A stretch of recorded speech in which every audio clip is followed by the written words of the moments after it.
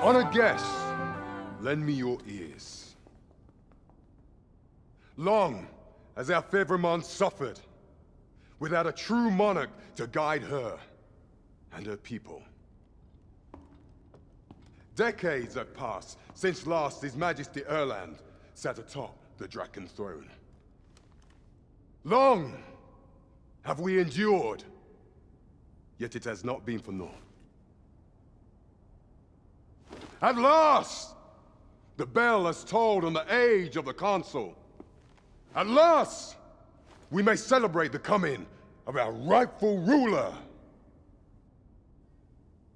The return of the Sovereign.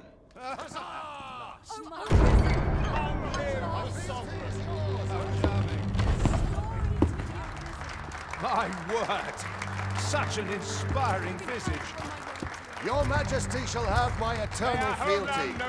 Your Majesty, oh how long I have awaited this moment.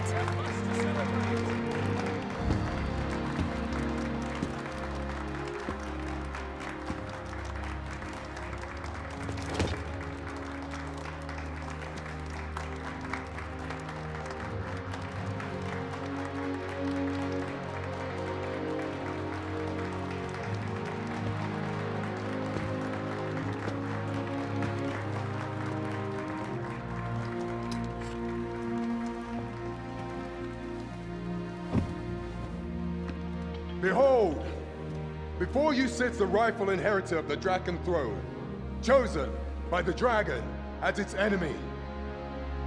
Behold and rejoice!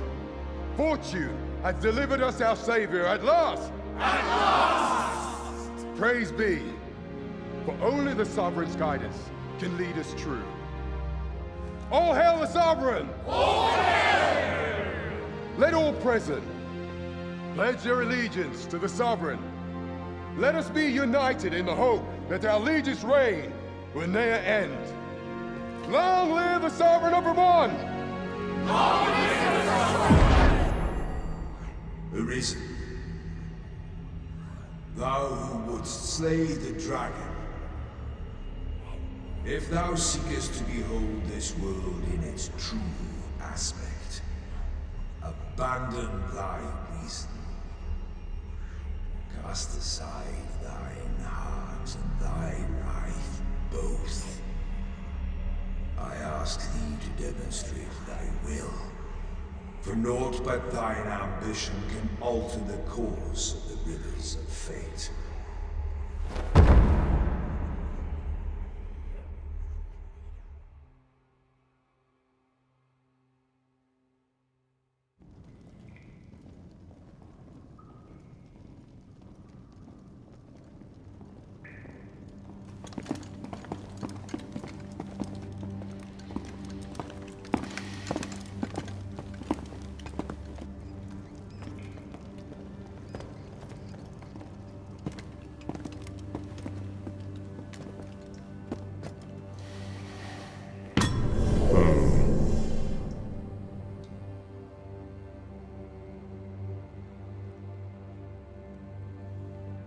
Now, which one of you was it?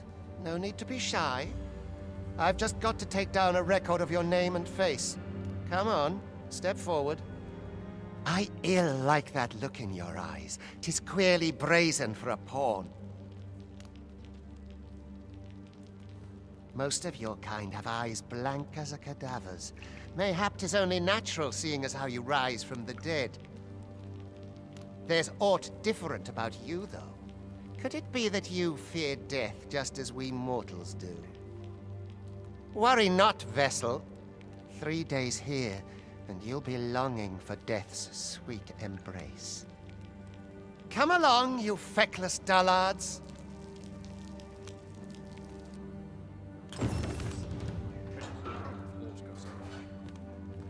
I would fain aid you if you are in need.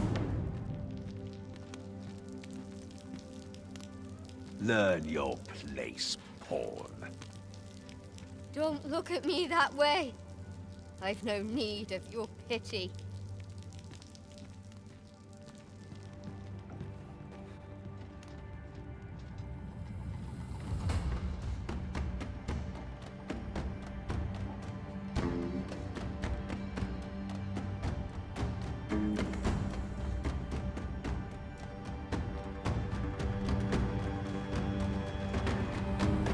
What do you think you're up to, layabout? Get a move on!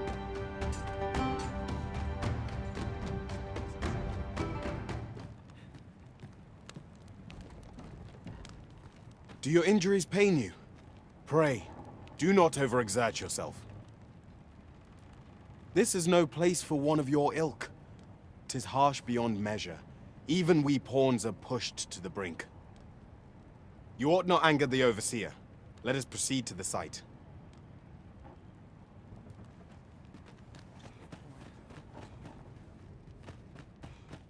A mug of ale is just behind. You are prepared to work. Then you ought begin by carrying stones out from the station in the back and bringing them here.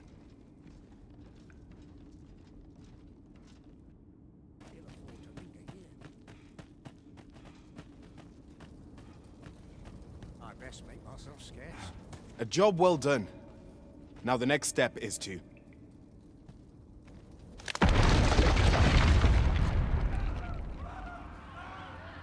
What is this commotion?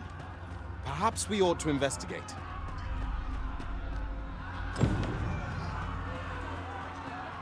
What's going on?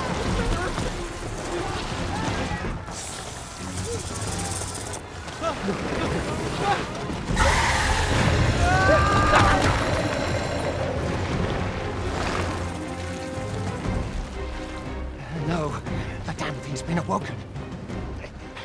You but fell that fiend, even at the cost of your lives!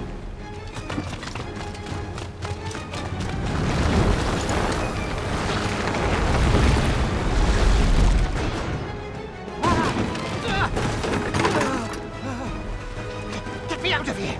Now!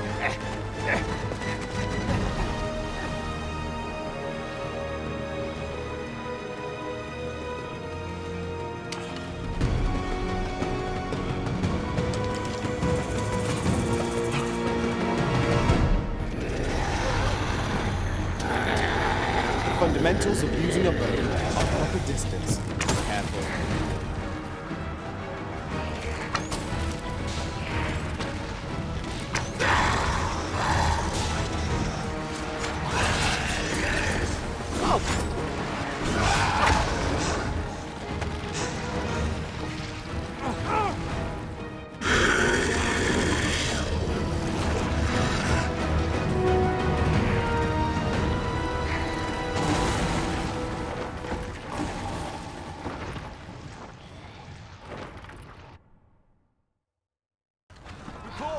Are you unharmed?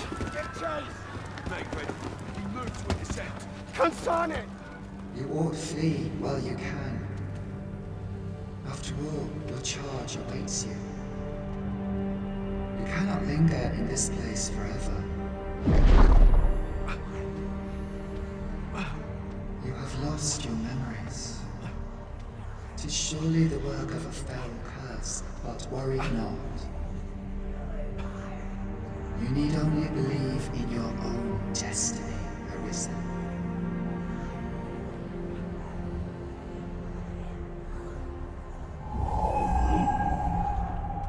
Consign it.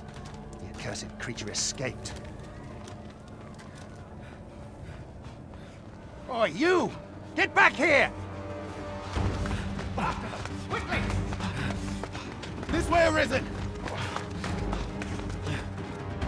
Come this way. Let us flee.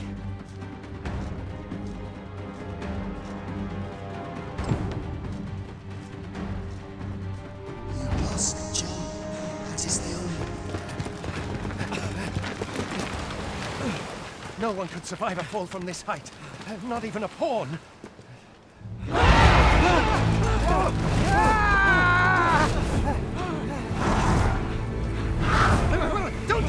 dead! Shoot it down!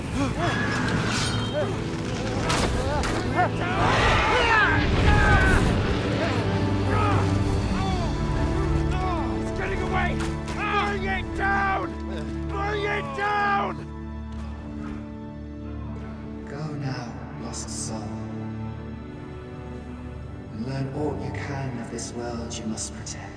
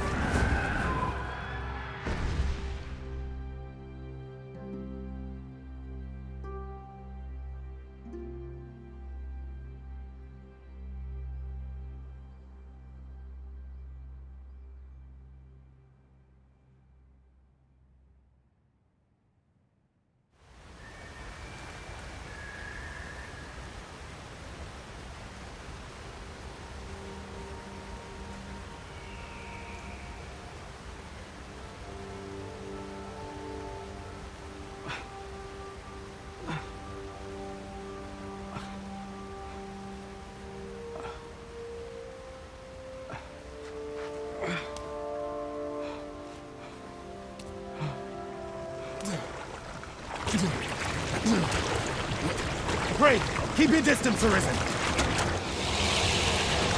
Worry not for me. The brine may swallow me whole, but I will not perish. There is a stone not far from here, known as a rift stone. Pray, seek it out. If you're truly the Arisen, then our paths will surely cross again.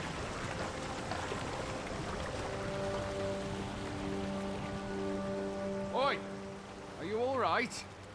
What happened here?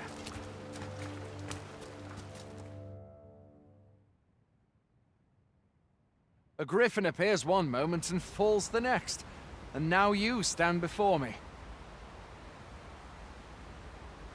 Was it you then? The one who was riding on its back? 'Tis a wonder you survived. Accompany me to the stronghold. We'll treat your wounds and hear your story.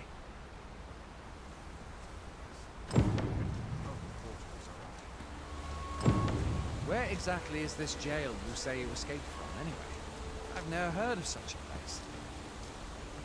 There's certainly naught like that here in Vermont. Could it be you were held in the neighboring country of Batal? Nay, I suppose that's unlikely. We've been estranged from Batal ever since the war. It is difficult to imagine any citizen of Vermont being sent there.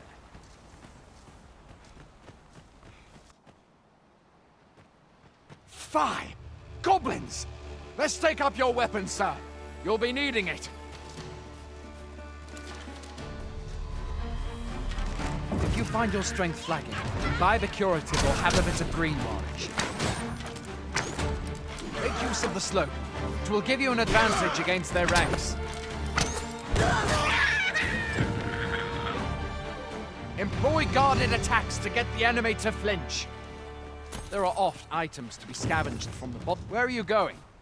I'll not force you to receive treatment, but I'd at least like a word.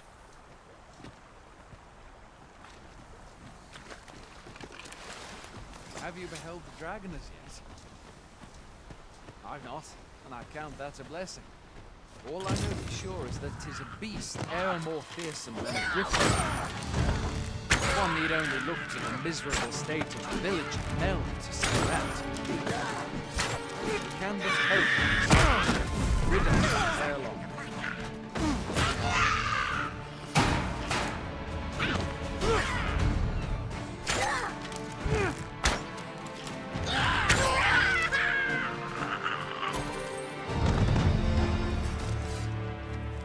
Tis no mean feat, to be sure.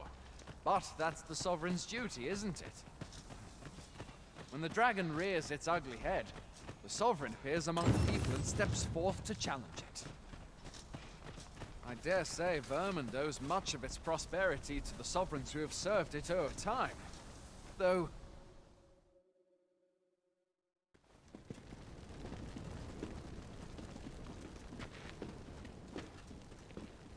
Welcome, Arisen.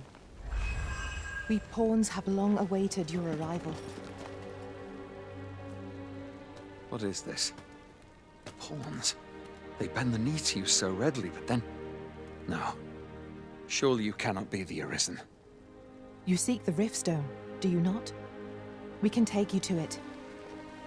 Pray, come this way.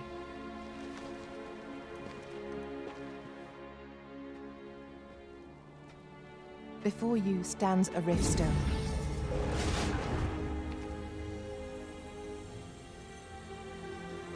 Tis a gate by which we of the Pawn Legion may cross o'er into this world. Pray, summon your pawn. Simply paint with your mind's eye the loyal attendant whom you would have serve you.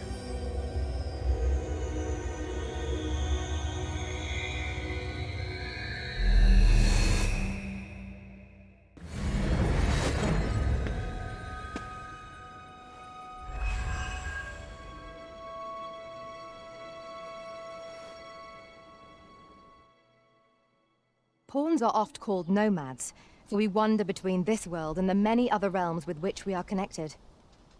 I am no exception, and my experiences in these other worlds will doubtless be of aid to you on your adventure. 'Tis my privilege to accompany you as your loyal pawn, and I will gladly use the knowledge I gain to guide you. Well, I'll be. A pawn summoning before my very eyes.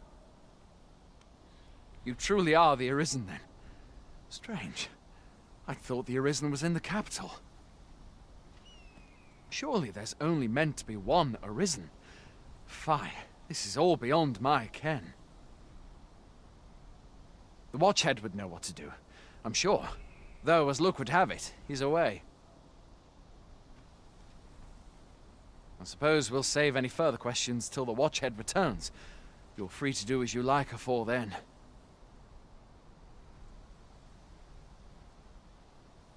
What? You've no memories, you say? Mayhap you could make for Melve, then. 'Twas set upon by the dragon not long ago. The Arisen is said to bear some deep connection to the dragon.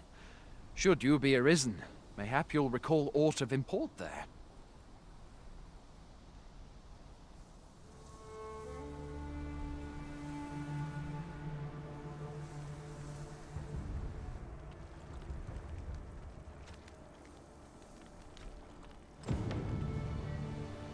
Hail, Arisen.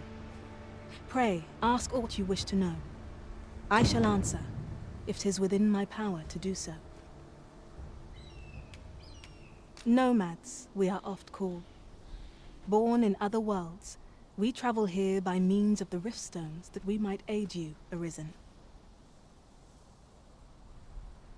However, I cannot speak as to our true nature, for I know of it not. None of us do. We do not need to. We merely do as we are commanded.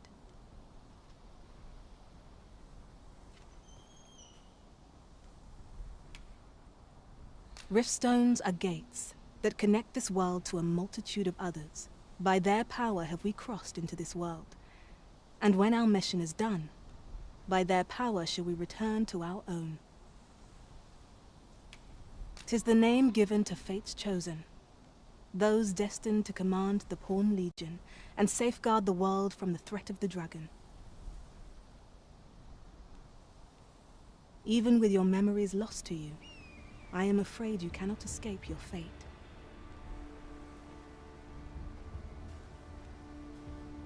Very well. May fortune speed you on your way, Arisen.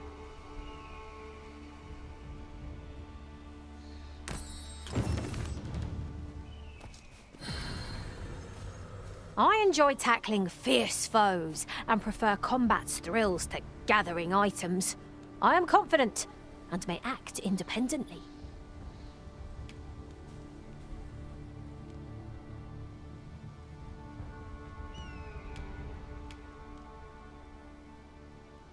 Let us work together to honor the Arisen's trust.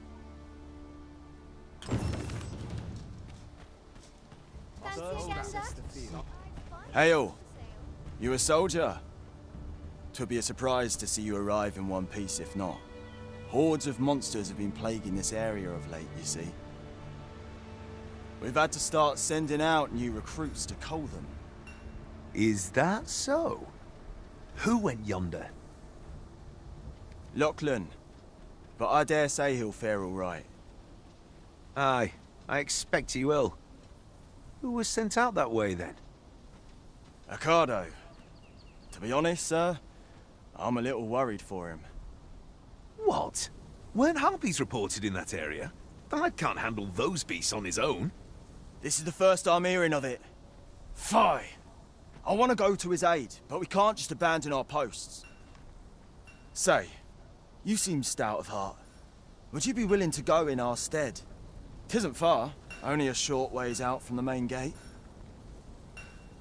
You've my thanks. And Ocado's as well, I'm sure. And here I thought I was leading the way. But I suppose your whims take precedence. There will be other opportunities to lead.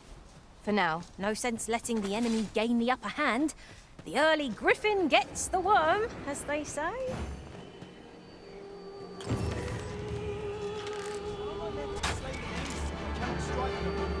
Get down here, you feathered thieves!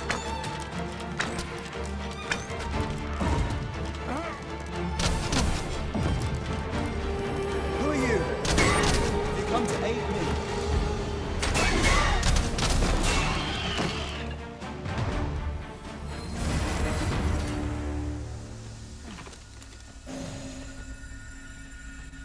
Is that all of them?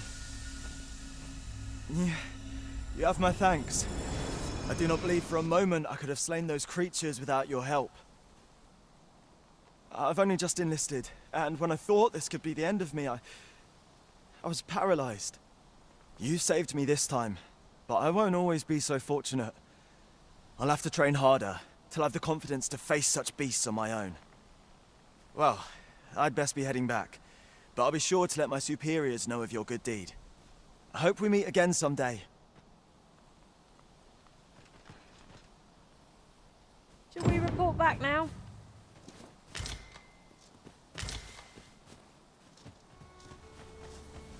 So tired. My hip just... Hail, friend! Many thanks for aiding Ocado. 'Twas a relief to see him return, and none the worse for wear. Aye, that it was. The poor sod might not have made it back alive had you not intervened. 'Twas a bit too early for him to be seeing actual combat. That much was made well clear. We'll be extending his training period.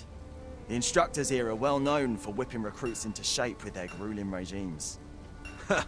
Speaking of training regimes, I must admit I've half a mind to ask you to join us. We could use someone with your experience.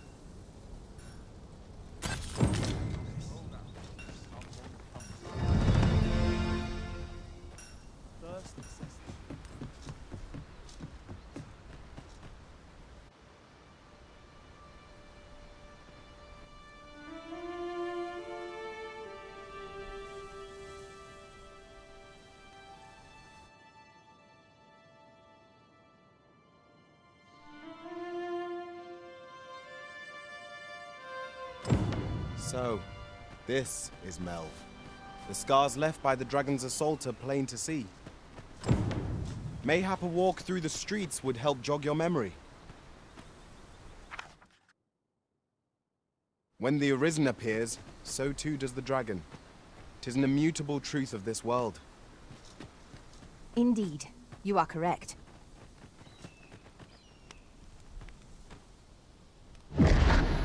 Pitiable Arisen.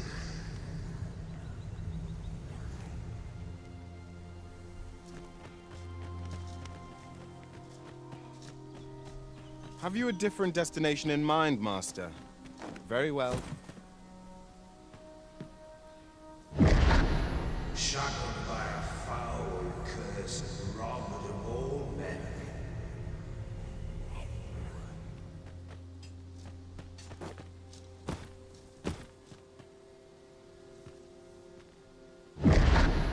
Hast thou forgotten thy destiny, thy charge?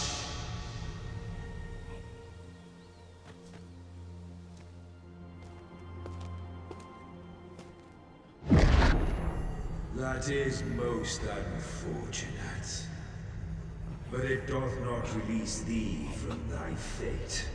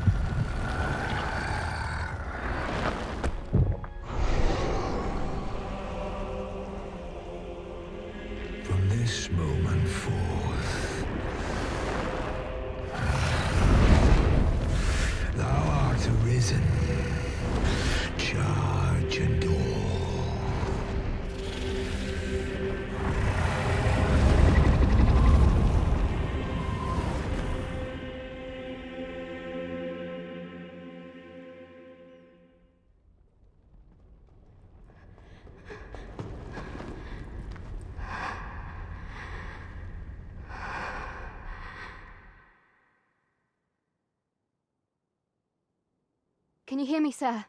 Sir, stay with me.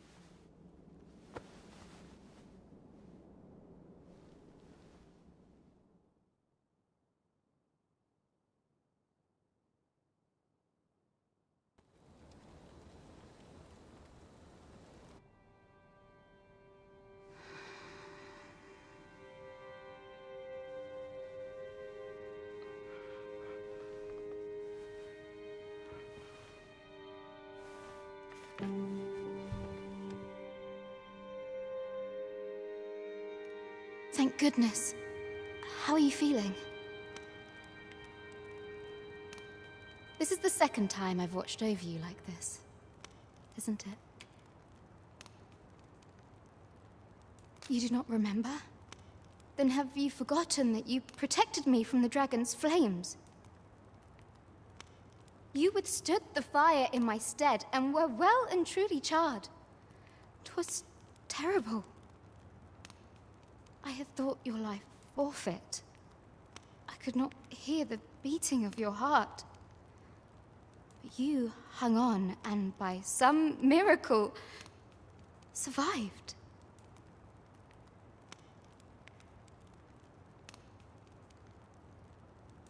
Arisen? I'm afraid I don't understand your meaning. Does it have aught to do with why you were taken to the castle?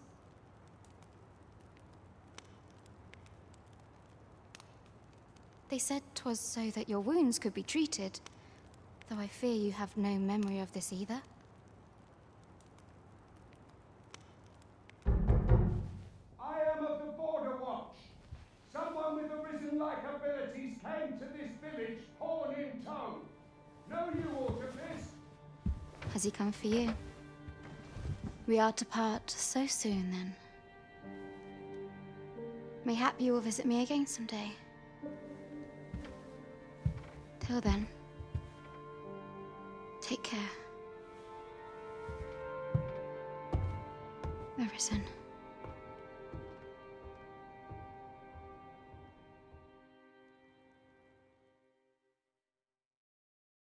Ah, excellent. You must be the one. You match my soldier's description. I'm glad I found you. The ruler of Vermont, currently convalescing in the capital, became arisen here in this very village. If you claim the same, then word must be borne to the capital.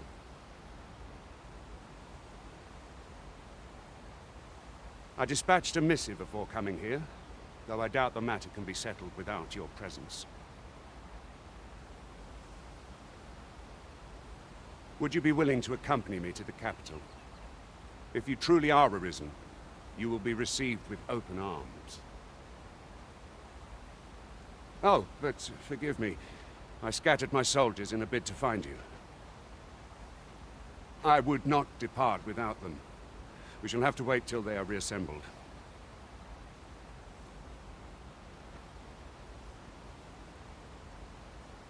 Come to think of it, Sir Leonard was asking after you as well.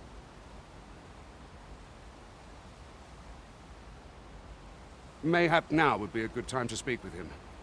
Last I saw, he was having a drink at the inn.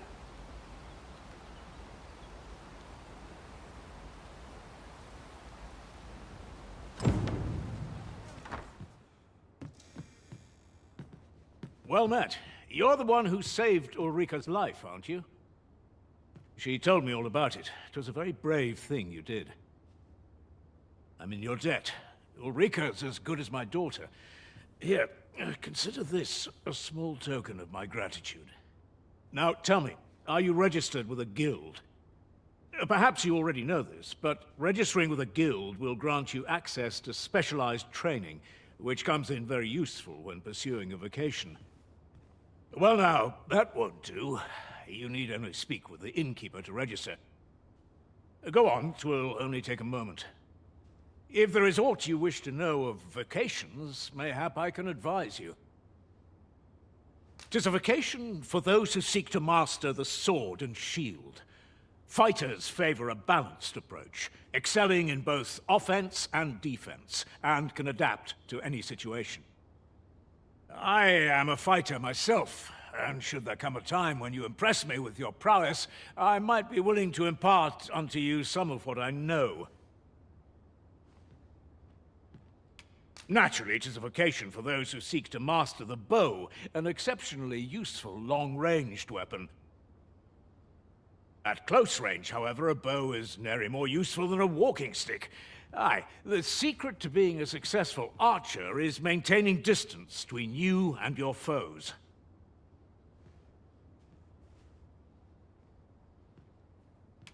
Tis a vocation for those who seek to master the mystical arts. Magic. Mages can cast a wide array of offensive spells and aid their allies with magical support. However, the more powerful the spell, the longer one must spend incanting it. Thus, a mage is unlikely to last long on the field of battle without allies to protect them.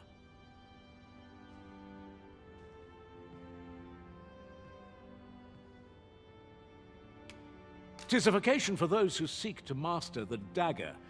Such blades lack heft, though this grants them the advantage of speed. Thieves favor light armor, which leaves them more vulnerable to attacks than those of other vocations. Their talents depend upon their finesse and ability to compensate for the length of their blade through sheer agility. Should you dedicate yourself to a vocation, you will find that new paths to master will open up to you over time. Try them as you like.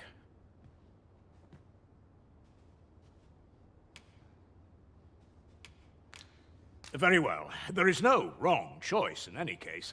It is entirely up to you which vocation you adopt. But I shan't take up any more of your time. Pray, be well.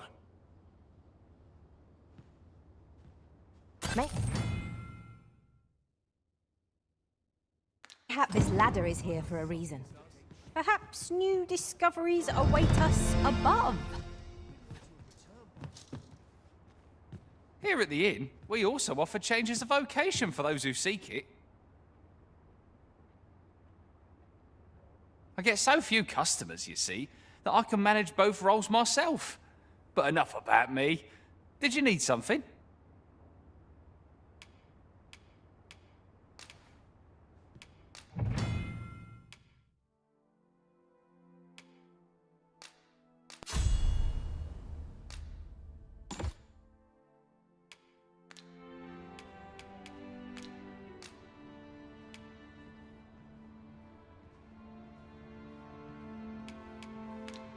Do come again.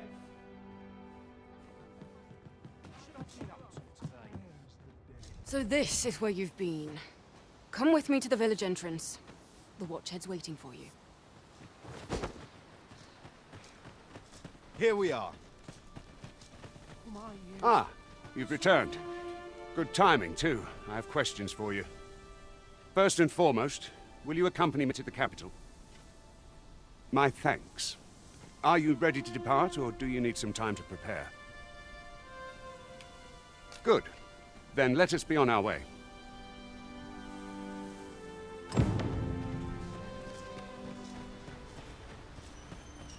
Perhaps this will seem of little consequence, but some masters rearrange their party at the drop of a hat. We've got goblins! Caution would be wise, but we ought not let it halt us in our course.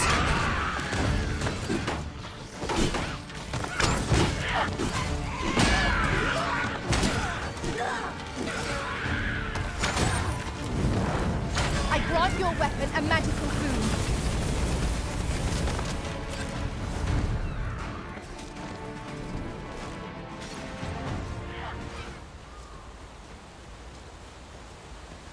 The Arisen is the lawful ruler of Vermund. So it has always been. To claim the title is to claim the throne. Yet, not all claims are true. Our kingdom sees many pretenders, but they are not dealt with lightly. Let's hope you're not one of them. Regardless, you do well not to invite my mistrust, Roger.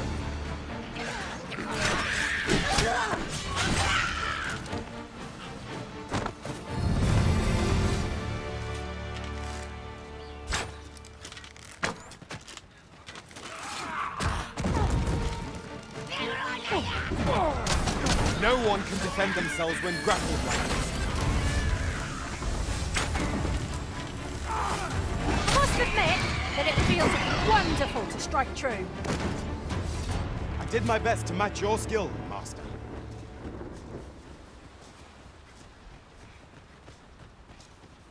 Hold here a moment. I shall bid them open the gate.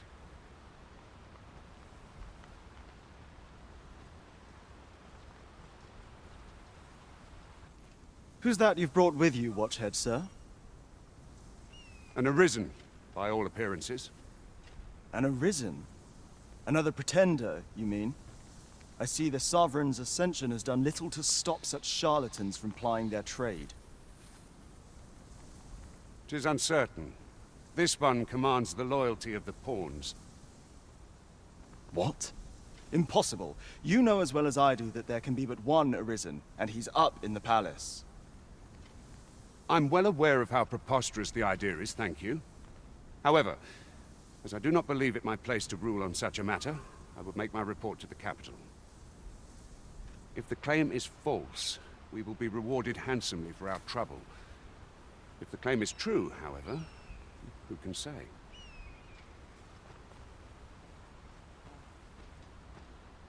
All's been arranged. Come, let us pass through the gate.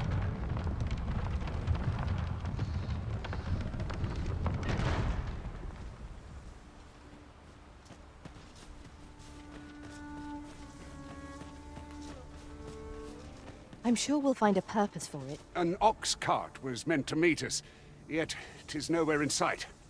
Aught may have befallen it. Best we press on.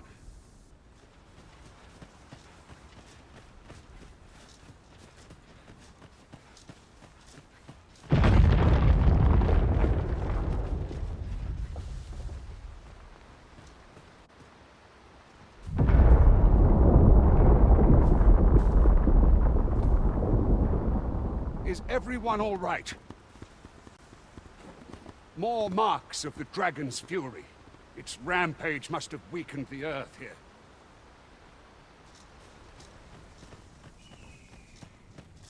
I dare say the cart shan't be traversing this. Onward! It might await us on the road ahead.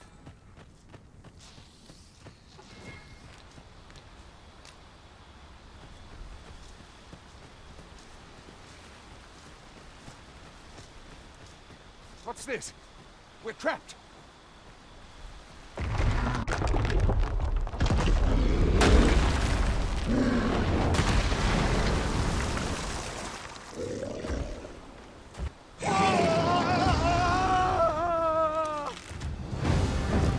Fie! A Cyclops! To think we'd encounter one here of all places. Cyclops! Pray, be on your guard!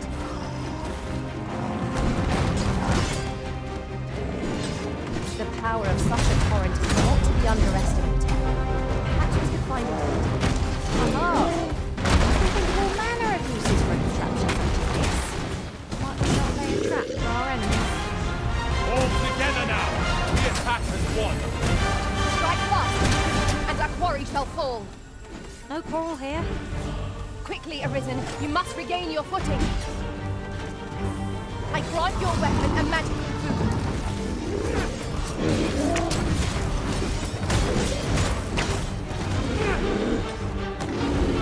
What does that sound? Fall back!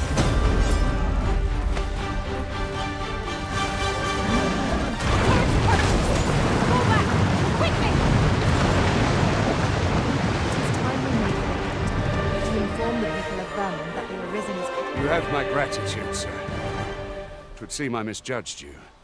I had taken you for another false Arisen. Goodness knows we see a lot of them. Yet the valor you showed in coming to our aid has dispelled such thoughts. Here, take this, as a mark of my trust. Give it to one of the sentinels stationed at the gates to the capital, and you'll be granted an audience with Captain Brandt. You're free to make your own way to the capital now. I see no need to keep you under constant watch, and I'm sure you'll breathe a little easier as well, aye? Of course, if you'd rather continue to accompany us, you are still welcome to join us on the ox cart. 'Tis your decision.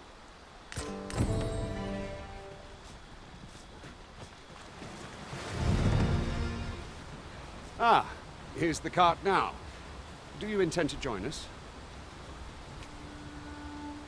Very well. Board the ox cart and we'll be off. 'Tis dark enough to warrant the use of your lantern, Master. That ladder looks promising, but we'll have to drop it down from above.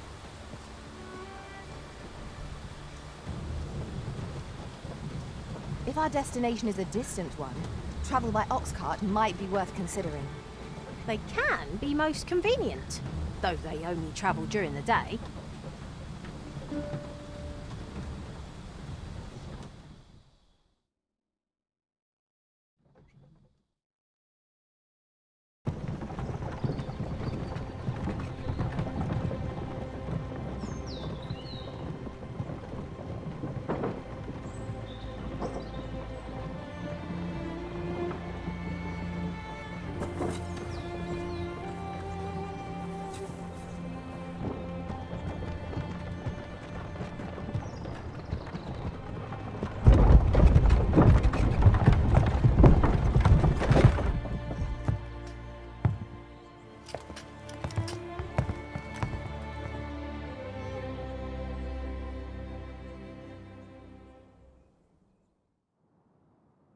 I was informed of your coming, would-be Arisen.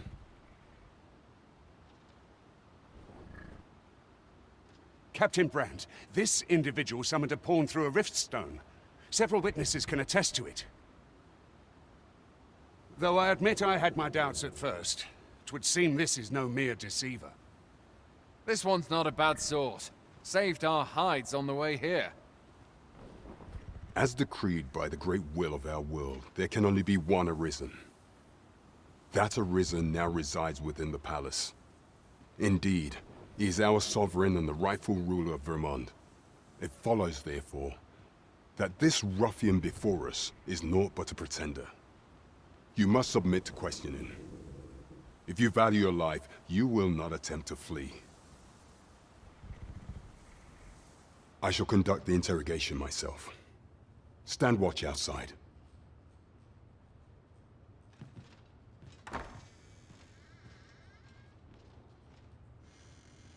I beg your forgiveness for my insolence, Your Majesty.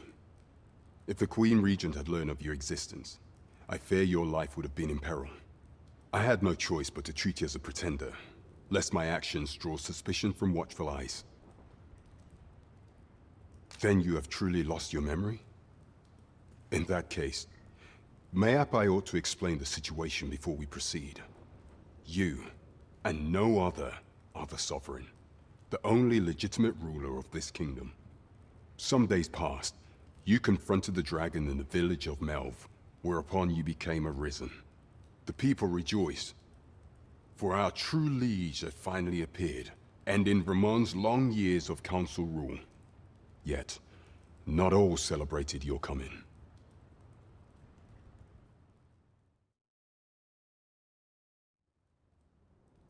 Your arrival would have robbed the Queen Regent Disa of everything. During the time of the previous consul, she acted as a queen in her own right, ruling the palace as she saw fit. And just after the consul's passing, when 'twas all but certain that her son would take his father's place, word reached the castle that the Arisen had been found. To Disa, Your Majesty's very existence is naught but an obstacle to her own family's continued prosperity.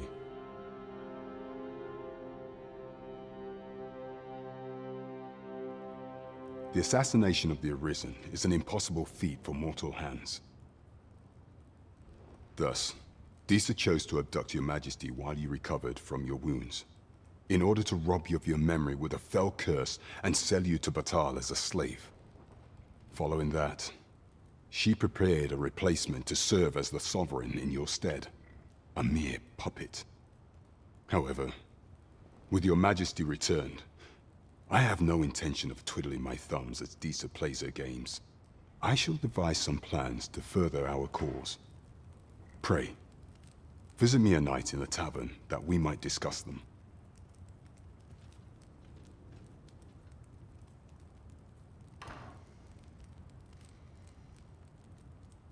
This one's cleared of all suspicion, and has my permission to remain in the capital.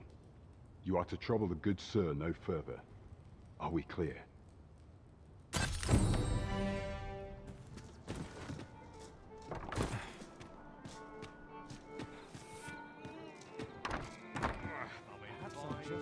Well met, sir. Fancy a gander? Fine wares. Your Majesty, your timing is impeccable. I just thought to call for you. 'Tis not a matter for prying ears. Pray, let us speak out here.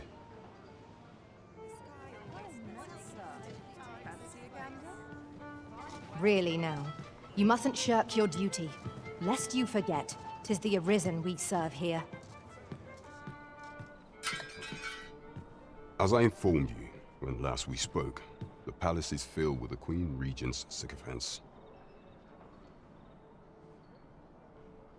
Should Disa denounce your Majesty as a false Arisen, few would elect to doubt her. Yet if we are to prove your identity, I believe there is no occasion more suitable than the coronation. It was delayed so that the Sovereign, that is, the false Arisen, could convalesce in the palace, but the date has now been set. The central players in the court ought all be in attendance. 'Twould be a fine opportunity to display your Majesty's power. None would be able to deny that you are the true Arisen then. There is a problem, however.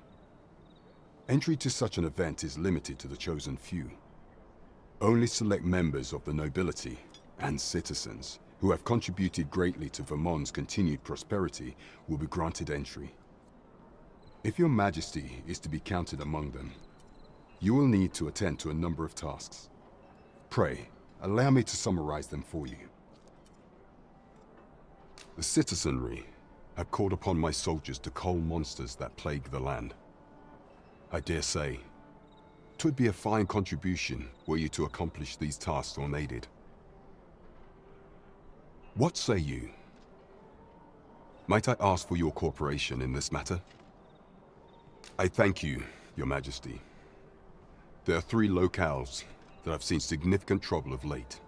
The first is Trevo Mine, to the northwest. We've had reports of goblins swarming in great numbers. Next is Half Village, west of Burnworth. I believe soldiers have already been dispatched to cull an infestation of saurians there. Finally, there is a call for someone to locate a group of soldiers tasked with delivering freight. They were last seen crossing the second bridge on the eastern edge of Vermont. We have been charged with the felling of monsters. We ought take the time to evaluate our fighting strength and equipment before setting out.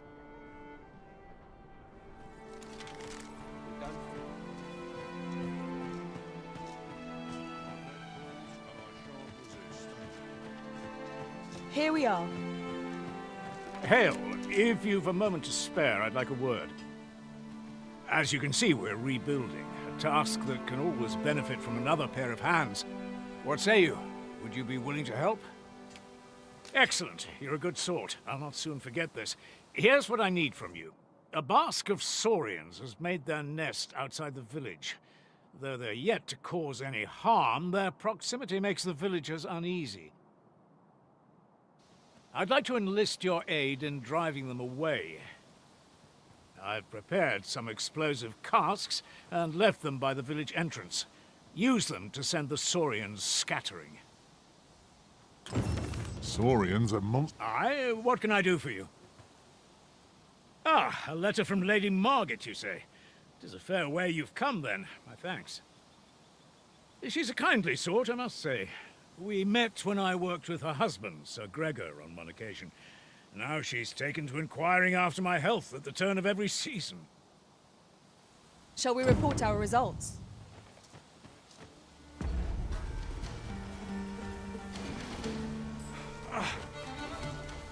Splendid accomplishment. You have honed your talents to new heights. One can but strive to improve. Well, that appears to have sent some of the beasts reeling, at least. To finish the job, I'd have you drop a jar of poison into their nest. With any luck, the Saurians will realize that they chose a perilous spot and steer clear of the village boundary in future. But pray, take care not to drop it in the river. The villagers use that water on a daily basis. You must make sure your aim is true. Are we clear? Good. You'll find the jars of poison just outside the village. Toss one into the Saurian's nest, and your task is done. A single jar of poison ought to send those Saurians packing. Only, do be mindful not to spill any on yourself, Master. Mayhap. Is that you, Norbert? Oh, fie. I've got my hopes up for naught. Wait, listen. Would you be willing to search for my brother? The brave fool said he was going to look for herbs and went off into the forest. I've seen no sign of him since. I'd go and search for him myself, only... it is a dangerous place. Understand? I'm not afraid of monsters, but 'twould hardly help anything if I were to run in there unprepared and get myself hurt now, would it? So I thought, mayhap you'd go in my place. You look like you could manage those woods better than I. Please, sir, I worry for my brother. Many thanks. Right. As for where I think he's gone, go into the forest and turn when you reach the tree with the bird's nest, keeping the... this won't work, will it? I can see the route in my mind's eye, but my feet know it better than I do. I don't think I could plot it on a map, and it's hard to describe. But my brother and I are the only ones who use that path, to my knowledge. I suppose there's only one thing for it. I'll have to show you the way. Just be alert. The monsters of the forest have changed since the dragon's attack. I'll need you to watch over me, keep me safe.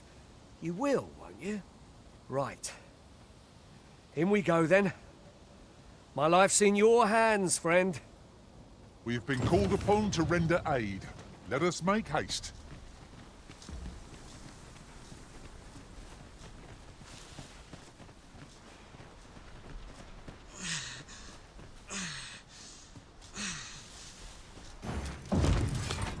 I grant you roaring flame.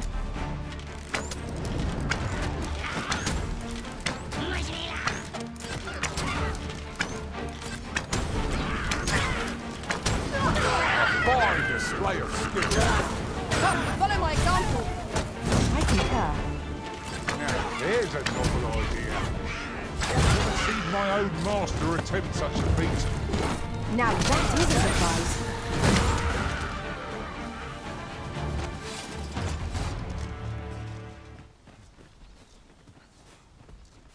Can anyone hear me?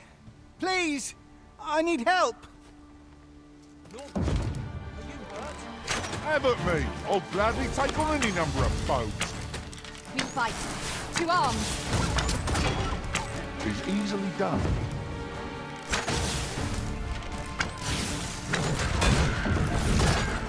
That's it. I've had enough.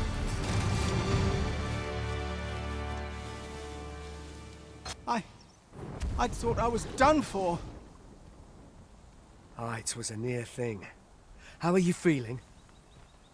I think I'll be all right. But if you hadn't come for me, Thanks, Ian. Save your thanks, Norbert. I'm your brother. And I ought to have come sooner. From where I'm standing, all that matters is that you made it in time. Anyway, I'm eager to be rid of this place. Let's return to the village, shall we? The sooner the better. I've got to deliver these medicinal herbs to the people who need them. You'll hear no complaints from me. Let's be off then. Let us proceed with caution, keeping an eye on our charge at all times.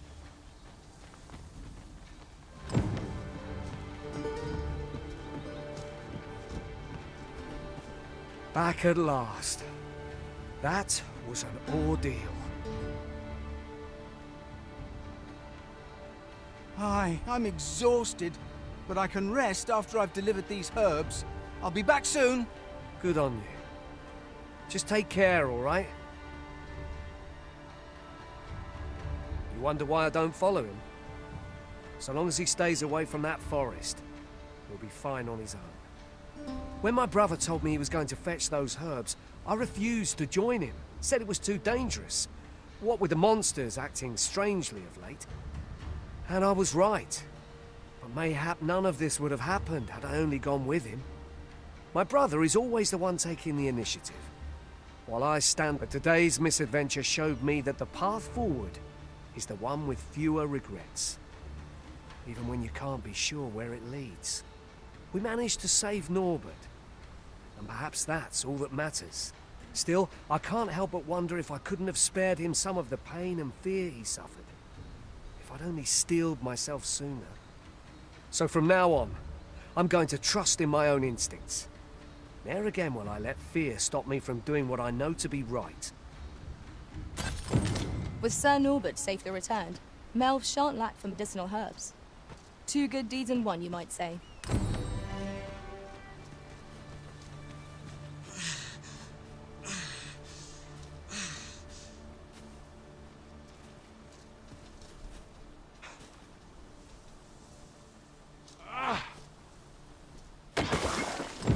Expertly thrown, Master. I'd wager those Saurians will think twice about nesting here again. 'Twas a pleasure to recount such... You've done as I asked, I see. Many thanks for your efforts. And I must say, you've a fine arm. I couldn't have done better myself. Watching you got me thinking. Mayhap you've the sense to inherit the skills I possess. Or perhaps 'tis a little early for such talk. In any event, thanks to the work you've done for us today, the rebuilding efforts ought to proceed apace. And for that, I'm grateful. 'Tis done.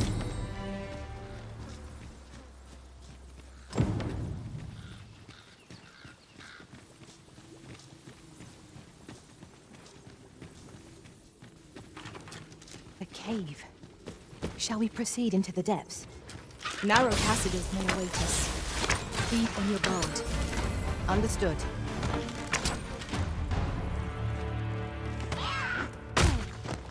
I will protect you.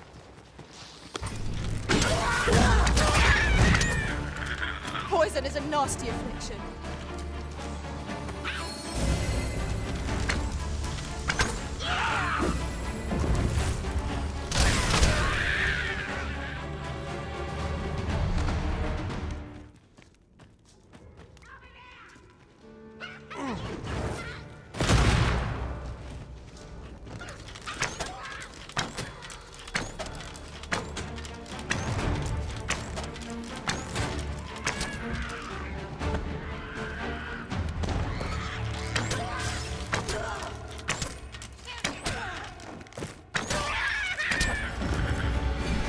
Here we go again.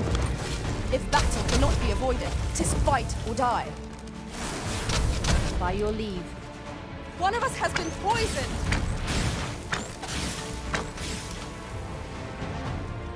I grant your weapon a magical boon.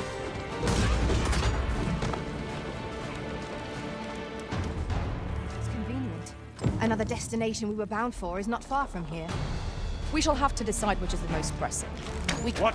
Oi, you then! If you're fit to fight, give us a hand. Right, lend us your aid.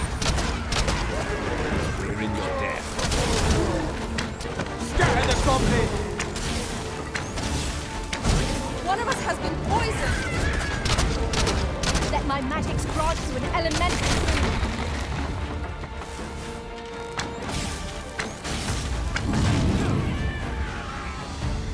That's what I'm talking about! All done, then? I concur. You've a strong arm. The goblins are well routed. You have my thanks. 'Twas a simple patrol mission, till we walked into their ambush. Those cursed things caught us entirely unawares. I don't know where we'd be if you hadn't come along. I pray you'll let me repay the favour, if e'er there's a chance.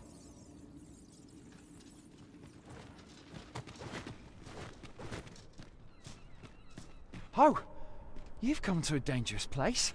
Scaly beasts make this their den. We've been dispatched to cull them. A small force ventured inside, though I've seen neither hide nor hair of them since. Seems the battle is hard won. I'll not stop you if you wish to explore, but don't look for my aid if aught goes awry.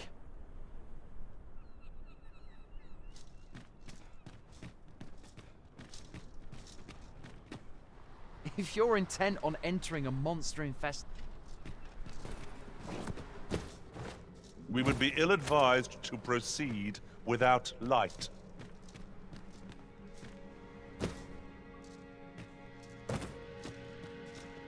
Fine. There's a haze over my eyes. Can anyone hear me? We need help. I don't want to fall here. Damn blizzard!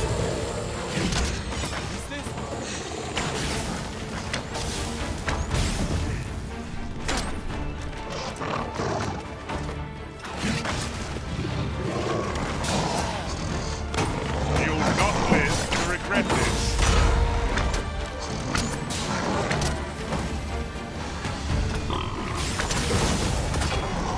I thought you liked these guys.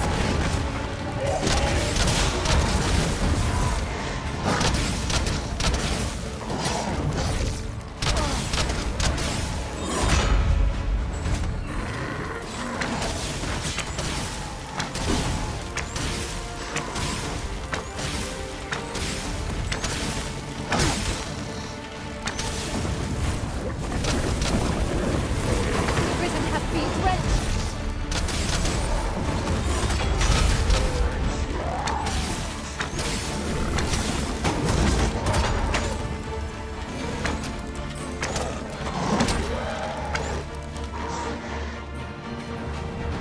You looking to enlist? I'll give you... You're not one of ours. Have you come to save us? Forgive me. I cannot seem to walk of my own accord just now. Would you aid me in reaching the entrance? 'Tis done. Aptly said.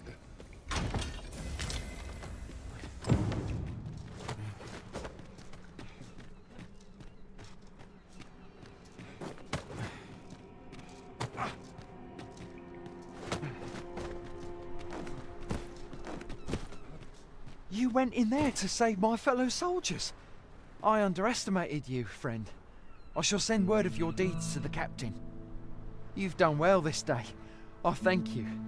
We'll see to the rest of this mess. You need not trouble... Oh dear.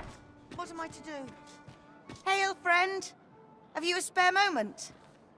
I've an eye for people, and my instincts tell me you're of trustworthy ilk.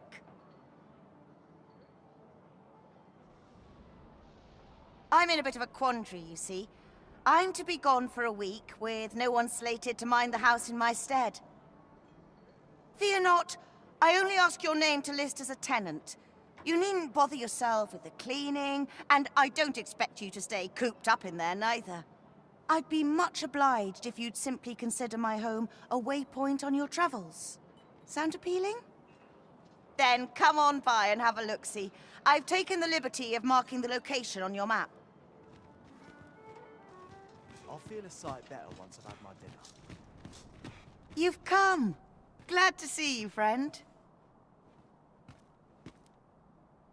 So, what say you? Would you care to live here in my absence? As I've said, you needn't worry about tending to the place. Many thanks, friend. I knew I could count on you.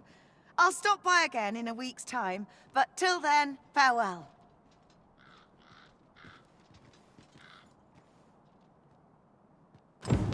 I'm all for camping, but solid walls are a joy that can't be beat.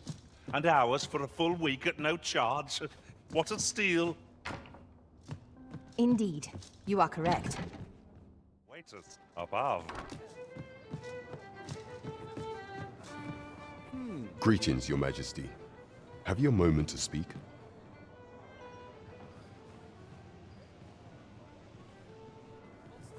Well met, sir. Fancy a gander? Fine wares all. Mayhap a noble will succumb to my charms. The room's at your leisure, and I'll be down. Sometimes I wonder if I'd be better off a hermit. There is much we ought to tend to, if we are to strengthen Your Majesty's claim as a true arisen. You've done a fine job culling those monsters, Your Majesty. 'Tis common knowledge among the people that 'twas you who delivered them from danger. The number of those who seek out this tavern in the hope of an audience with the Arisen grows by the day.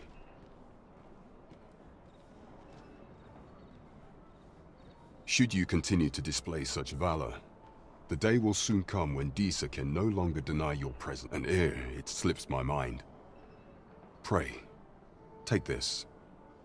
'Tis a symbol of my own gratitude. Our task is complete. Hardly surprising, given that you and I were on the job, Master. Indeed. You've culled more than your fair share of monsters. I expect tales of your valor will soon be told in taverns. There is much we ought to tend to, if we are to strengthen Your Majesty's claim as a true Arisen. You will need to infiltrate the palace to gather evidence of Disa's misdeeds. I hesitate to ask something so dangerous of you, yet I fear we have few other options.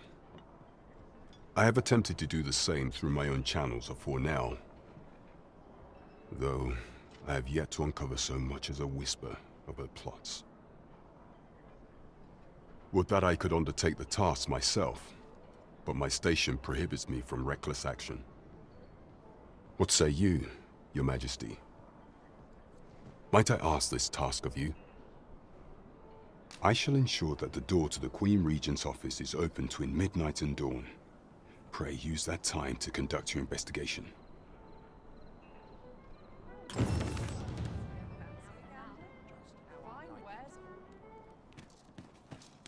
Have no fear, Master. I'll fare all right without you for a little while. I suppose all we can do is wait. Sometimes I wonder... You are the Arisen, yes? The captain gave me your description. Follow me!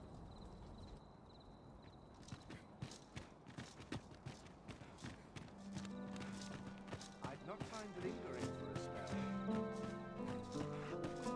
'Tis best you move along. Should one of the other guards spy you, I will be forced to play my part. Pray, be cautious, Your Majesty.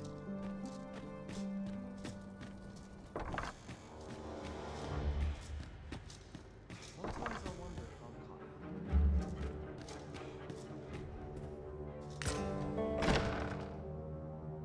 Who's there? Pray, keep your voice low. 'Twouldn't be good for either of us if someone was summoned to come check on me. Could it be that you have come to bring Mother's schemes to light? Aye, Disa is my mother. Pray forgive me for not telling you sooner.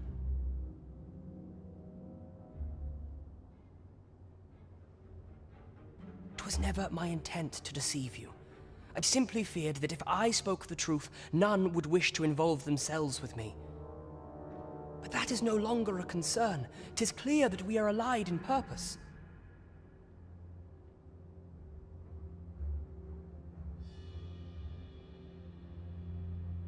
My word, you mean to say that you are the true Arisen? That the Sovereign currently residing in the palace is a pretender?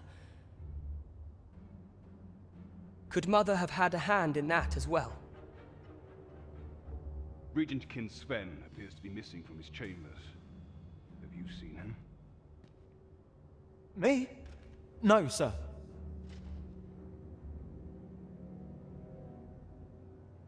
Then start searching, you fool. Should aught befall the Regent Kin, 'tis us who'll answer to her grace. Forgive me. My absence seems to have made this rather more difficult for us. You ought leave the palace at once. This room turned up little of interest. but I have a mind to look into this further. I shall send word to Captain Brandt if I discover aught you should know. I'll head out first and speak with the Sentinels. Use that opportunity to make good your escape.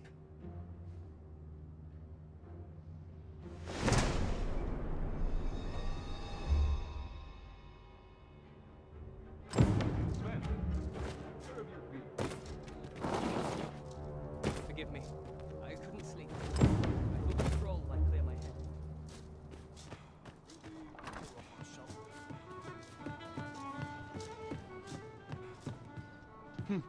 There is much we ought to tend to, if we are to strengthen your Majesty's claim as a true Arisen.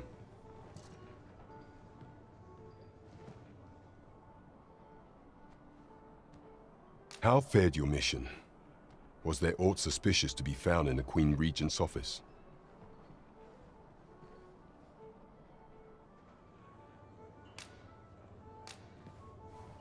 This scrap.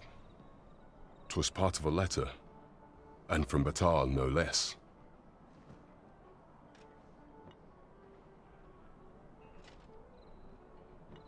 This alone can prove little, but 'tis clear that Deeza's schemes run deep.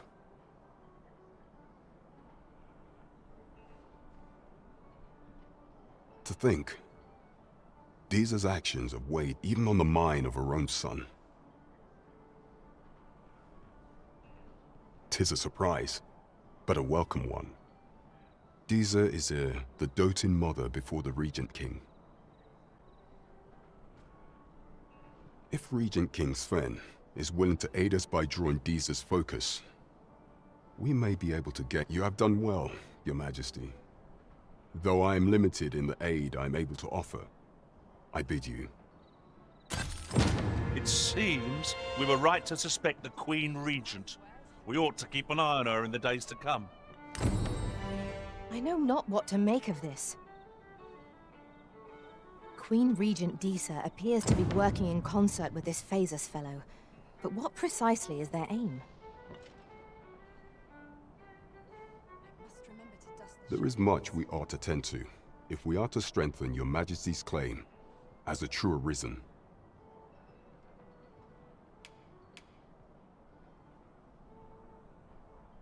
Of all those who serve the Queen Regent, there is but one who I have no doubt will lend his support to your Majesty's cause. I refer to Waldar, a magistrate. Many a time has Deeza demanded Waldar amend the Code of Vermont to her own benefit. And many a time has the magistrate refused her, for he is loyal to none but the spirit of the law. As a result, he now sits in a cell beneath the palace. Our laws dictate that your Majesty is our rightful ruler. Thus, as the staunchest supporter of the law known to the palace, I'm quite confident that Waldor will be willing to vouch for your Majesty. What say you? Might you be willing to aid me in arranging the magistrate's release? I've prepared a means for you to enter the palace dungeons. Pray, take this. This mission demands the utmost secrecy. Prithee be cautious, your Majesty. Should you be discovered, I will be unable to lend aught in the way of aid.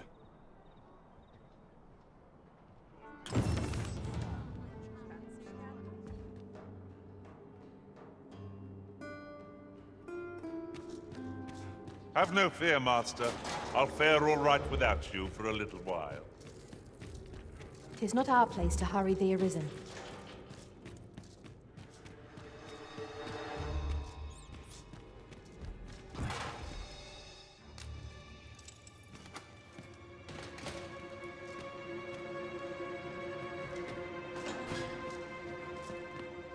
Well, have you found some place I might sate my scholarly curiosities? I suspected as much. Then we are done here. Leave me be.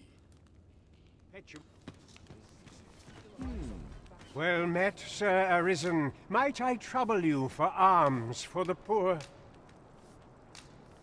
Many thanks. May fortune smile upon you, kind sir. Ah, hold on a moment, Sir Arisen. Perchance you would be willing to aid me with another matter. You see, one of the children we care for here at the Gracious Hand has gone missing. Malcolm, his name is. He's a steady lad. I can't imagine he would have run away. This building's very old. It could be that he's found himself in some strange corner of it.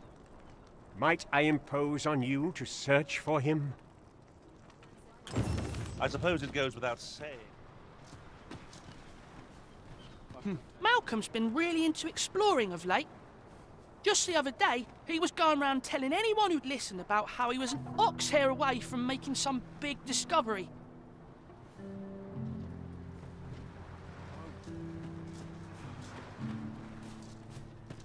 Say, I've noticed you walking around questioning people. Looking for information, are we? If I were you, I'd pay a visit to the jail next, if you haven't already. The place is full of unsavory characters, as one might expect, who've seen things ordinary citizens aren't privy to. I should know.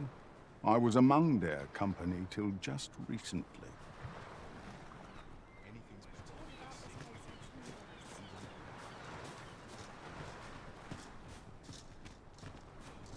The other day, I chanced to... Now, that's not so strange. But guess who I saw riding in it? Poor little Daff, and rightly so, as it turned out to be a young boy. The resemblance was so uncanny, I mistook him for her. Gave me a right shock, let me tell you. Odd to think a young noble should so closely mirror a girl of the slums. Their faces may match, but the lives they lead are as different as night and day. Aye. Must have taken a wrong turn. I wonder what it was Malcolm found. Treasure?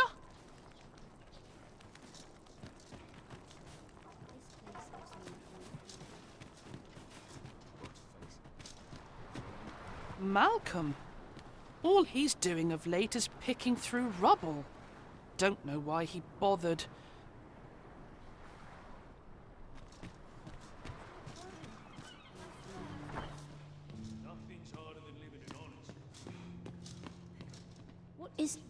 Is Malcolm all right? We were supposed to go exploring together, but I overslept and he went without me. Wish he'd woken me up.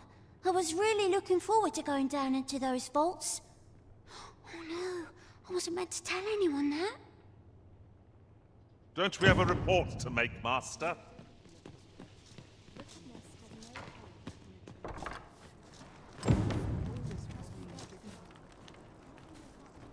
Vaults, you say?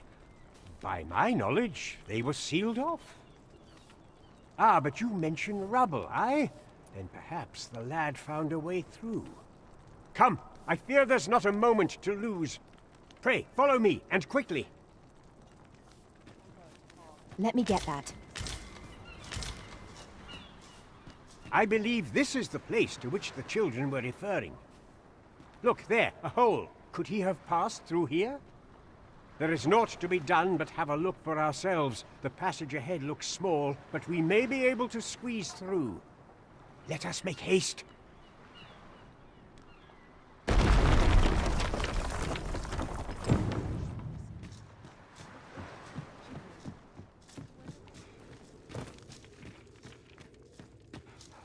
Malcolm, thank goodness you are unharmed. You have my eternal gratitude, Sir Arisen. Now I can breathe freely at last. Sir Kendrick?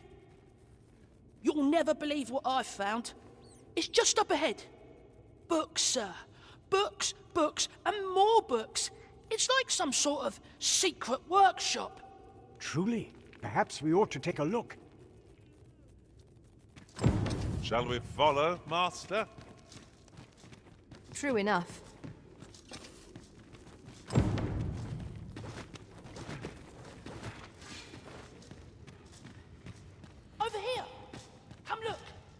Heavens above! Isn't it amazing? And I found it. Me. 'Tis quite a find indeed. Is this some manner of archive? Why, I've ne'er seen so many books. This collection must be worth a fortune. 'Tis a veritable treasure trove of wisdom. Might I ask that you not share the existence of this place with others, Sir Arisen? We cannot allow the knowledge accumulated here to be misused or mistreated. We ought to entrust its care to someone worthy, someone who can appreciate its true value. Pray tell me if you know of such an individual. As for you, Malcolm, I forbid you from telling anyone else about this place. 'Twill be our little secret. Understood? Oh, but... However, in exchange for your silence, you may come and go as you please. Let's investigate this place's secrets together, eh? It's quite the collection of tomes. I'm sure I'd be seeing stars, were I the scholarly sort. True enough. The books ne'er seem to end. Who could have brought them here, I wonder?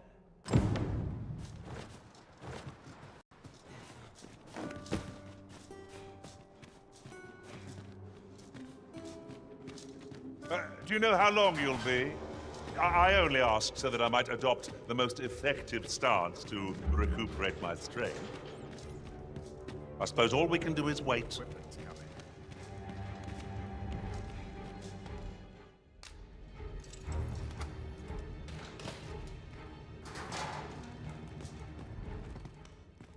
Well, have you found some place I might sate my scholarly curiosities? Oh, to think such a place existed. How very curious. Guide me outside, then. If you can deliver me from this pit, I ought be able to find the rest of the way on my own.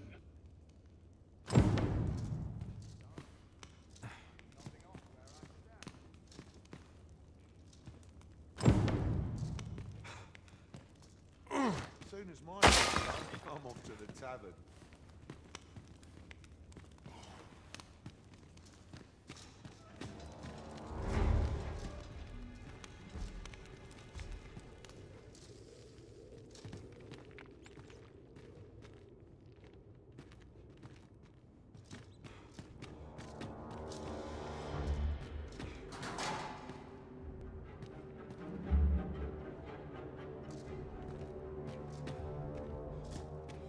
Battle is best avoided here.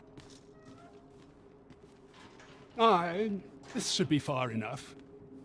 My thanks.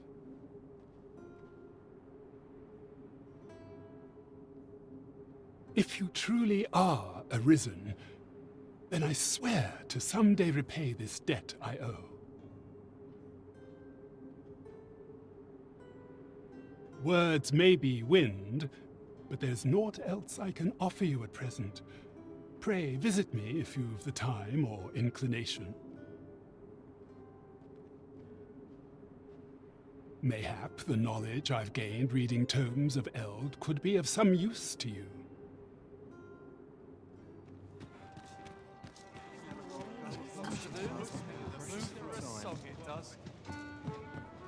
Greetings, Your Majesty. Have you a moment to speak?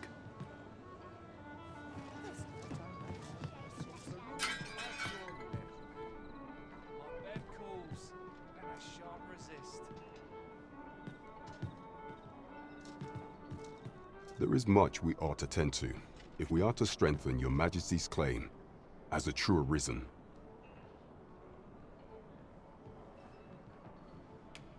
It seems Magistrate Wardor has been safely delivered from his cell. The man's dedication to justice shall doubtless be a great boon to our cause. Mayhap it would be prudent to visit the man on occasion and avail yourself of his vast stores of wisdom. He might have knowledge that could benefit you on your travels. Now, would you be so kind as to return the key I lent you? I thank you. Pray, take this. Consider it remuneration for your Majesty's efforts.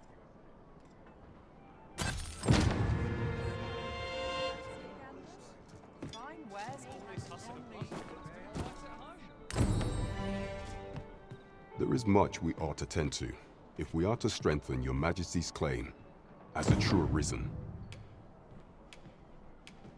I bear word from Regent Ken Sven, your Majesty. He espied the delivery of a suspicious package to a man named Allard, a minister who happens to be one of the Queen Regent's staunchest and most powerful allies in the palace. From the pains he took to remain on scene, 'tis plain that Allard wished this delivery kept away from prying eyes. That alone is reason to suspect a connection to Deeza's schemes. We must get to the bottom of it. The Regent Kin intends to call Allard to his chambers come nightfall. He bids you to use this opportunity to search the minister's chambers and see if there's aught to be learned. What say you, your Majesty? Are you willing to undertake this task? I shall ensure that the door to the minister's chambers is open between midnight and dawn. Pray, use that time to infiltrate and uncover aught worthy of suspicion. There is only one acceptable outcome. Complete and utter success. Shall we make for Burnworth Palace?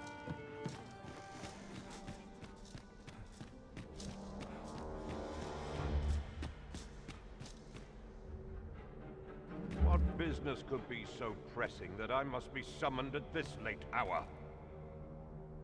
I would not presume to know, my lord. However, it must be a highly sensitive matter for the Regent Kin to request a private audience. Or perhaps the boy has finally grown wise to the benefits my favor can bring. He might just be his mother's puppet, but at least he knows what's good for him. My lord, if someone were to overhear... Oh, unwring your hands, you fool!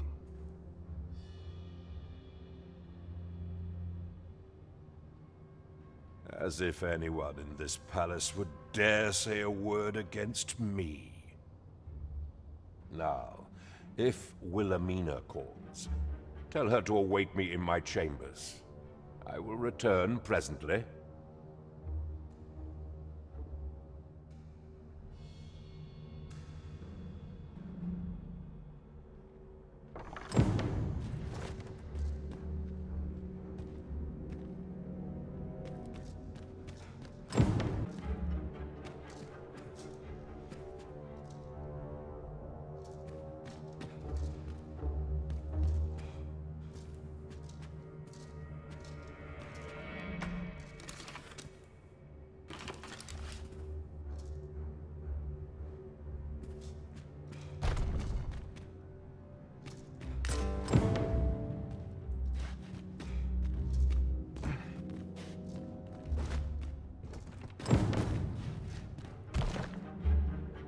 Surely none more important than this.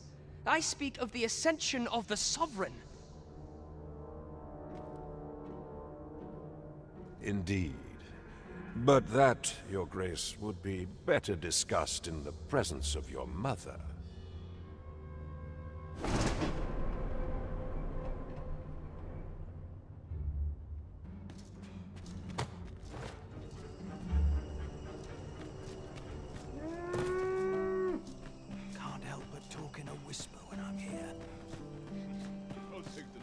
Well, well. Yours isn't a face I'm accustomed to seeing around the palace. How did you get in here?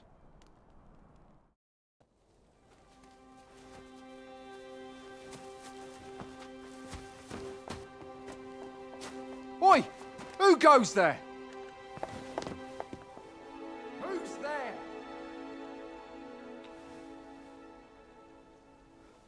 Tut, tut. Now, this just won't do. How's a lady supposed to work with all these interruptions? Oh, 'tis you, Lady Wilhelmina. Mm-hmm. Do excuse us. We thought to enjoy a little fresh air. Though we had hoped for slightly more privacy, if you catch my meaning. Apologies, milady. But might I ask the name of your companion? Are you sure it would be wise?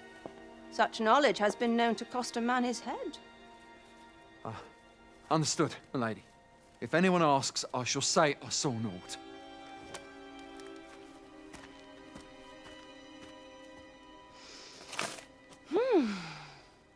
A narrow escape. You should count yourself lucky that he was so easily flustered.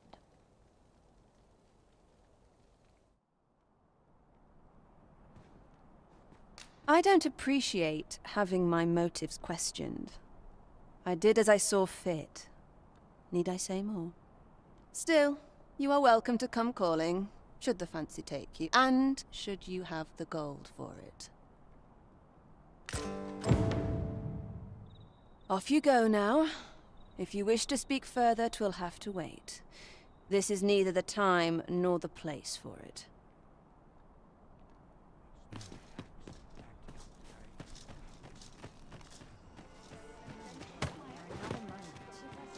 I'll go and open the chest.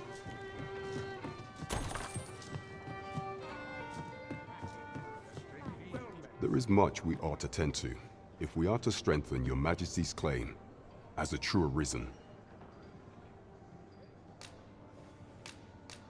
I know this sigil well. 'Tis the crest of the neighboring country of Batal, a land with which Vermin has no official dealings at present. Let me see. It reads, "True to our word, we offer you the power of the Godsway.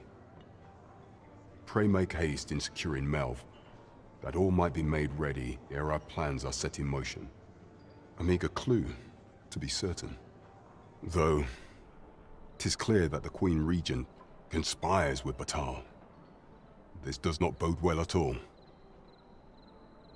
Though the political situation is stable at present, much blood has been spilled between Vermund and its neighbor in the past. I fear such a partnership would only portend the drawing of more. At any rate, 'twould seem our search has led us to only more questions. Chief among them, what is meant by securing Melv and this Godsway? I will investigate these matters as best I can.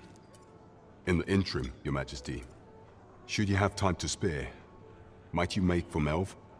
Only once we have gleaned a fragment of the Queen Regent's plot can we begin to thwart it. And ere it slips my mind, pray, take this. Perchance it will help speed you on your way to Melv. Phases. Now there's a name to remember. There is a rumor whispered among pawns that I have oft pondered.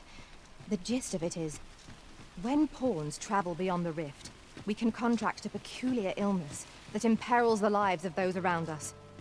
At first, we are only restless and excitable, but in time we become so unruly that even the Arisen holds no sway over us. That sounds most unpleasant. I do hope we shall remain free of it.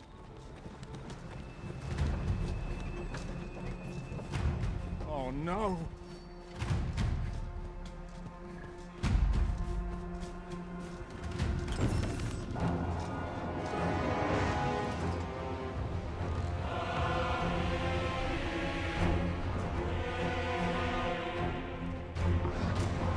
That damn dragon! Hurry, everyone! Get yourselves to safety! You go with them. I'll fell that thing myself. There you are.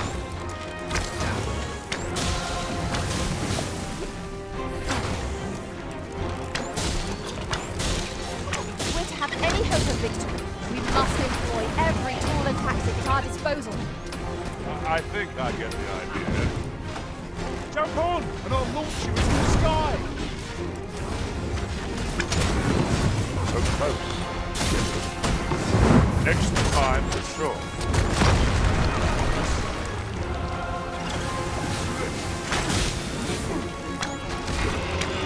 Use these flames to smite our enemies.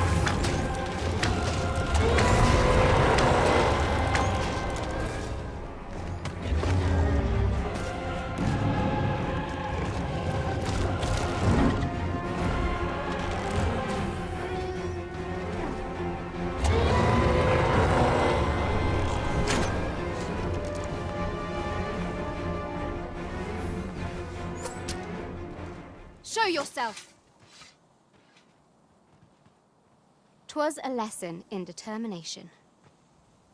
Somehow I knew you'd come. You have my gratitude as well, sir. Ulrika, glad I am to see you unharmed. You must return to the village. Everyone is concerned for you. Forgive me. I'd best go. But I shan't forget this. Thank you. Truly. I'll collect that. You needn't trouble yourself.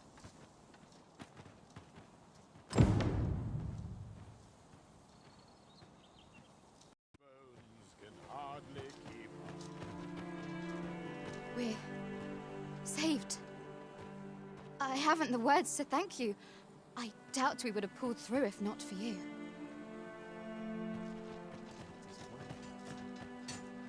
A firm resolve has taken root in my heart since we met. I may be past my prime as a fighter, but I can still teach. And if anyone can master this technique, 'tis you. Go on, humor an old man.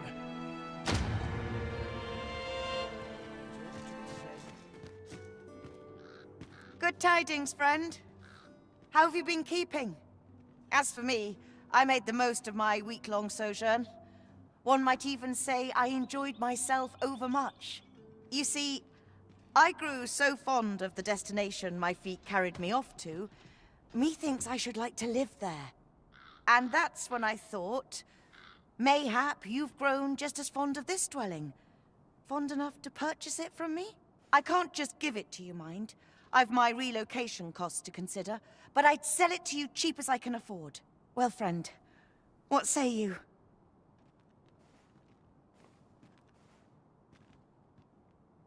Much obliged, friend. I hope you're as pleased with our deal as I am. This little dwelling's all yours now. Suppose I'd best be off. I've my own home to get to. I hope you'll be happy here, friend. Farewell.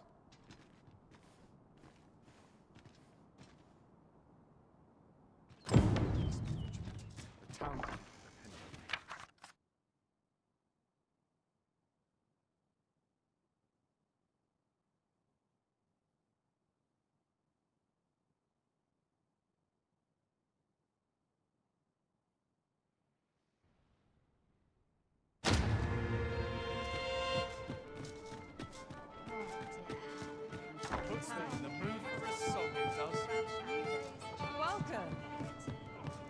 As a reward for your Majesty's efforts, you have been invited to attend the coronation.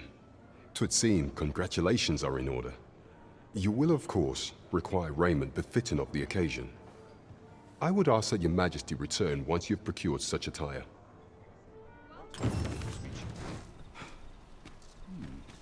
This part's a little different as well. Oh, I possess no ill intent, I assure you. I merely wished for a closer look at these bows. Those of other races differ so in design from our own, you see. I cannot deny I am curious about them. That's all 'tis, mind. Curiosity. I have no desire to actually own one of these contraptions myself. And even if I did, it isn't as if I could purchase one. It would be unseemly for an elf to aspire to such a thing. No matter how they fascinate me, it isn't to be.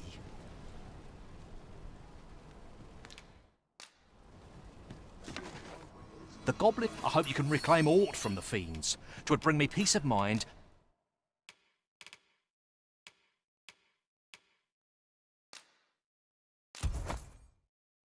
To know someone taught them a... These foreign bows do so intrigue me, but I shall... You would simply give this to me? Oh, that is most generous. I would gladly accept it. You have my gratitude. Fascinating. 'Tis not dissimilar from an elven bow in make, and yet 'tis unlike one in near every respect. Such as this bowstring. It looks quite the same, but the tension is altogether different. I suppose that comes from using different materials. Why do you stare? Perhaps you find it absurd that I should marvel so at a bow not of elven make. I suppose I sought inspiration, for I confess I find myself rather lost.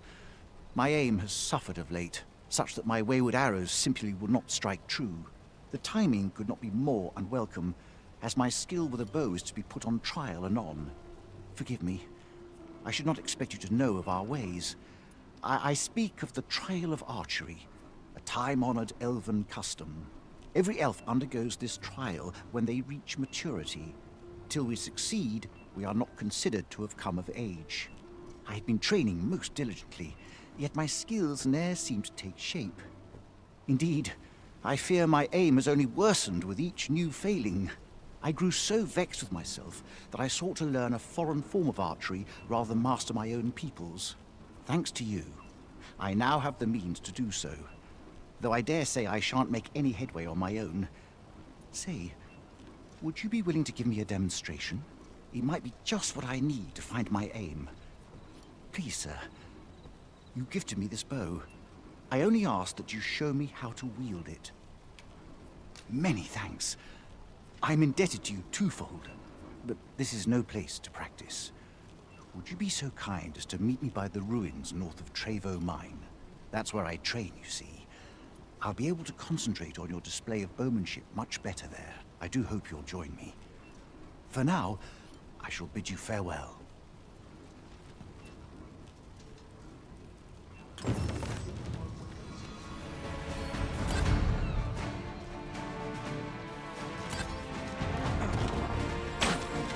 I never thought I'd see the day when I'd be in your debt. You mustn't let this stop you. Lis fermor fatindome. Anascinde aliale acales.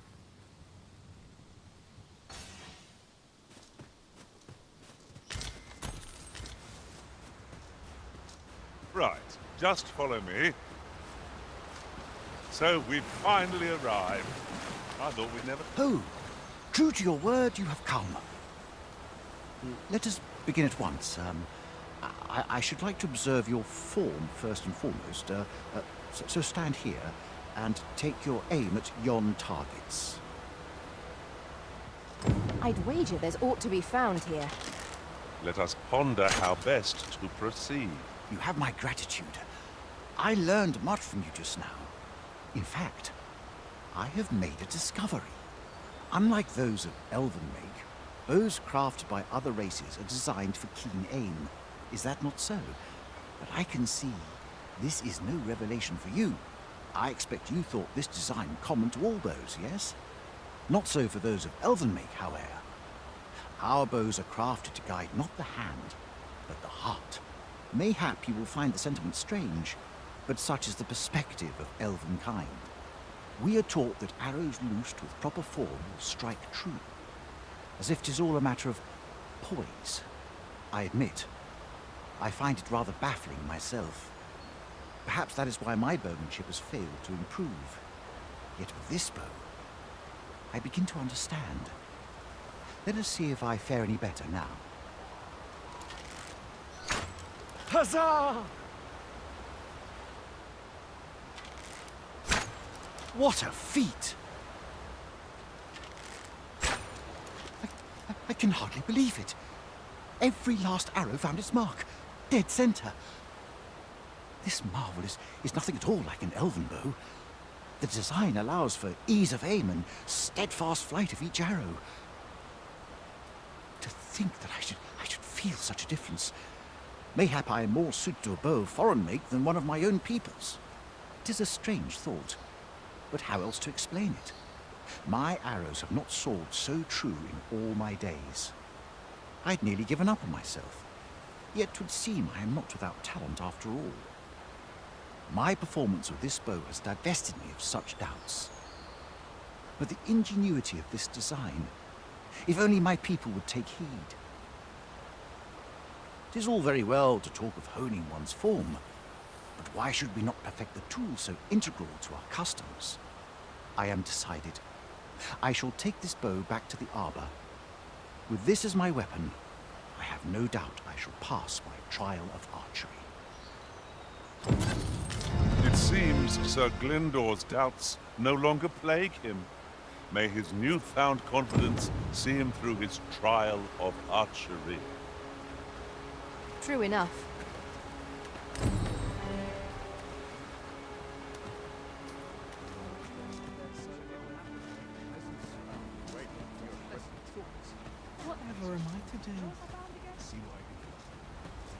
Here to ask aught of me, I...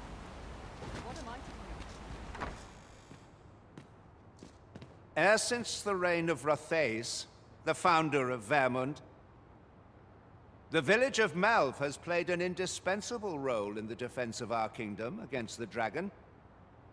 Yet twice now has the dragon set upon this village, inflicting numerous casualties before being allowed to flee. The fault here lies with you, Ser Ulrika. You have failed in your duty as acting chief.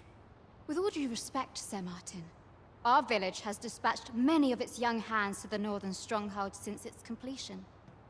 Was it not the former consul who decreed that the stronghold should serve to defend the kingdom, with Malv offering aid only where needed? Yet the stronghold has remained entirely silent to our plight. How can you say that the fault is ours to bear? I know of no such agreement. At the very least, Queen Regent Disa has mentioned naught of the kind. But I'm quite sure the consul... You would dare misrepresent the words of the dead? Or do you mean to imply that the Queen Regent has spoken falsely? If so, then Melv's problems run far deeper than I had thought. 'Tis not indolence that has taken root here, but treason. The village entire will answer for this. What? I intended nothing of the sort. Pray, let us... Save your honeyed words, traitor! I must inform the Queen Regent of this development.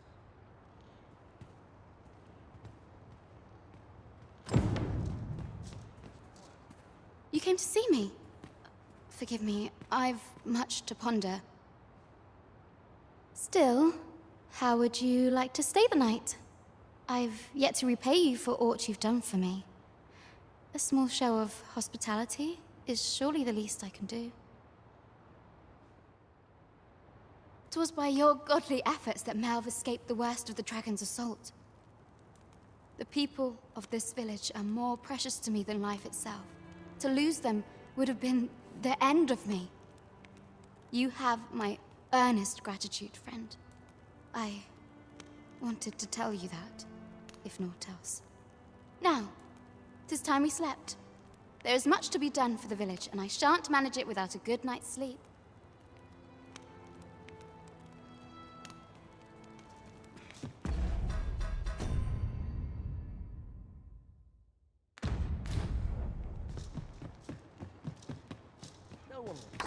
Where is Ulrika? The Queen Regent has declared that Ulrika be apprehended as a traitor to the kingdom. All who seek to abet her will be tried in turn. Bring her before me at once. Ulrika is gone. What? She stole away in the dead of night. Ask around. Several witnesses can confirm it. I cannot say why for certain, but I imagine she took your words to heart, Overseer. Realizing her plans for rebellion had been found out, she chose to abandon the village, for our sake. You would have me believe that Ulrika was acting alone? That the rest of the villagers harbor no rebellious intent? Aye, that's the long and short of it. Very well. I shall take you at your word, sir. However, the absence of a leader will sow naught but chaos.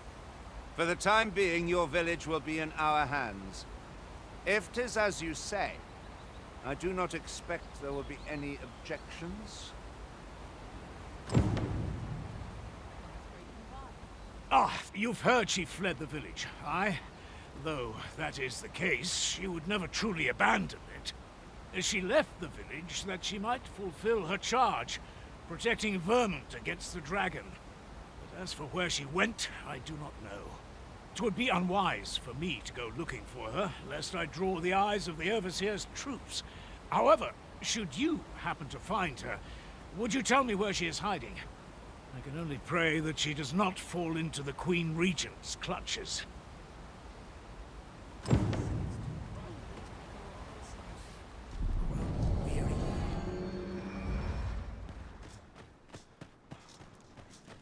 Sir Arisen, thank heavens you've come.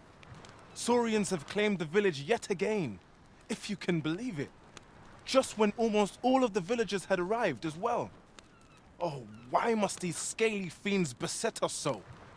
Oi! What are you doing, standing about when there's work to be done? Jonas! This is the good sir I spoke of. The one who called the Saurians for us. Is that right? Then I expect you to aid us with this mess, stranger.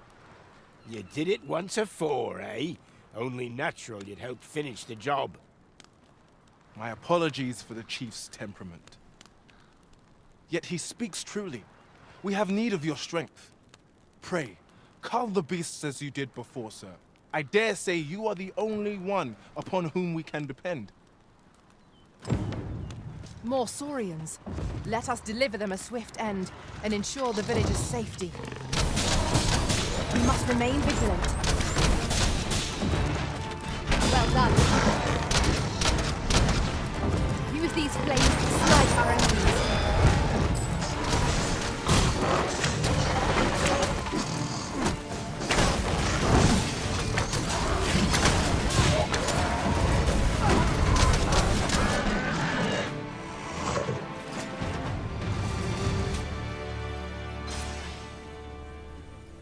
The Saurians are no more, I see.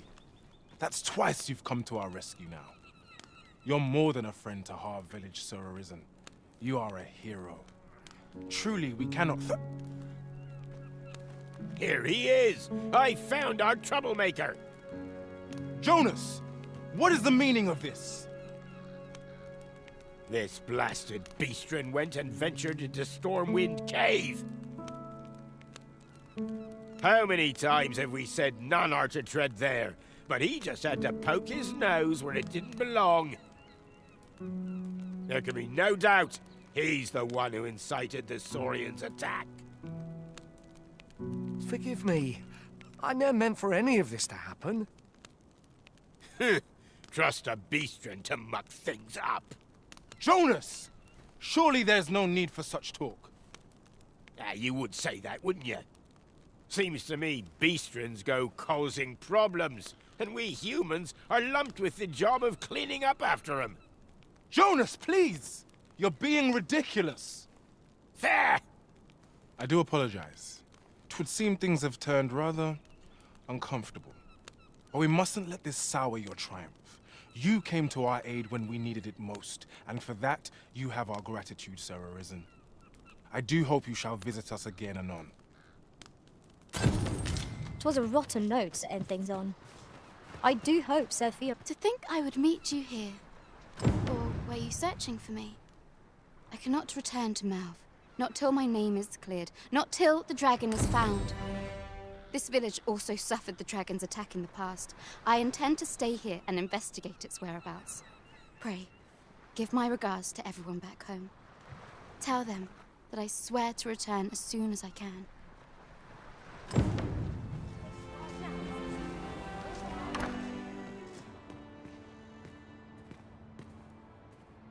Ah, 'tis a relief to hear that Ulrika is safe.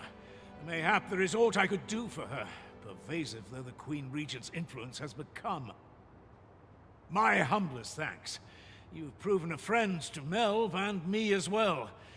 It isn't much, but here, I would not see you go unrewarded for your trouble.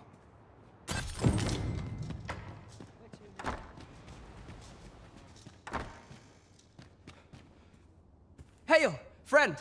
You've come at a good time. I was just hoping to speak with you. Have you heard aught of the masquerades being held in the palace of late? 'Tis said they are in celebration of the sovereign's valorous deeds. However, in truth, my mother is merely holding them to strengthen her ties with her closest retainers. But therein lies our chance, for I suspect one among them might prove an ally to our cause, a man by the name of Patrick. Might I ask you to infiltrate one of these masquerades and give him this letter?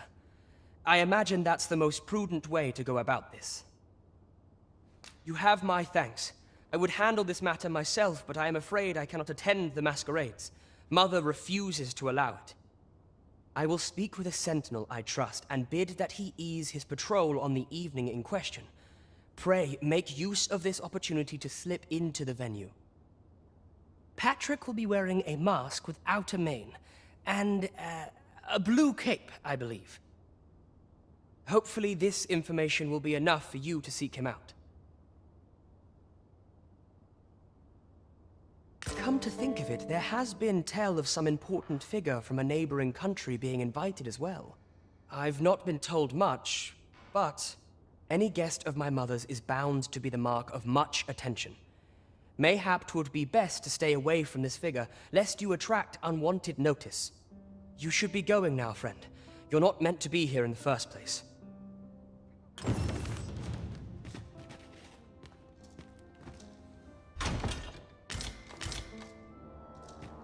There is much we ought to tend to, if we are to strengthen your Majesty's claim as a true arisen. For some time now, 'twas said that the false sovereign was recovering from his battle wounds. But as I hear it, he is now well enough to walk unaided. And so, in honor of his supposed valor, they have been holding masquerade in the palace of late. The false sovereign's identity is still beyond our ken. Even the matter of from where he hails remains a mystery. But mayhap approaching the false sovereign at one of these gatherings could afford you a glimpse into the man behind the mask. What say you, your Majesty? Might I ask this task of you? My thanks. Some of the sentries posted at the masquerades are under my command. I shall have them ease security. So pray, slip into the venue through whatever opening presents itself. Once your infiltration is successful, you will need only don a mask and act the part of an invitee. Few will think to be wary if they believe you a fellow masquerader. Here, this should suffice to help you blend in. Take care, your Majesty. Ah, there is one other thing. Masquerades being as they are, you will require suitable raiment. Much is made of appearances at such gatherings, and 'twould be wisest to dress the part when joining the other revelers. It seems you must attend a palace masquerade if you were to meet the one who would falsely claim your title. 'Twould seem we either need to visit the palace. I can accompany you to the castle entrance, Master, but no further. A guide is most welcome. Now we shan't lose our way. Such quietude is a blessing. I must ask you to comport yourself with the utmost civility while you are within the masquerade hall.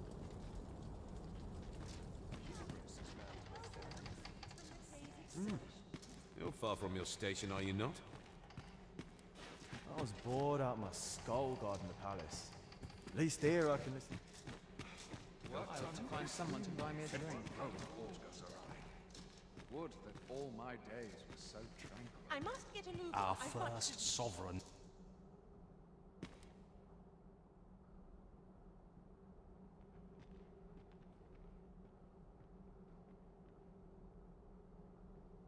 Would that all Twould my seem days I were drank such drink. My sword. What is it? Is there aught you need?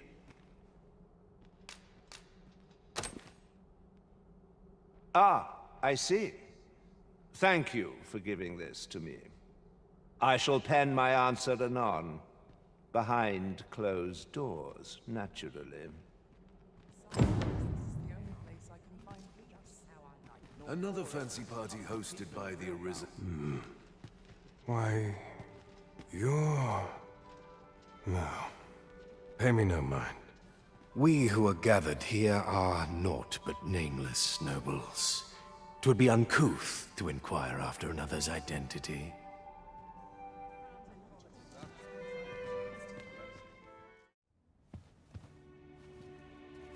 Well now, you're... What is it? Has something happened? We have it on good authority that a suspicious individual passed through here. We need to scour the area. Well, scour all you like. In here. I've been here the whole time. Open up! Open this door right now. We're coming in.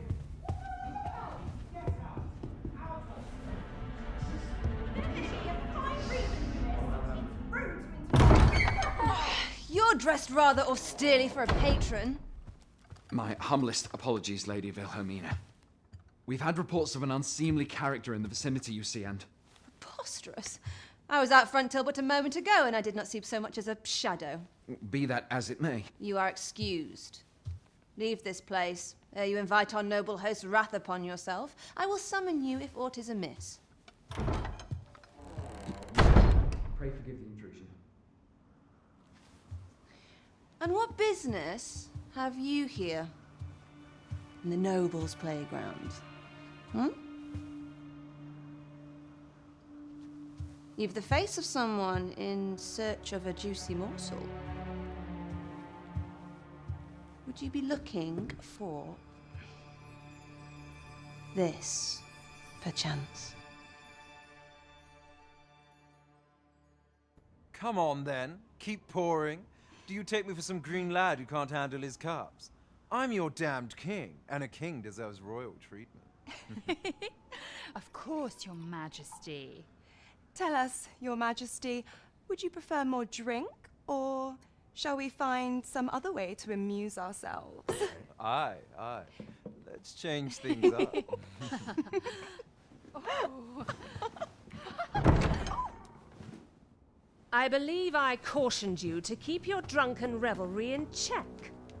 Lest you forget, these celebrations of your valor are but a pretense for more serious matters. I know. I do. It's just I get the poison in me and things happen is all. You need only serve as our false king until Sven becomes consul. Till then, however, you would do well to remember that your role demands a certain degree of dignity. I trust you understand your position, Your Majesty. Nay, I mean, as you say, I'll go and sober up.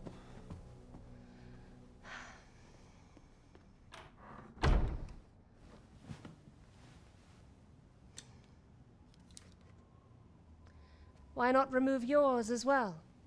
This is not the masquerade hall, and we now find ourselves quite alone. What say we dispense with such pretenses and speak openly with one another, Lord Phasus?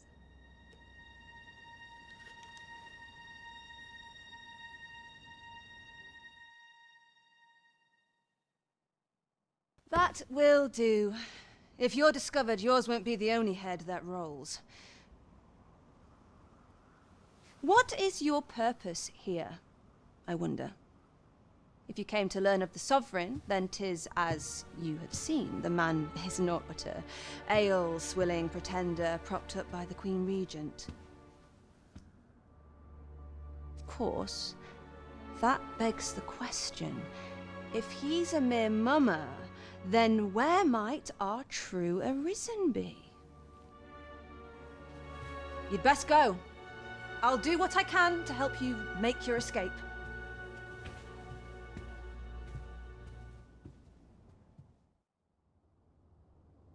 Come see me in my bordlery, whene'er you're so inclined. I'll instruct my attendants to send you straight to me. Why, they're all enamored with me.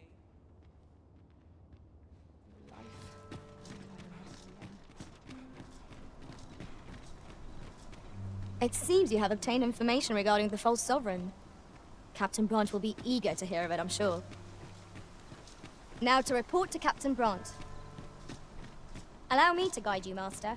I know the person you're looking for. You have our gratitude. Lead the way.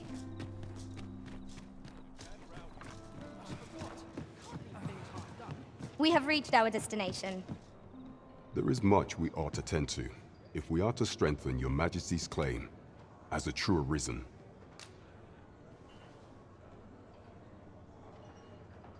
Well, well.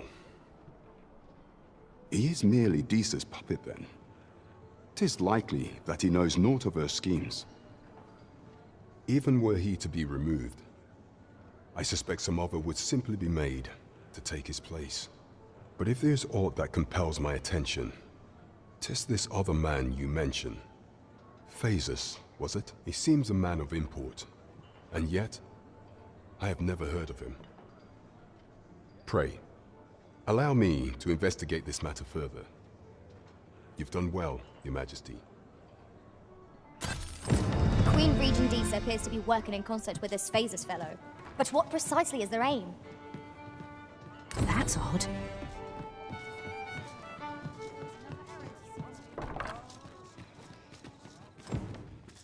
This sort of quiet means all's well. Many thanks. Patrick has already sent his reply. 'Twould seem my mother's tyranny has been weighing heavily on his heart. He has pledged to continue our correspondence and aid me in putting an end to my mother's injustices.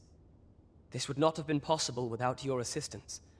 I am afraid I cannot offer much in the way of recompense, but pray, take this.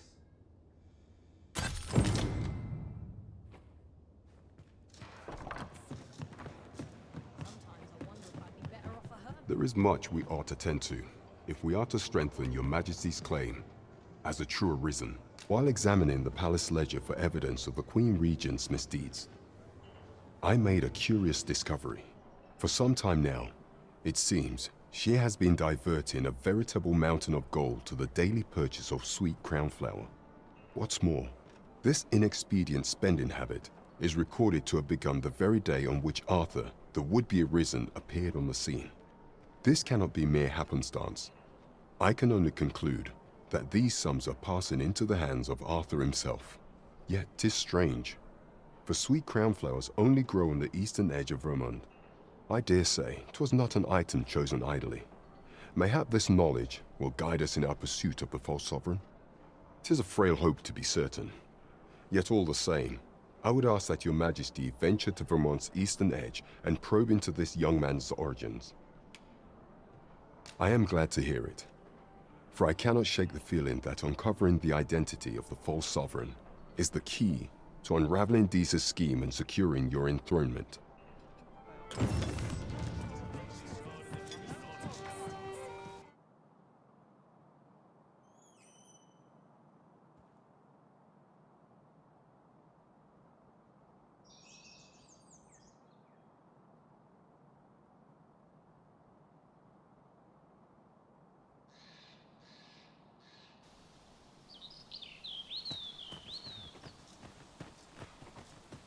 You there!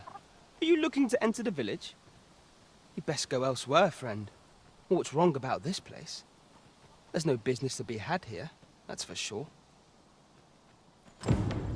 That man just now seemed rather on edge. What could he have seen here to inspire such suspicion?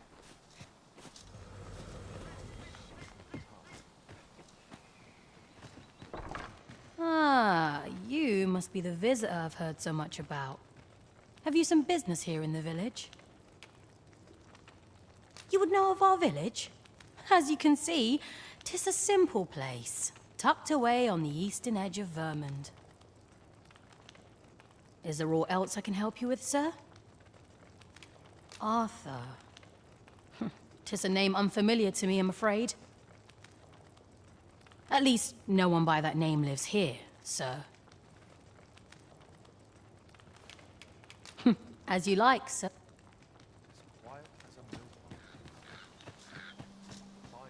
Hail! I take it you're the outsider my lord mentioned? How'd he know to expect you? I couldn't. Why not ask him yourself? You'll find him in the manor atop the on-hill.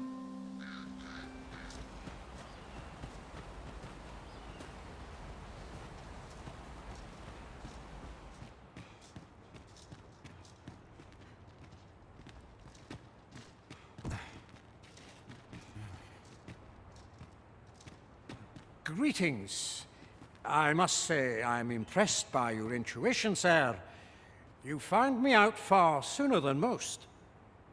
I trust you are enjoying your sojourn in our fair village. If you have any questions, ask away. I should be glad to aid you. If aught about our humble village seems strange to you, that is easily explained. For 'tis here that thieves are instructed in the skills they require. To begin with, Those who wander into the village are evaluated for their potential aptitude.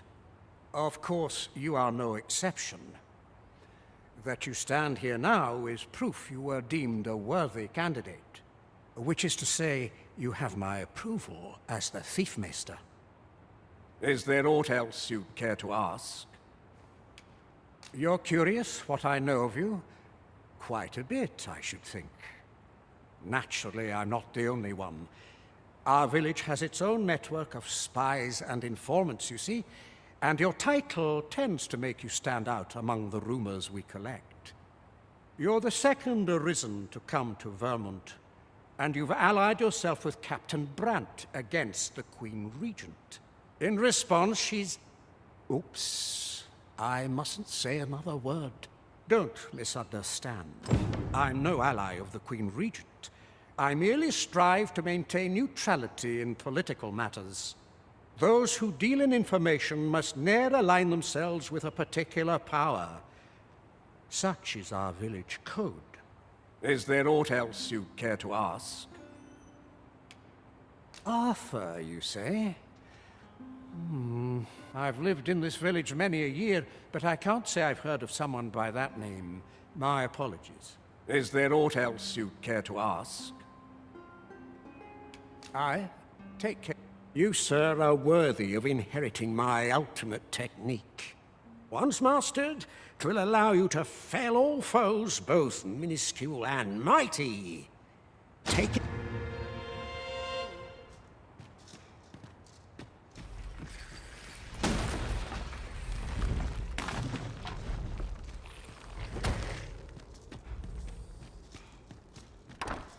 You made it after all. Guess that means I win. Oi, you lot best pay up. Dear me. You didn't disappoint, did you? You've done well. Seems only fair I answer any questions weighing on you. Go on. Ask away. What can I say? Not many people bother with this place. Luckily for me, you were different. Knew I was right to bet in favor of the Arisen. Anyway, most visitors get fooled into going up to the manor. We send them packing with a trifle, and if they don't question it, good riddance. Anyone that complacent has got no business being a thief. We only train the rare few who make it here. Some might go so far as to say that the entire village was built around this spot. That all you wanted to ask? Figures you'd want to know about him. We're supposed to be neutral. Ordinarily, I wouldn't say a word about one of our jobs. But I suppose I can tell you, the situation being what is. His real name is Dara. He was one of us, once. But he's been exiled. We had no choice, see? After he went off to play the false Arisen, we're men and women of shadow. Center stage isn't our place to stand. That's why he was cast out. He'll ne'er be part of our village again. That all you wanted to ask?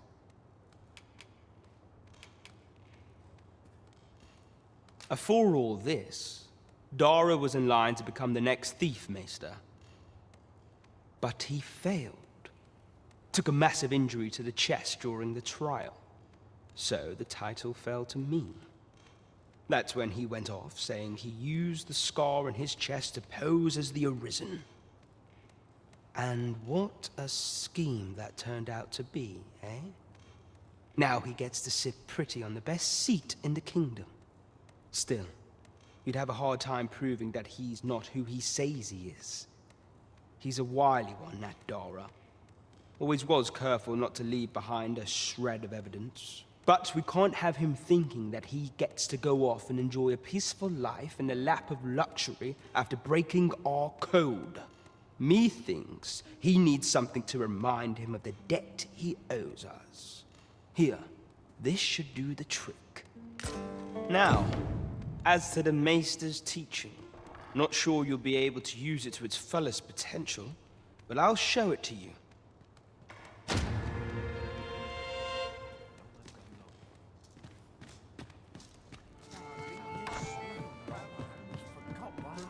There is much we ought to tend to, if we are to strengthen your Majesty's claim as a true Arisen. Have you divined aught of the false sovereign, your Majesty?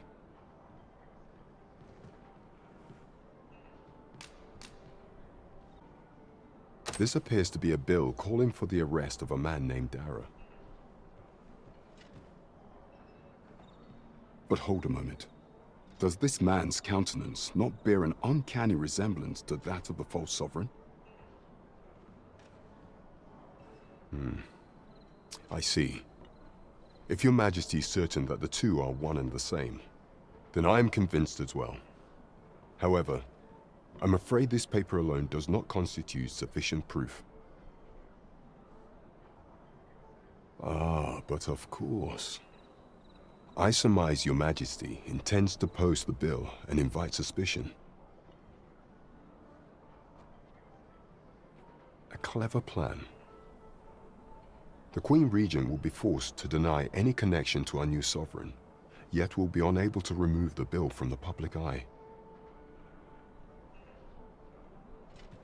Furthermore, 'twill serve as an attestation to Dara's existence, which shall remain an undeniable truth till the man resurfaces.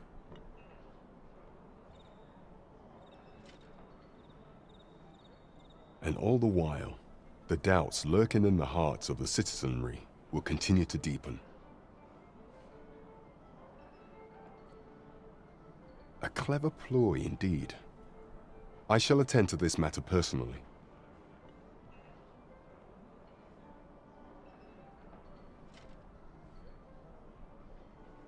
I've no doubt that this bill will prove its worth in due course.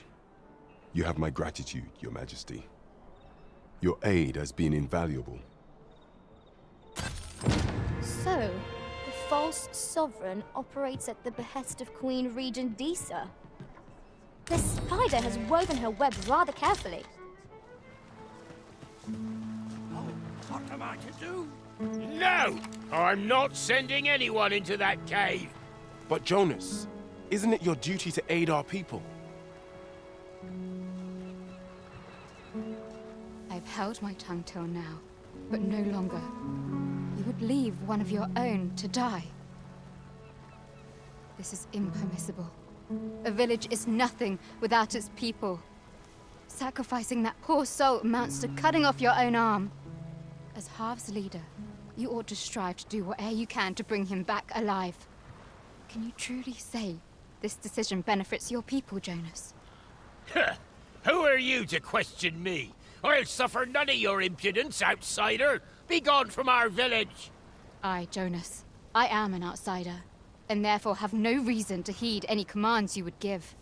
I shall follow my own will, and do what must needs be done. All those with the strength and courage to do the same, join me at Stormwind Cave. To show you the way. You have our gratitude. Lead the way.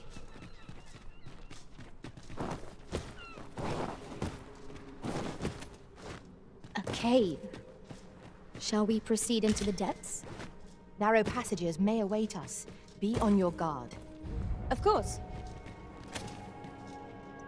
We have arrived. 'Tis you. Have you come to join us in our rescue effort? My thanks. We shan't fail with you by our side. The captured villager ought to be within. Let us hurry. No doubt we will have to plumb the cave depths to find our charge. Shall we press on? I can guide you to the vicinity of our destination, Master. A guide is most welcome. Now we shan't lose our way. Danger might lurk anywhere. Wear every shadow, and mind the ceiling. Naught can threaten us if we watch each other's backs.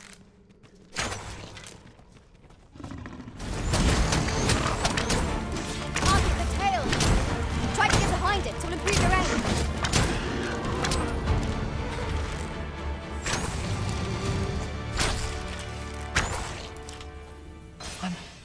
I'm saved.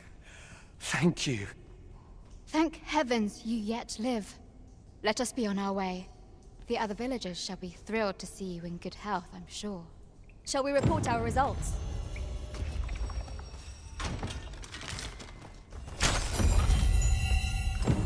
thanks, sir. I'd be roasting her a spit if it weren't. We ought to hurry back. There is nothing to be gained from lingering here.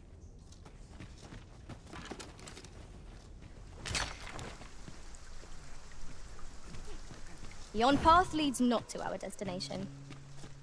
If you would prefer to explore, I shall guide you another time.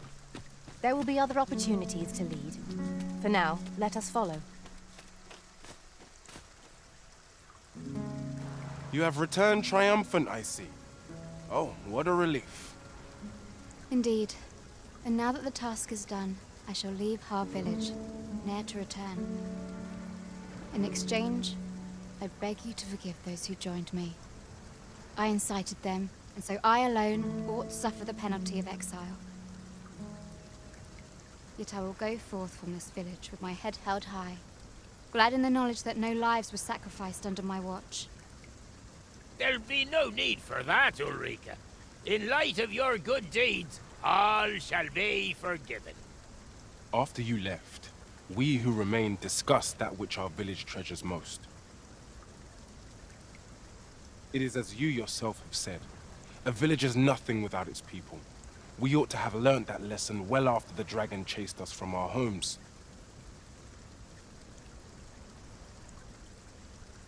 Yet 'twas your heartfelt plea that reminded us of it.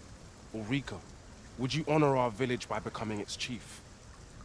'Tis our hope that you will guide us, and that your kindness and wisdom shall unite our people, human and bestian both. Aye, if that is what is needed, I shall rise to the call of duty. I vow to protect this village and its people with my life. I could not have imagined a better outcome. The village will surely prosper in Sir Ulrika's care. One could not have hoped for a gladder outcome.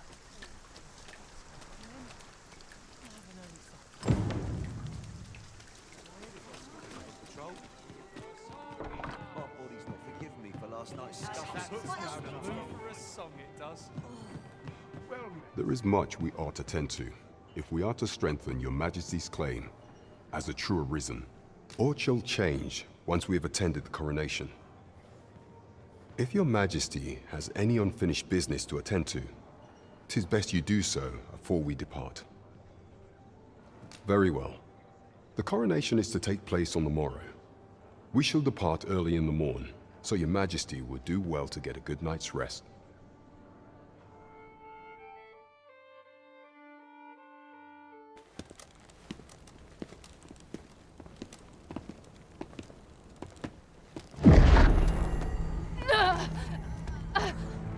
Master!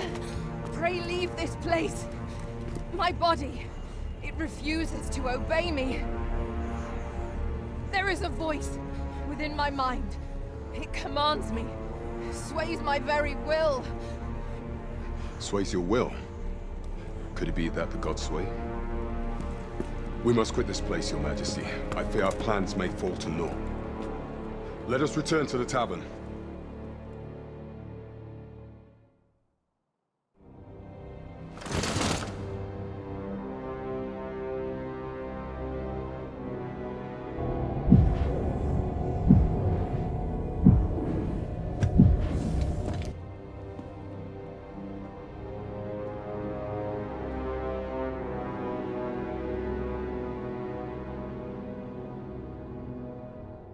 We've been had.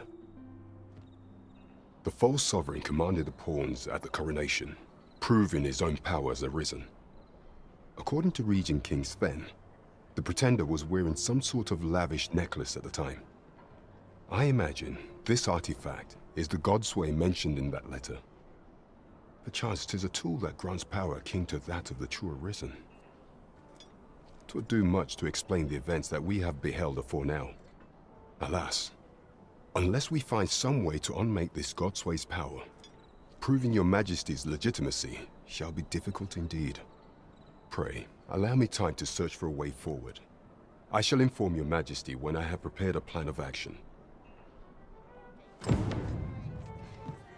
Never could I have imagined such an outcome. What manner of artifact is this Godsway? I suppose 'tis pointless to ponder. Let us await the results of Captain Brandt's investigation. You have my support.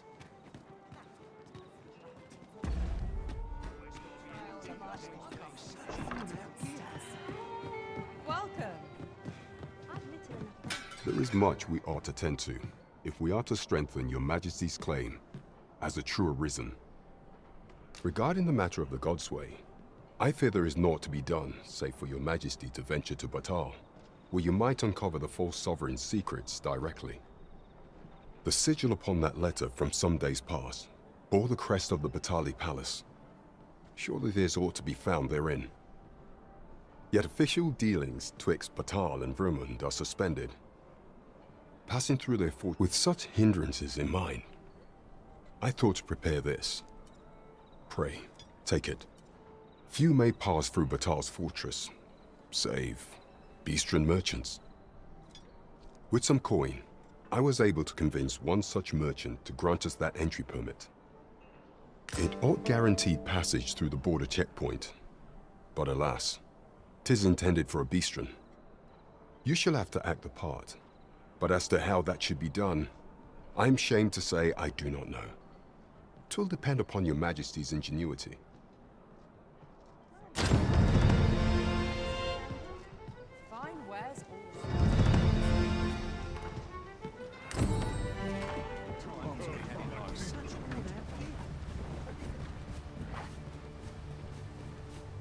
Halt! Who go? This village is under the direct authority of Her Grace the Queen Regent. We are to grant no unknown persons entry. Glad we understand each other. Have no fear, Master. I'll fare all right without you for a little while. 'Tis not our place to hurry the Arisen.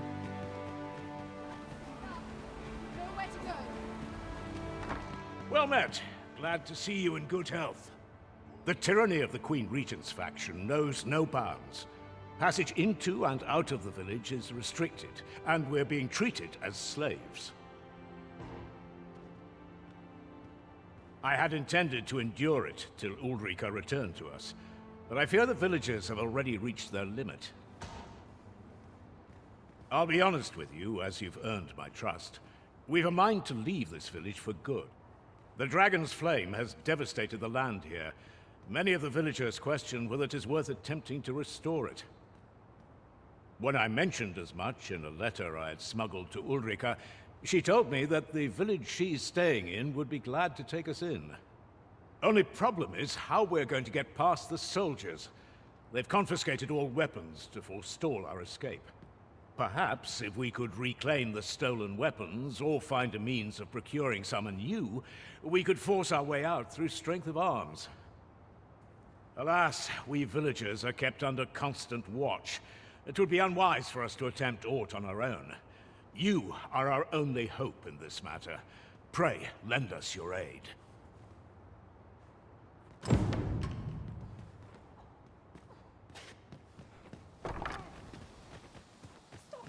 Hail! I've not forgotten what you did, helping me save my brother. Would that I could return the favor. But we've a bit of a situation here, if you hadn't noticed. Our weapons are being kept in yon storeroom, with those cowards stationed in and around it day and night. Say, mayhap we could distract them. Then someone could slip in and... Are you mad? We're simple villagers, no match for trained soldiers. But I suppose someone's got to act. All right, how's this? We'll draw the guards' attention, giving you a chance to sneak in and get our weapons back. You'll do it then? Right! You wait here. We'll have him away from his post in a trice. Just you watch. What do you think you're doing here?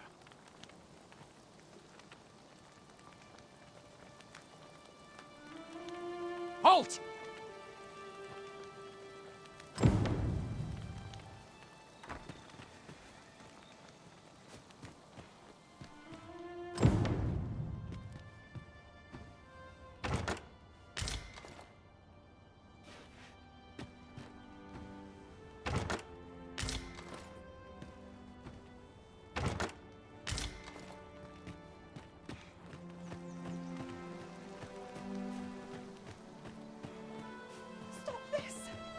beg of you. Nowhere to go. That's That's it! What have I done to this?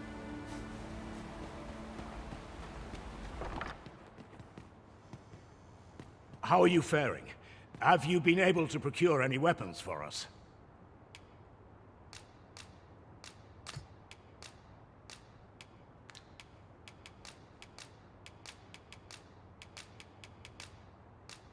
You've reclaimed our weapons. Well done, sir. I am certain the other villagers shall be glad to arm themselves with their weapons of choice. My thanks. I'd wager we stand a fighting chance now. The time has come to leave this village behind.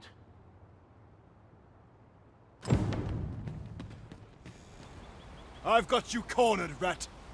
Don't fret, I've got you. With me!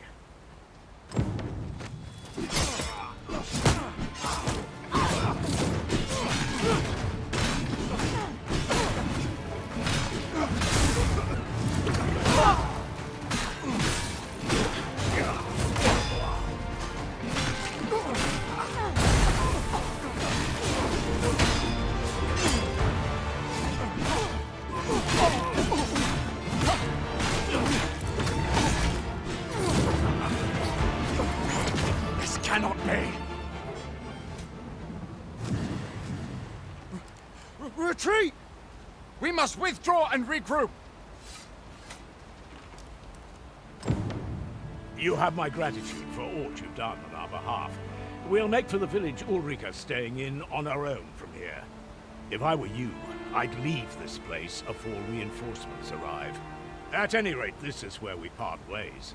But if you're of a mind to visit, know that we'll welcome you into our new homes with open arms. There's a ladder here. I heard what transpired. Thank you for fighting on my people's behalf.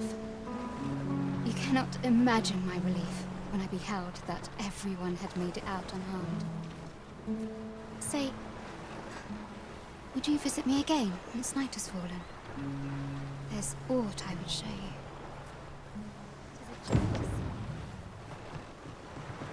While we slept. Step lively. Journey by starlight shall make for a nice change of pace. A new day, a new perspective. You've come. Glad I am to see you. Follow me, if you would. 'Tis a strange thing.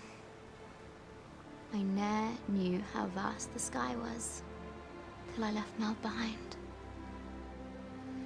Time and again you have come to my aid. Would that I could repay you in some way. Alas, there is little I have to offer.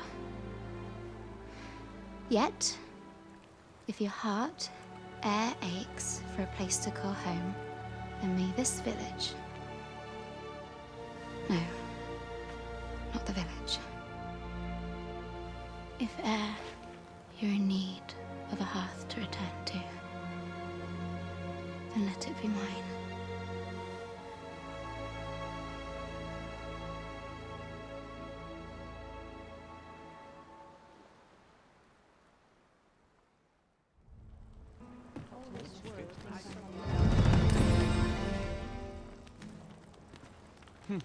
Whate'er trials we may face, I shall see this village and its people safely through them all.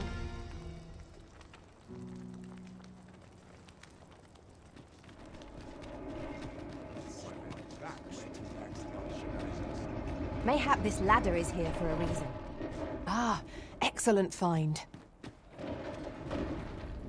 A merchant, eh? Have you an entry permit? Hold a moment. That cart has priority. Lord Phaesus is come! Open the gates!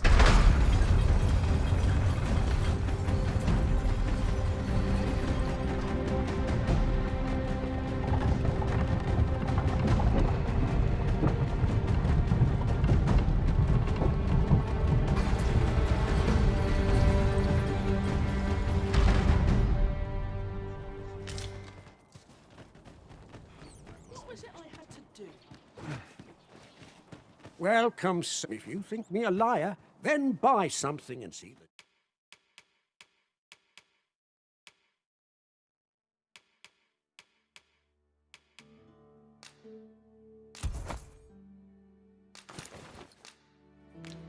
Many thanks to you.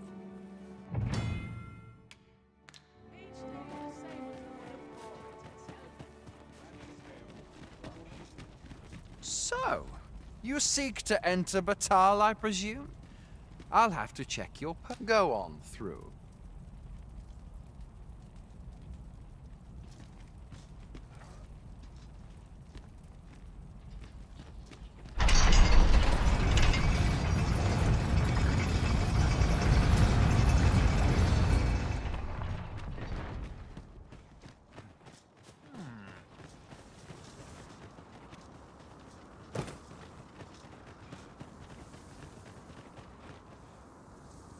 So, after breaking free of the chains of slavery that once bound you to this land, you return of your own volition. This is good. I am relieved to see that you are fulfilling your charge. Now, 'twould be advantageous for you and your pawn to visit the Rockmouser's burrow in Backbatal. Methinks 'tis where you will find that which you seek. Farewell.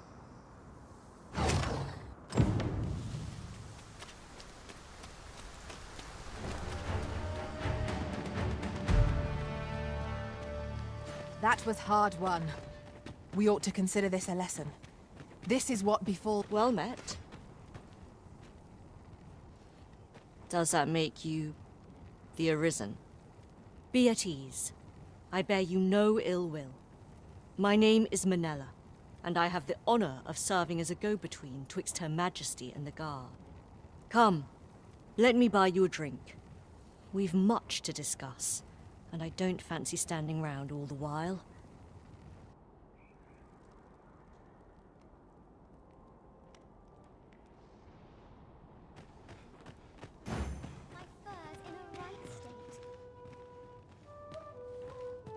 The people of Batal view pawns with great prejudice. They're even forbidden from setting foot in the capital. Her Majesty, Empress Nadinia, has long been troubled by this custom, but a practice so ancient isn't easily overturned. Many are unhappy about the existence of this tavern, even though it lies outside the capital, simply because it was established as a place for pawns to gather. I know not what manner of person you are, but if you would aid me in my efforts to make the people of Batal more accepting of pawns, I would be glad to offer you a residence permit. 'Tis a bargain more than fair, for those who hold such permits may remain in Backbatal without having their activities questioned. What say you? Glad I am to hear it. Take this, then. Simply show it to one of the sentries, and you'll be granted entry to the capital. Oh, and if you encounter any troubled Batali along the way, I bid you assist them. They are harsh in their persecution of the pawns, but were they to be aided by the targets of their ire, mayhap a few stubborn hearts would soften.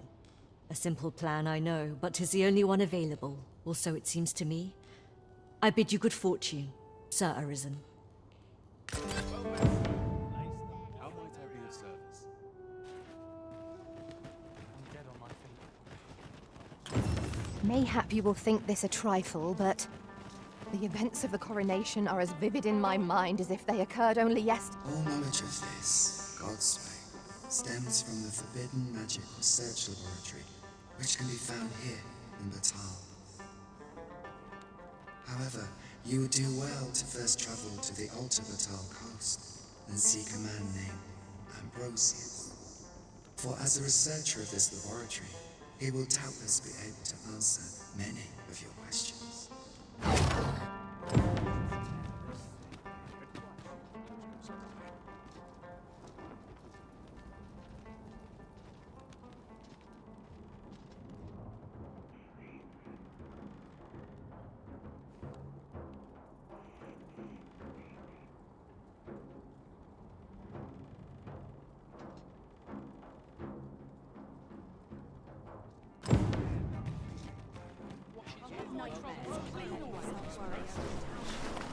Beg pardon, sir.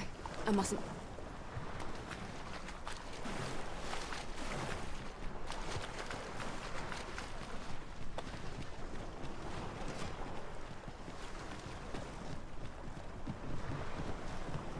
Have you need?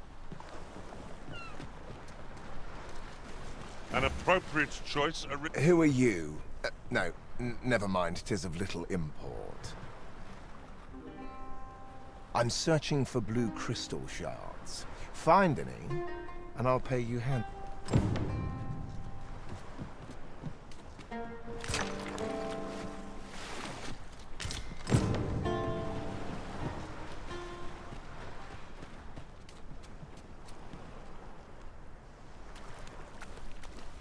I'll collect that. You needn't trouble yourself.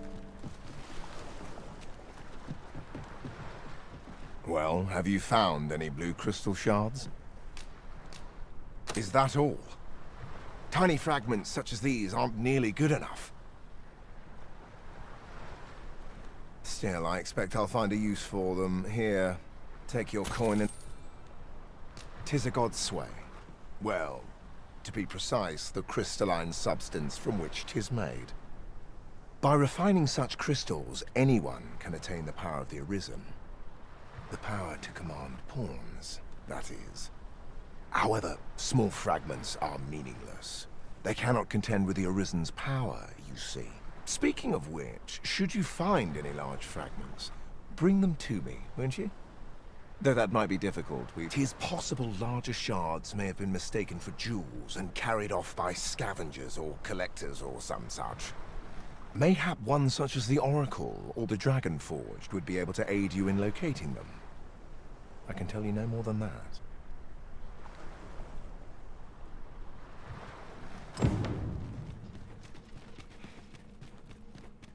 How many ages have passed since I lost? Since times of eld, dragon blood has been used to remember, draconic blood flows through the vein. You may be pitted against the dragon, yet its fate is yours to share. The Godsway. Forgive me, but I've ne'er heard of such a thing. However, some years past, a sorcerer of Batal came to me seeking knowledge of the dragon.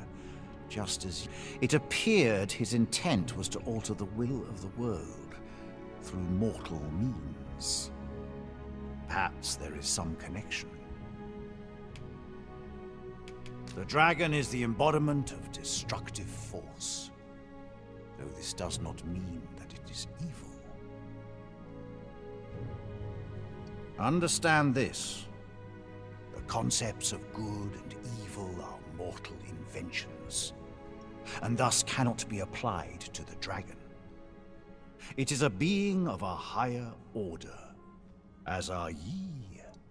Now that the dragon has marked ye, setting ye apart from your fellows. The substance of which ye speak is formed of crystallized droplets of dragon blood. Worm's life crystals can be obtained not only from the true red dragon, they retain a measure of draconic power. Then go. Since times of eld, remember, draconic blood flows through the veins of the drakes as well. Then I bid ye farewell. Oi, what's your problem? Walking about with pawns in tow, I mislike that. You from Vermont? Bet you're as prejudiced as the rest of your lot. Well, got something you want to say, eh? Save it. You're not welcome here. Suppose you didn't know, but we don't allow Vermundian scum in this tavern. But I've got a heart of gold, me. I'll give you a chance to redeem yourself. All you've got to do is prove your mettle against these sods, alone, that is. If you're bested, then we'll take all you've got. It's only fair, ain't it? Put your back into it!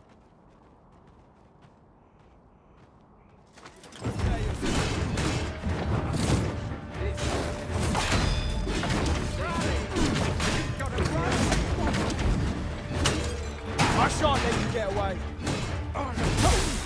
To the point. Well now, quite the brawl we're having here. But I must say, these odds are rather craven. Did you leave your honor at the door? And who are you supposed to be? You a friend of this one? Nay, I'm a sellsword. Coin is my only ally. 'Tis not my conscience that called me here. No. I simply cannot stomach acts of cowardice. Is there even one among you with the grit for a proper duel, one-on-one? What'd be in it for us, eh? The fact that I'd refrain from breaking your jaw. That's not quite the reaction I was hoping for. Mayhap you know not my face. How about my name then? Ragnar. Ragnar? You're him? From the Scarlet Rains and the battle for Jeremiah? Well, 'tis clear you're a man best not crossed. But I trust you'll have no complaints so long as there's only one of us, aye? Oi, bring it out! Where's that reprobate gotten off to? We'll see if you can escape me a second time. Show them your mettle!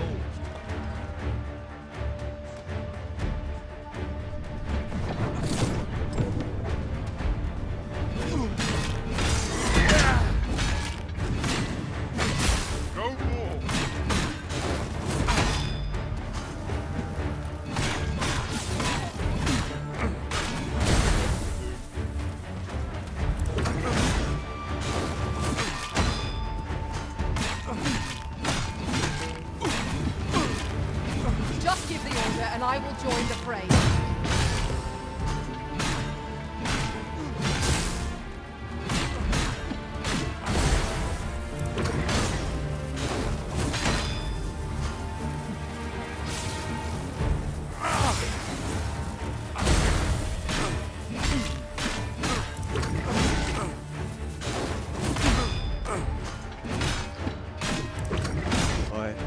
I don't believe it. You're a bloody menace, you are. Come on, you lot. We're leaving.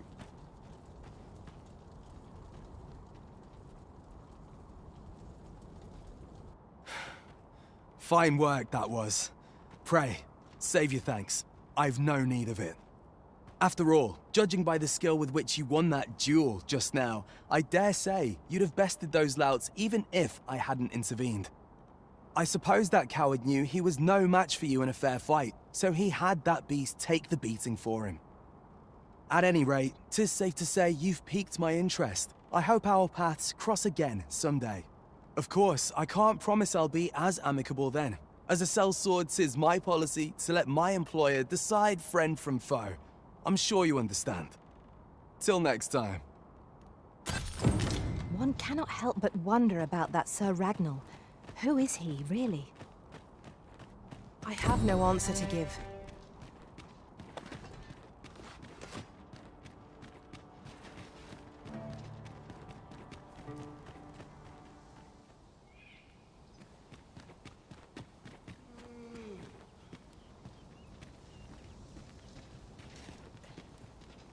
I knew you would come, Arisen One. You seek answers, and you shall have them, if 'tis within my power to know them. Loath as I am to admit it, I know little of the artifact of which you speak, though I shall tell you aught I can. I sense a land soaked in warmth, a warmth akin to your own, Arisen, to that of the power of the life you possess. Yet it now lies many fathoms below the surface of the sea, in a place, though 'tis strange, for I sense also that this warmth grows ere near. 'Twould seem a path will be open to you in time, allowing you to venture into the heart of this warmth, so like your own. Perhaps he who was dragon-forged can tell you more. Seek him out in Harv village, if you would learn from him.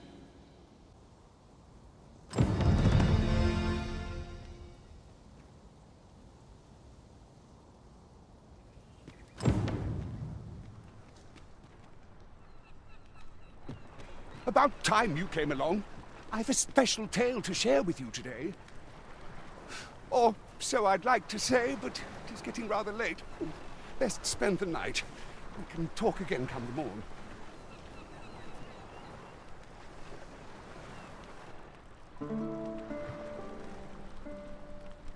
Ah, good. You're awake. Look to the sea, my friend. Hard to resist setting out in one's boat with fair skies like these, eh? Now, I've told you about the sunken temple in the middle of the sea, haven't I? I'm quite sure I mentioned it. But I ne'er spoke of the man who resides there. He was such a worthy ruler in life that his armies safeguard him even in death. As he himself would have it, he was once entrusted with the task of watching over this world from the heavens above.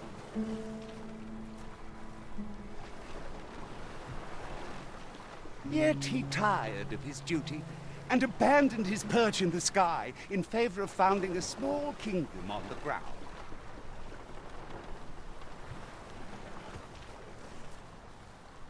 Alas, though he was a just and goodly ruler, there is not a single person alive who remembers his name. Oh, it sounds unfortunate, but if you ask me, 'tis all a matter of perspective. It can be a blessing to forget, and to be forgotten. I should know. In all my long years, I've never forgotten a single thing. I remember everything, every little detail. Would that I could forget some of it. A lie it may seem, but a lie it is not. I speak only the truth, as you well know. Come see me again if it pleases you. I've tales aplenty to share.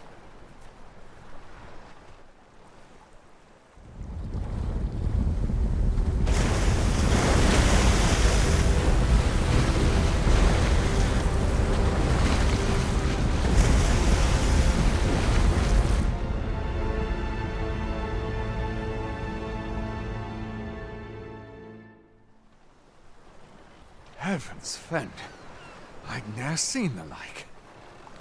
I'd not known there were ruins in the depths of this cavern till the path appeared.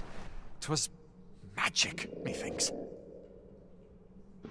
I should have liked to investigate, if the place hadn't been crawling with monsters. I'll be needing sturdier arms than these afore I head back in there, I fear. At any rate, I'd best report this discovery to my commander. I only pray naught grave shall come of it. Yon structure yet lies on the water. 'Tis strange to think that it slumbered beneath the surface all this time. Curious. It does not seem to be of mortal make. It seems aught has occurred within the depths of Stormwind Cave. But what, I wonder? I have no answer to give.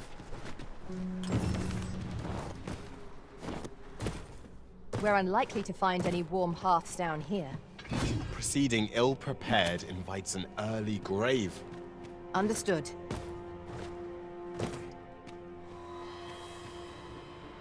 Prepare to engage! I grant your weapon a magical boon. I shan't let them harm you.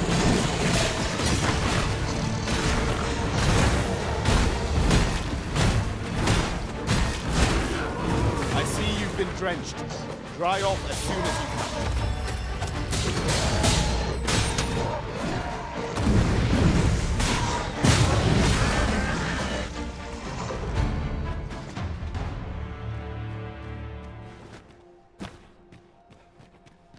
Aught appears to have changed since we were last here. Let us proceed with due caution. What could be the cause? This demands further investigation.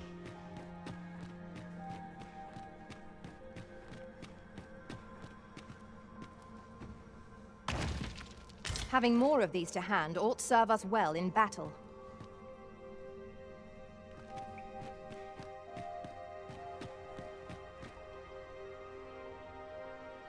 So, another comes seeking to inter me. Yet your wicked schemes will avail you not, Watching One. Time and again have you sent unto me your minions. Yet repel them I have, and so I shall anew, till I might claim the true world as mine own. Why do you not draw your blade? This battle shall be o'er afore it has even begun.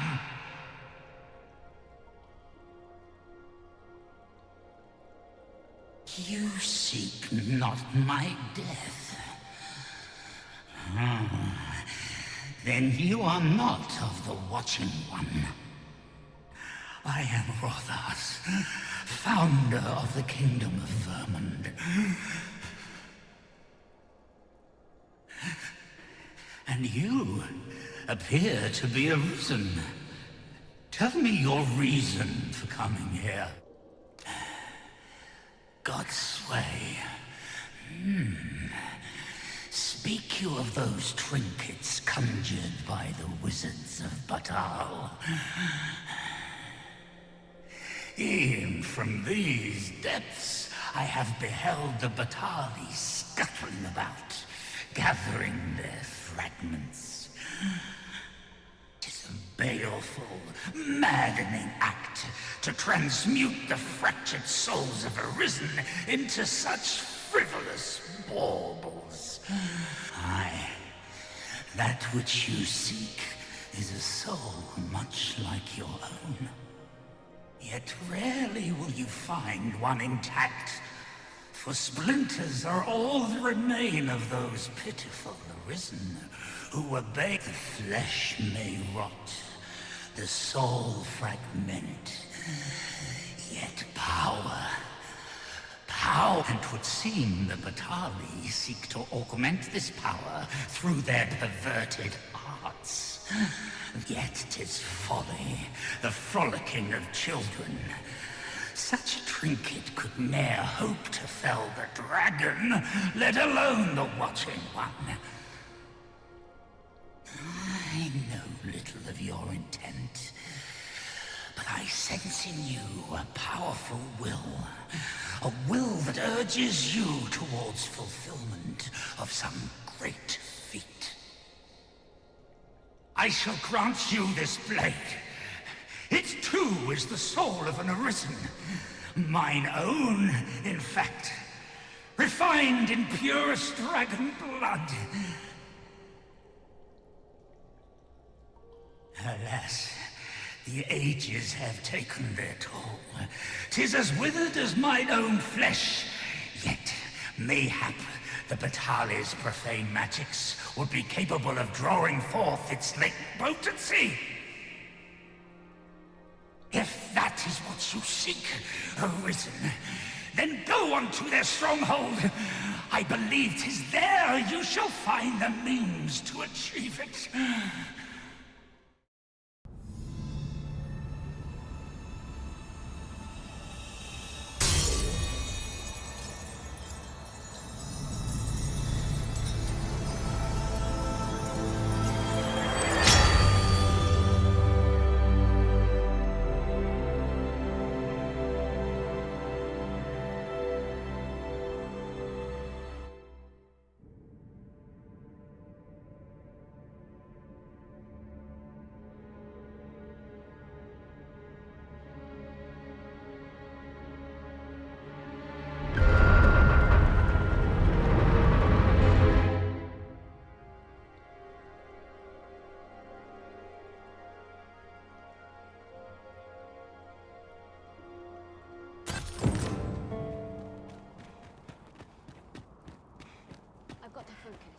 Well met, Sir Arisen. Some days ago, a fiend attacked Empress Nadinia during her supplications. Her Majesty was unharmed, but the would-be assassin fled, gifting me a wounded arm in the process. He may seek to strike again, yet I fear I am not fit to guard the Empress as I am.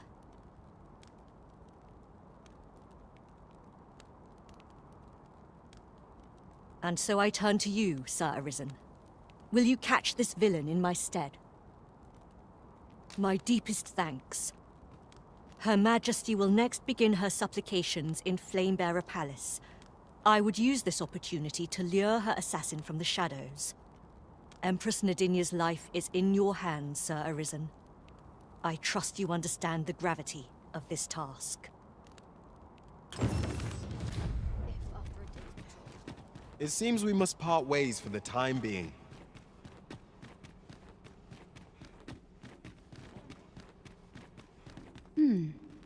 And who might? Sir Arisen, you've come just in time. Sir Ermhild, 'tis my pleasure to present to you the good Arisen, come to aid us in apprehending the brigand who would threaten Her Majesty's life.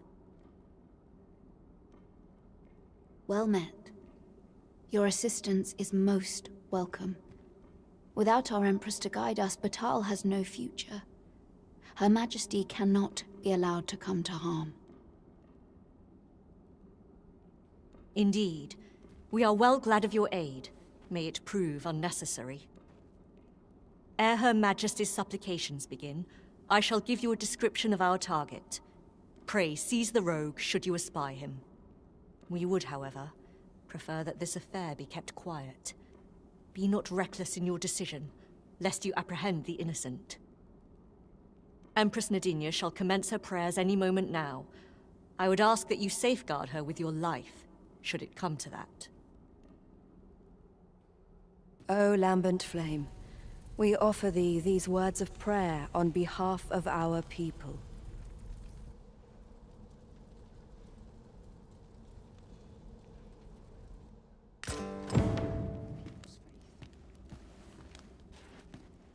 Sir Arisen, Her Majesty's supplications are nearing their end. Who are ye supposed to be? Fie. Are they onto me?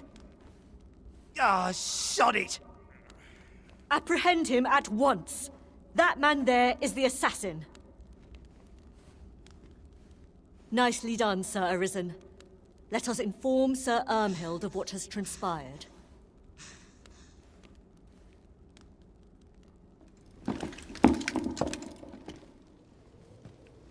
Oh, Your Majesty.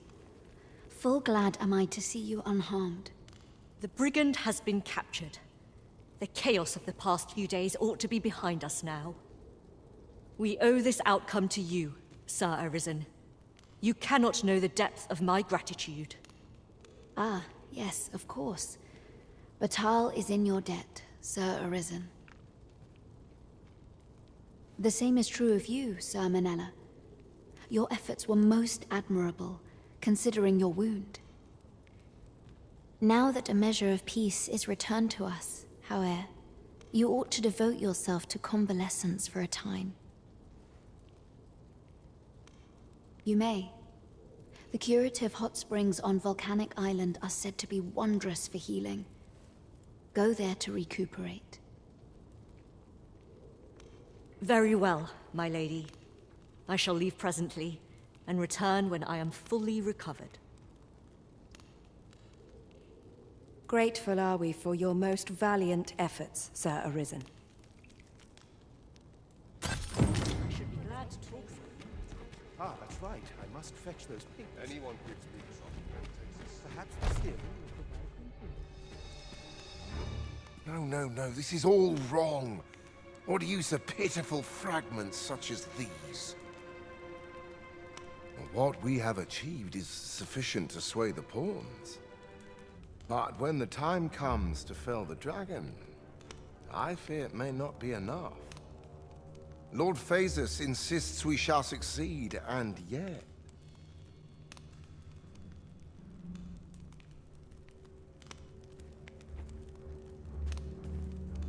Ah, a new hand, are you?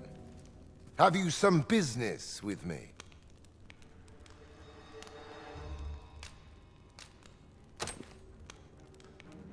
Why? 'Tis an Arisen's.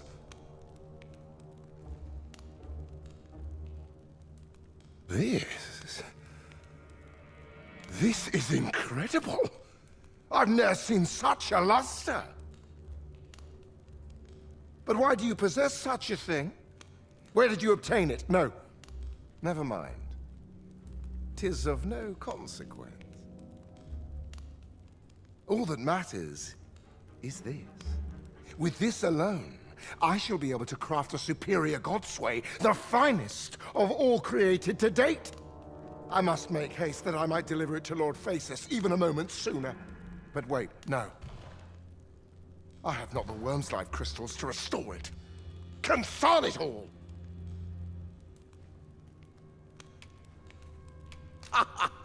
Oh, don't be ridiculous. Do you even understand what you are offering? Worm's Life crystals can only be obtained from drakes. But I suppose I am in no position to decline, even if 'tis a fool's errand. Lord Phasis is satisfied with the God's way as 'tis, you see. And as I can expect no support from him, you can expect little aid from me. Though I suppose 'twouldn't do to send you away entirely empty-handed. Feel free to take what you require from the laboratory. Now, as I've said, Worm's Life crystals can only be obtained from drakes and their ilk. Seek one out and fell it, if 'tis within your power. All the better if it happens to be a lesser dragon. You would be solving 2 of my problems then.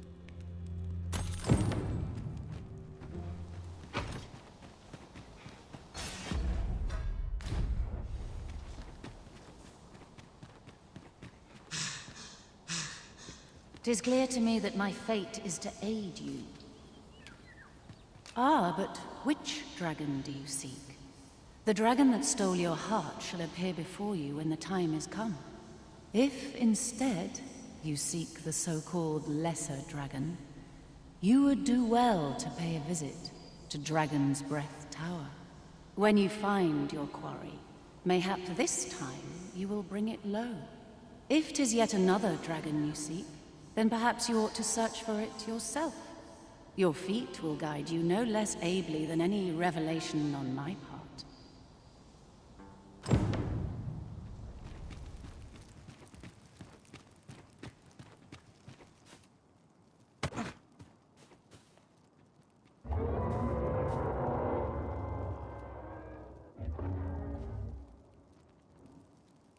Hail, Arisen. Allow me to join you in this trial.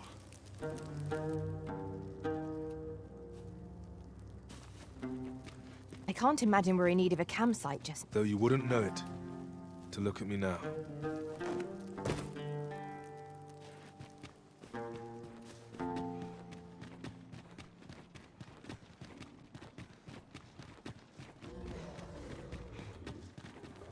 Let my magics grant you an elemental boon.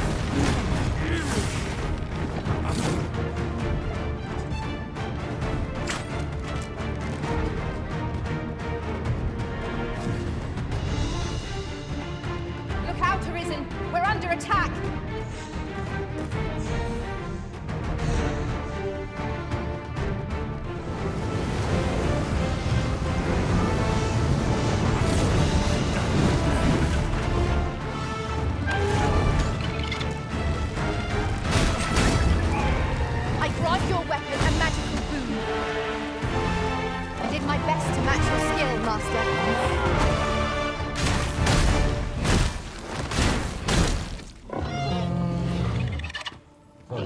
Is there nothing we can do about this obstacle?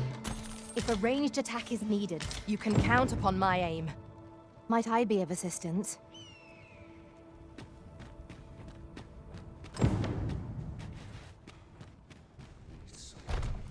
You've returned.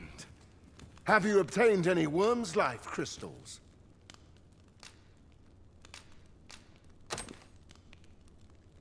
You have. Incredible! That is no small feat. I must admit, I had not thought you much chance of success. Yet here you are, and this is precisely what I require to complete my work. I shan't delay. Come by again tomorrow. By then, I will have produced a Godsway of unparalleled quality.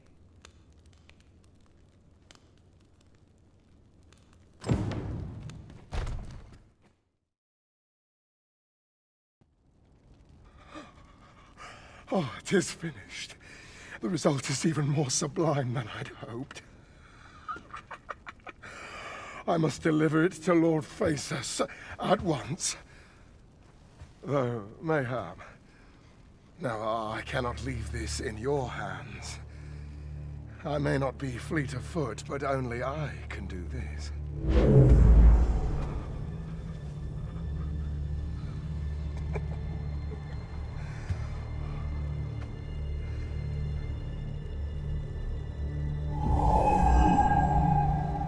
Wait, I've changed my mind. You take it. Deliver the blade to Lord Faesus. You ought reach him in time. Go now. Make haste for Moonglint Tower. There your journey will come to an end, one way or another.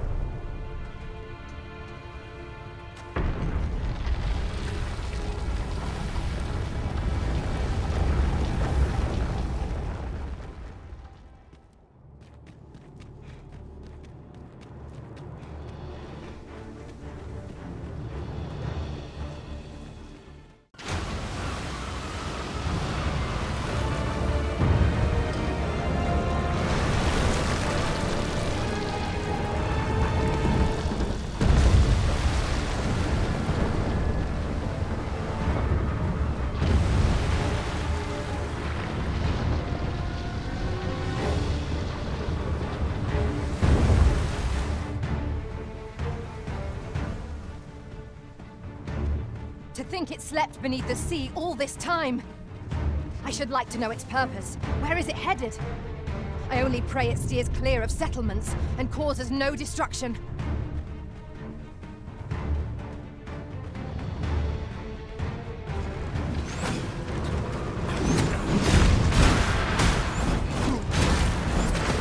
I grant your weapon a magical boon.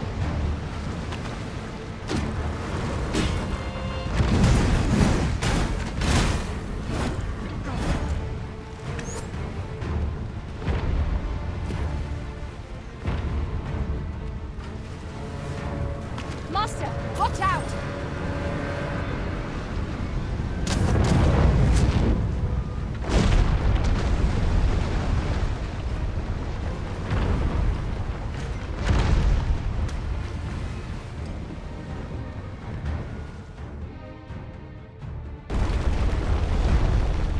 What is that?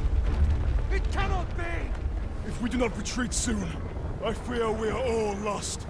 We ought press on, my lord.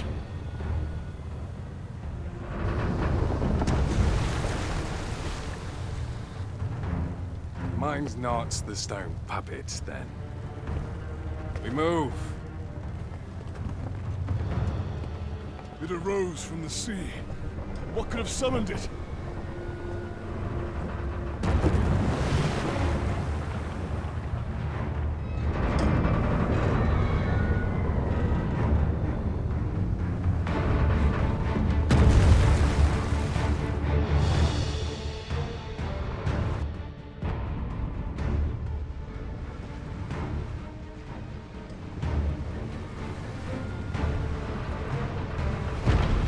My word! What is that? Yon statue appears to be pursuing Lord Phaesus.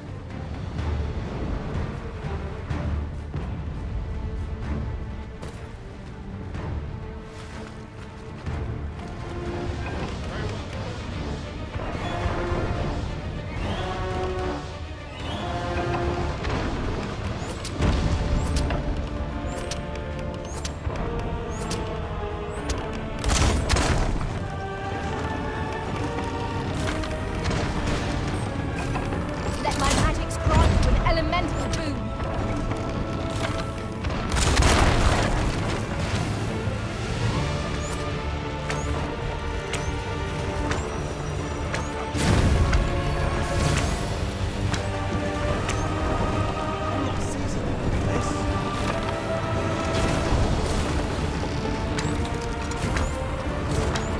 It shall be done.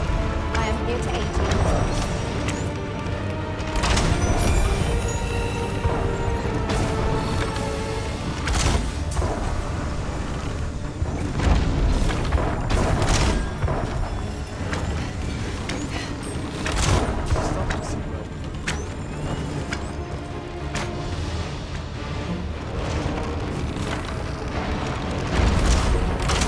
We ought to make use of anything and everything we have at our disposal. We can always stock up again after the battle. We're not the only ones in this fight, but that's all the more reason to bring everything we have to bear. Understood.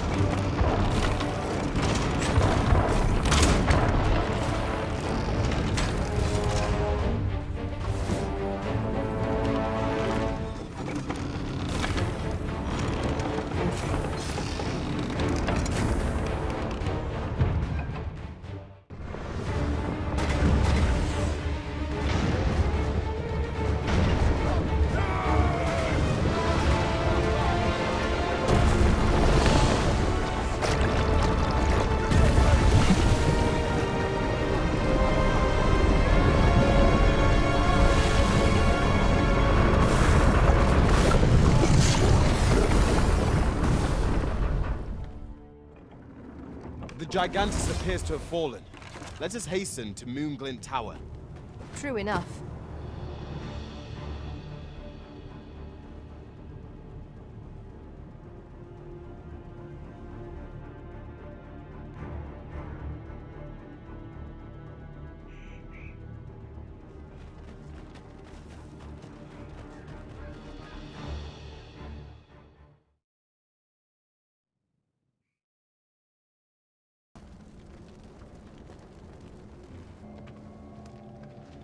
It would seem the stone puppet has stopped. Have the wounded been tended to? Yes, my lord. Good. I trust you are prepared, Sovereign of Vermund. Will it really be all right? I'm not about to be charred, am I? Fear not. You are in no danger.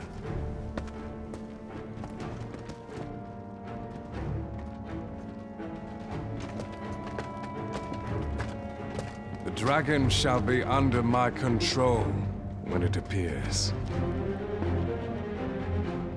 Come. Let us press onward.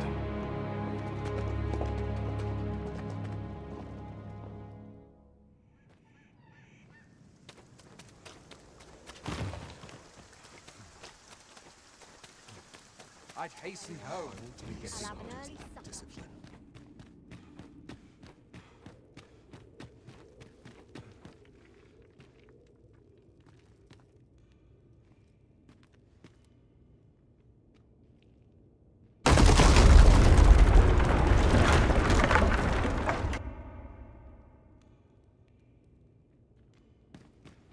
flicker of a shadow, the gleam of an eye, the echo of a footfall. If we hone our senses, no foe shall escape us. Be sure to keep your wits about you.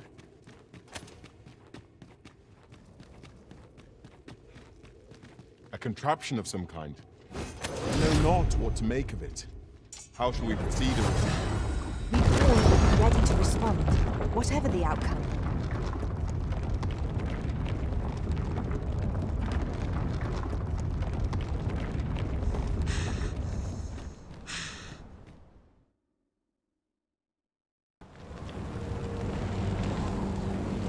Dragon, heed my call. Your will is mine to command. Curses. This arrival of the true Risen is most inopportune. Sovereign of Vermin, the ritual must not be disturbed. Let not the Arisen approach. You can manage that, I trust. Last! You may keep on the pretender to your title, Master.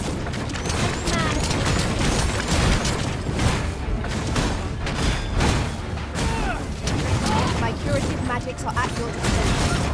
Wait a moment.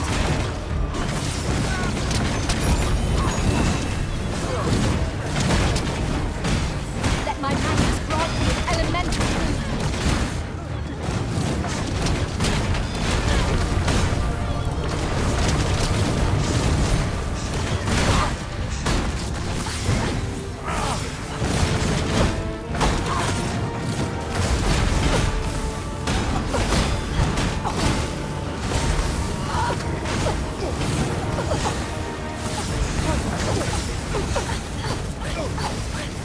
I will finish this here and now.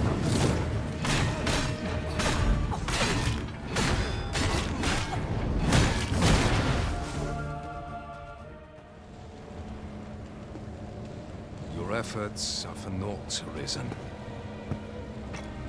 Now, simply watch as this world's hollow and fruitless order is remade by my hand.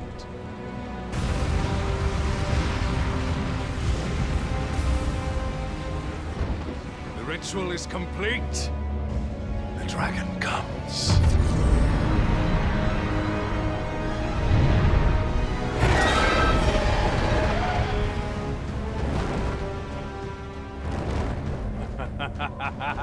Behold! The Royce Dragon! By my power, the Dogma of Dragons is unmade.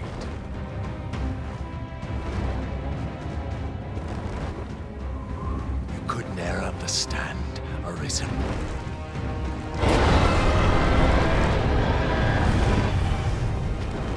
We must all be freed from the vulgar order wherein the dragon's existence determines all.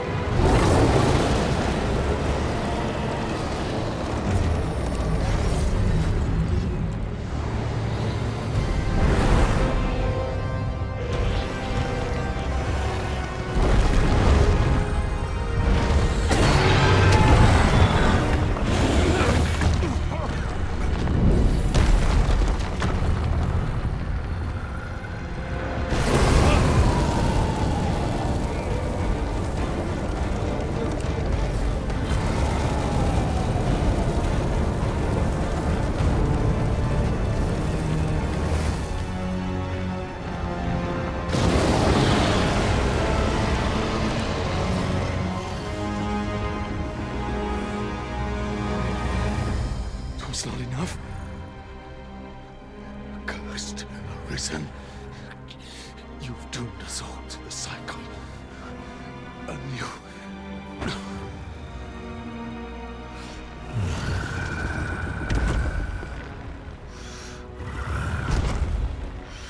Greetings, Arisen. Hast thou summoned the resolution to face me? Then answer me this. Why dost thou fight? Is it to reclaim thy flesh, thy stolen heart? Or is it to reclaim thy throne? offer thee a choice. Grant unto me this life in my claws, and be gone from this place. Or stand and fight. Pitiable Arisen. The time for thou to make thy choice is come. Show me the path thou wouldst walk. Go, and thou shalt live to claim thy coveted throne.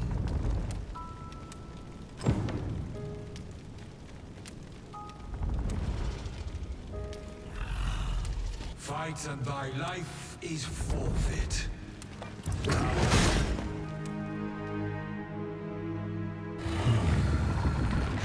Intriguing. This then is thy will.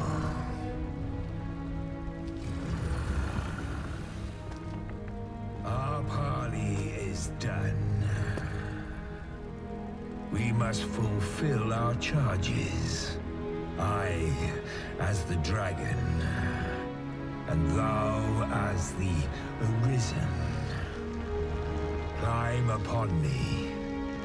We shall depart for our true battlefield.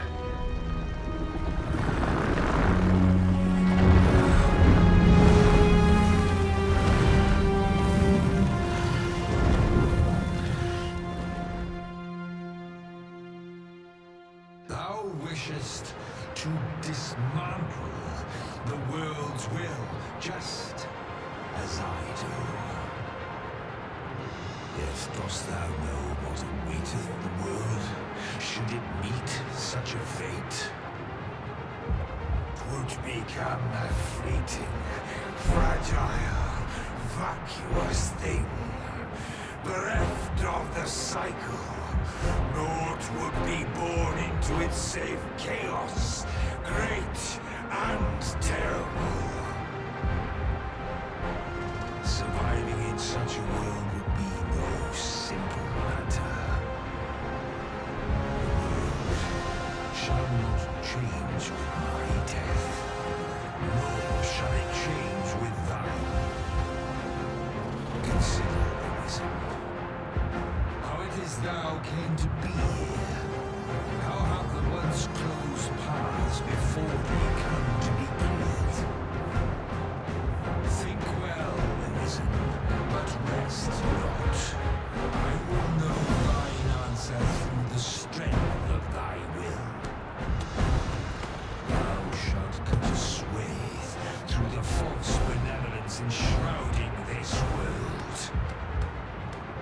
Arisen, pitiable soul tossed by the winds of fate. Wilt thou slay me, or be slain? I know not how this story endeth. For the outcome was determined in a time before reckoning.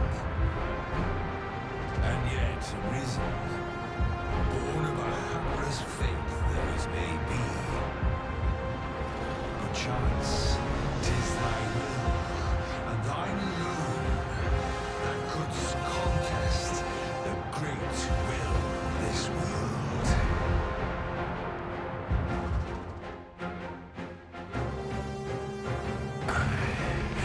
Thou art too late. The hour is upon us. We must decide a victor, and in so doing, form a link in the chain that bindeth this wheel. Tell me, Arisen, what is thy desire?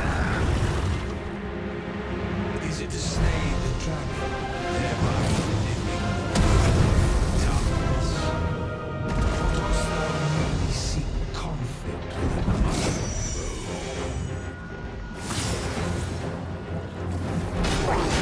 Give you more than a blister. Fight. Dost thou realize thy wonder? Even our battle here was preordained.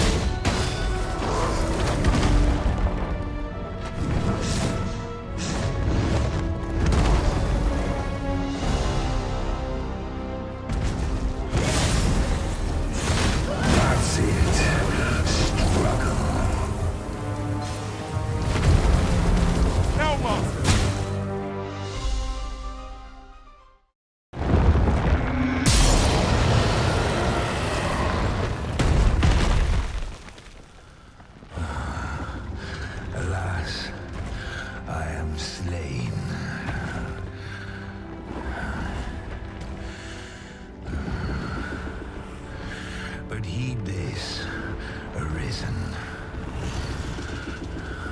By will alone doth the world form a ring, an unending cycle. All is preordained, even my death at thine hands. Yet perhaps thy will is great enough to put an end to it.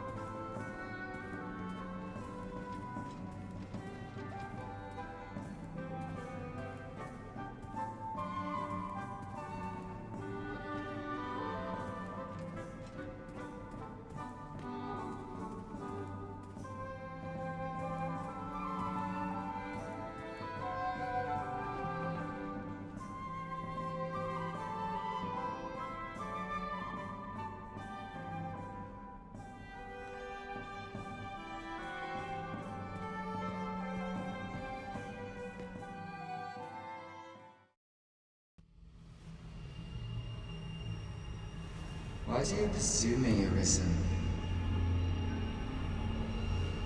You have fulfilled your charge. Are you not satisfied? Seek you greater status? Perhaps to rule the world entire?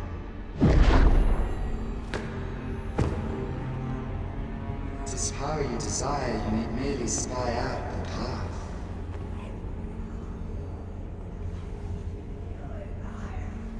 The choice is thine, Arisen. By thy will alone can the course of the winds of fate be altered.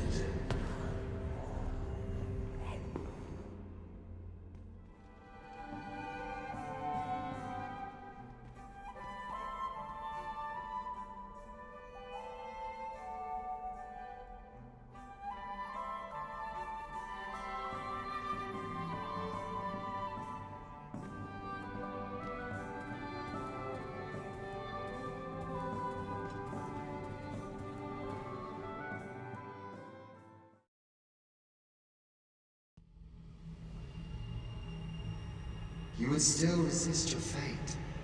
Understand you the folly of such a decision. Even the beating of your reclaimed heart was born of the great will of this world.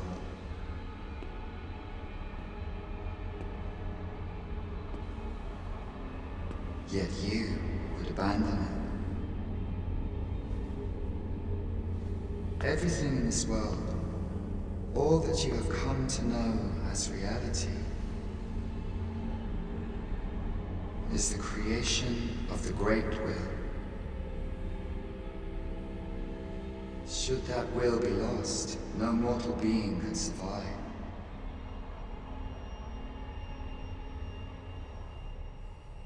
However, If regret yet assails your spirit, then perhaps you should reaffirm your choice.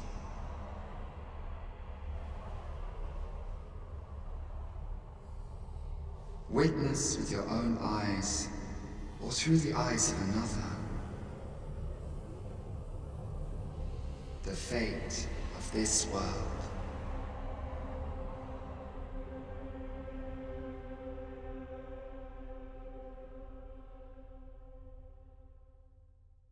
Thou wishest to dismantle the world's will, just as I do. Yet dost thou know what awaiteth the world, should it meet such a fate? 'Twould become a fleeting, fragile, vacuous thing, bereft of the cycle. Naught would be born into its save chaos, great and terrible. Surviving is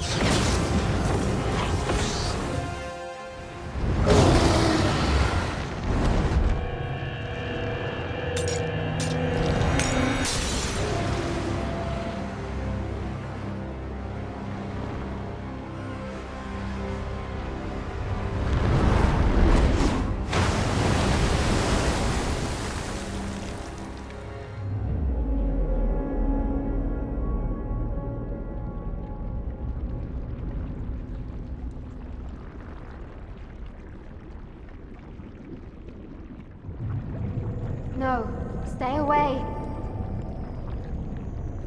Pray. Turn back. Leave now, while you can.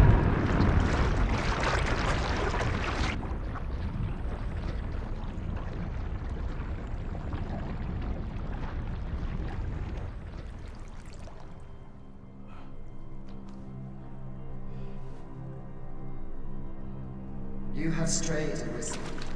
And for what? Lest you forget. You have a world where you belong.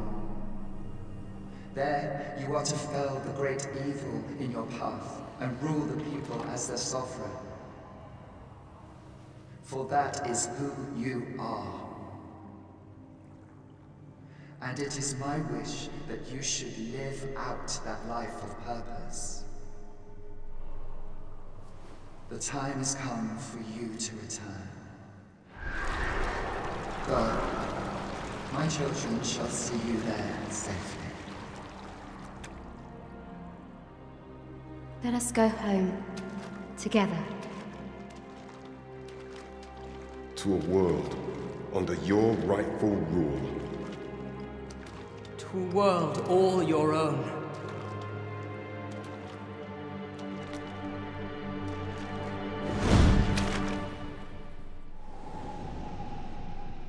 This is your will? Then behold, a world unmerciful, bereft the benevolent hands that guides.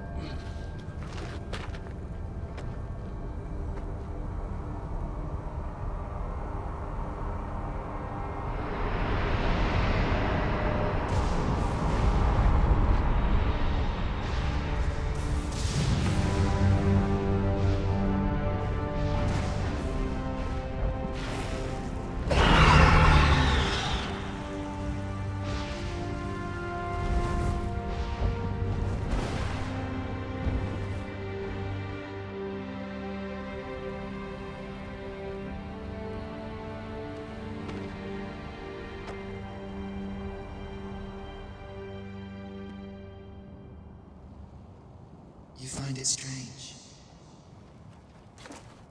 But this is your world. The world to which you longed to return.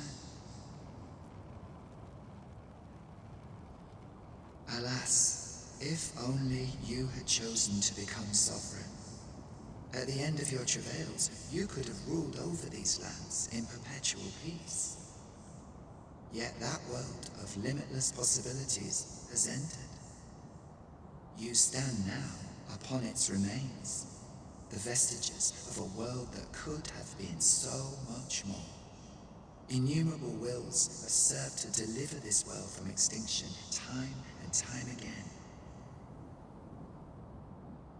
You alone have refused to carry out that great purpose. What you see before you is the consequence of your apathy.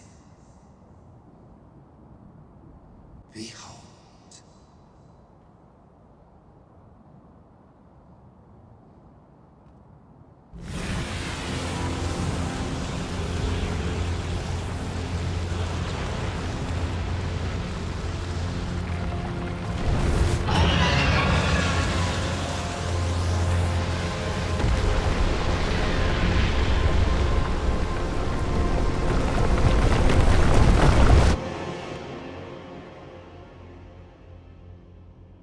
Will all come to an end. As it has failed to be chosen, and as 'twill ne'er be read, this world will soon cease to exist. In the blink of an eye, the sickle of oblivion will reap aught that you have known.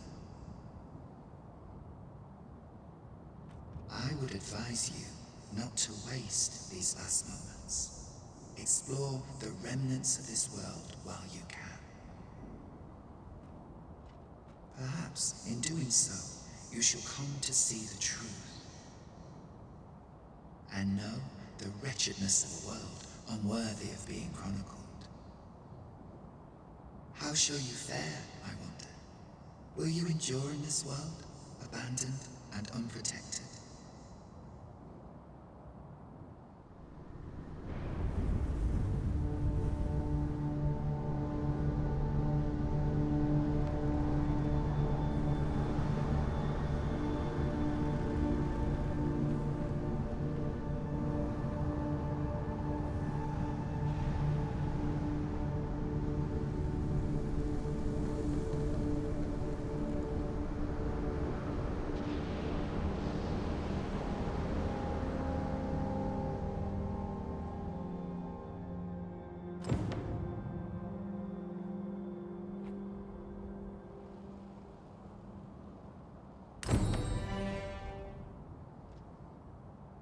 Really now?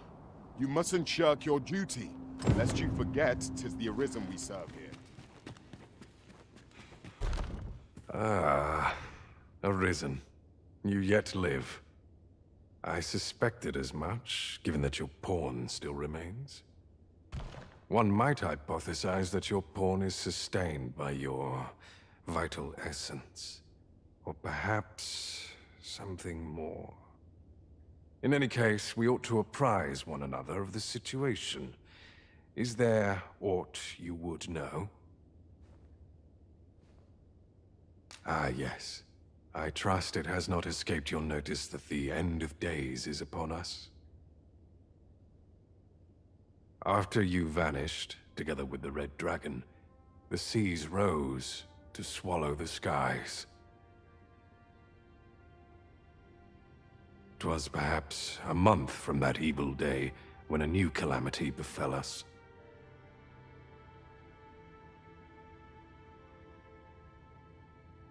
A host of dragons descended from the skies and fell upon the land with fang and claw. Luz the Oracle called upon me ere you arrived. As she tells it, Melve and its environs have already fallen prey to the beasts. 'Tis surely only a matter of time before the rest of the kingdom follows suit. I found the poor creature collapsed by the wayside near Batal. Recognizing your pawn, I decided to take the ailing thing into my custody. I thought it possible that the Arisen's pawn might hold the key to making sense of all this madness. Alas, try what I might, your pawn will not wake. Mayhap you will succeed where I could not. The pawn is, after all, yours to command. Indeed. Then I shall take my turn. In your absence, I had hoped your pawn might yield me some information. But as you have returned, I would hear the truth from your lips. Tell me, Arisen, what became of you this past month?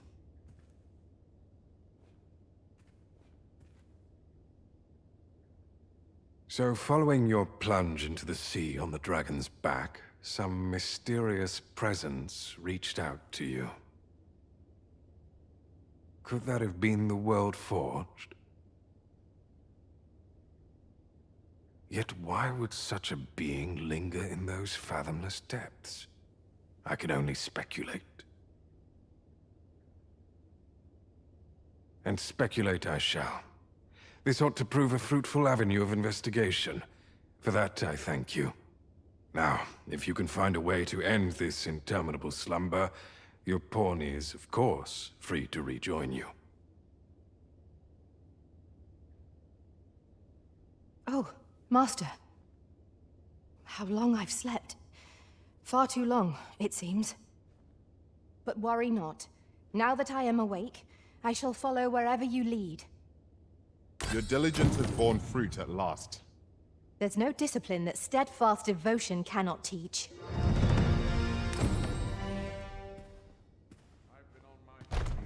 Well, this is no good. Seems my feet always... Wasn't even guilty for last night's scuffle.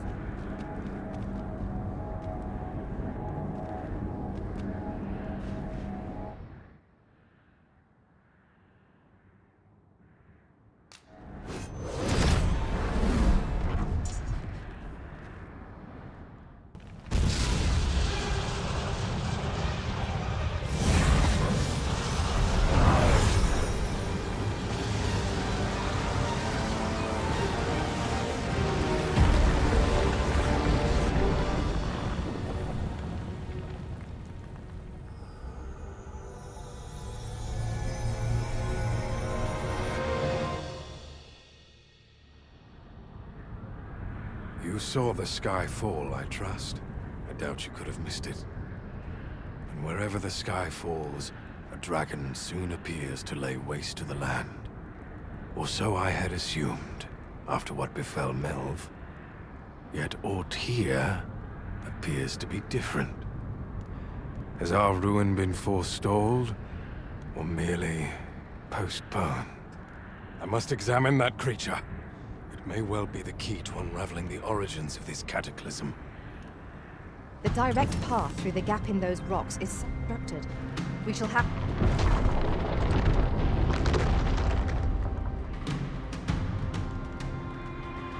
Many paths are closed to us now, on account of the dragon's descent, no doubt. But we must find a way to reach it. Confound this obstruction! But I suppose I ought to have expected this. Answers were ne'er so easily won.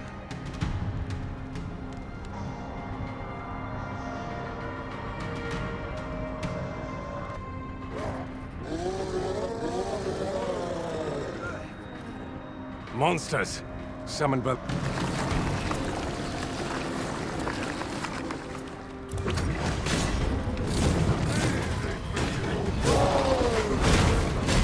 Have my protection.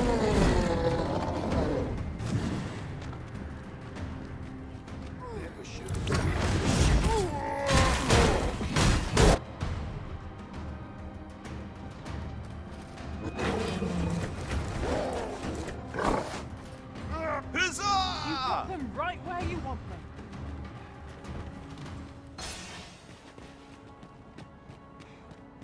Are we leaving already? No longer do I feel the probing gaze of the Watching One. Is this your doing, newest of the Arisen? I am he who brought the dragon low, and o'er its bones raised the proud kingdom of vermin. Despite the magnitude of my feat, I was dissatisfied and sought e'er greater heights, till at last I ruled the world entire. Thus did I come to know of the Watching One. The being by whose many eyes and ears no one or thing in this world goes unobserved. As to the purpose with which they watch, I know not. Yet I did divine one thing. This world has lain neath the Watching One's unwavering gaze ere the dawn of its history. I despaired at this discovery, for if all is but a stage, did that not render my hard-won glories, my throne astride the world, mere spectacles for the all-seeing eye to watch? Aye, 'twas all a farce, and I, the fool, exulting in my wooden crown. Do you understand, newest of the Arisen? This is why I sought to fell the Watching One. Alas, though I cut down all who seemed false, be they man or woman, human or beastman, young or old, I did not succeed. Indeed, my efforts led only to my own ruin. I was dubbed the Mad Sovereign, and by the hand of a new Arisen, consigned to this place forevermore. Yet, I can only assume that you have achieved what I could not. How else to explain the changes I sense in the world? Ah, what bitter gall that I cannot witness the outcome for myself. Falter not, newest of the Arisen. For your path is just, and fading spirit though I am, I may yet summon those who can be of aid to you. I see you have returned, Arisen One. The Mad Sovereign has called, and so we answer. If you would save the people of this world from ruin, lead them here. For this place may chance to escape the coming destruction. Making this a place of refuge is a splendid idea. It is safe, and apt to become quite cheerful once... We too once bore the mantle of Arisen, though no longer. As we walked our respective paths, each of us lost the incomparable strength of will that made us Arisen. One in despair of the dragon's boundless might, one in pursuit of vengeance's cold comfort, and one for fear of what fate held in store. Yet you bear it still, Arisen One. Hold fast to your strength of will, for it shall doubtless lend you the strength you will need to spare this world its end. Since times of eld, dragon blood has been used to refine all manner of equipment. I myself learned the art by deciphering ancient texts. Remember, draconic blood flows through the veins of lesser drakes as well. Then I bid ye farewell. The Mad Sovereign's power yet girds this place. It could prove the last bastion of hope for the people of this world. Alas, 'twill not hold forever. The coming destruction can only truly be forestalled if 'tis sundered at its heart.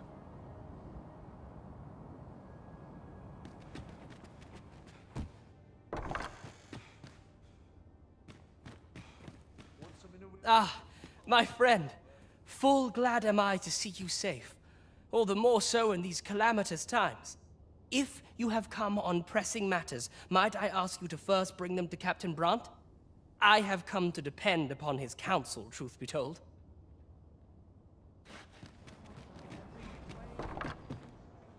Your Majesty, how glad I am to see you safe. Where have you been this past month?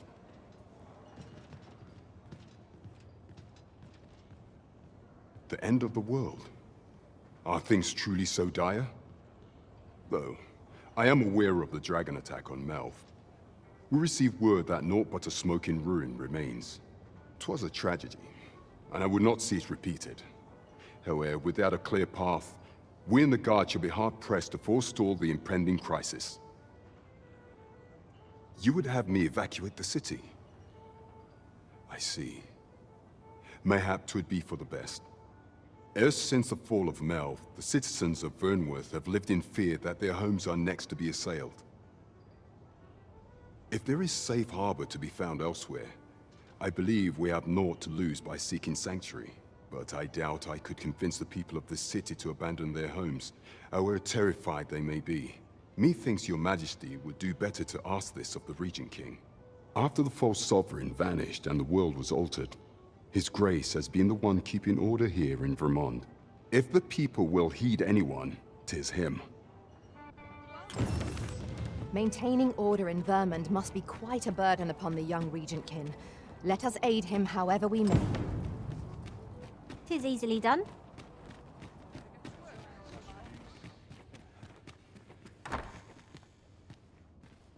So you've come. I'm glad to see you. Captain Brandt has already apprised me of your proposal, a full-scale evacuation of the citizenry. Truth be told, I had reached the same conclusion. So long as we cower within these walls, we must live in fear of going the way of Melv. My ministers have approved the plans, and I have petitioned the encampment survivors and the Thieves' Guild for aid. The only remaining obstacle is my mother. She has set herself stubbornly against any such flight. I have tried to make her see reason, but of late she has taken to shutting herself in her chambers. However, I cannot bring myself to leave my own mother behind. If I cannot convince her, I mean to remain here and share in her fate. Now, there are a few matters I must attend to before we can evacuate, and I would fain welcome your assistance. We will require several ox carts to carry the sick and aged out of the city. Might I prevail upon you to petition the merchant at the ox cart station in the west of the city for their use? You may assure him that the Royal Treasury will foot any and all expenses. Queen Regent Disa hardly leaves her chambers, and all her meals come back scarcely touched. Between you and me, I fear for her health.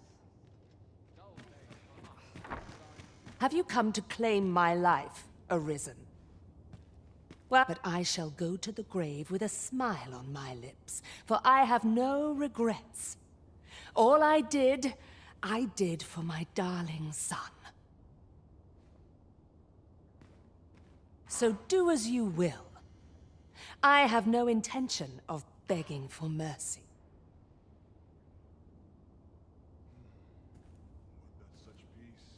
Do with me as you will. I care not what befalls me now. Time this place.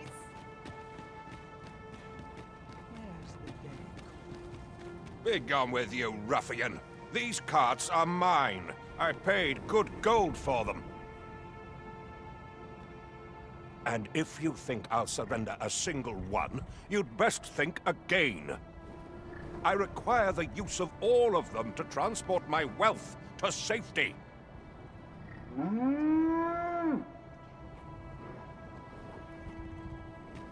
Begging your pardon, sir, but I've just sold off my last cart. That fellow over there gave me a handsome price for half a dozen of them. This might be worth a read. Shall we take a closer look? Is this enough to have avoided the worst? Begone with you, ruffian. These carts are mine. I paid good gold for them. And if you think I'll surrender a I require the use of all of... What are you doing? But no! Spare me! I pray you! I fear for my life. Good day, sir. What might... Well, reckon he won't be coming back here in a hurry. As a matter of fact, I'd like to thank you for that. It didn't sit right, see? Having my wares claimed by some puffed-up minister trying to save his own skin. Anyhow, as long as I've got my gold, who takes the carts is no concern of mine. And if that craven comes crawling back, I'll tell him bandits took them.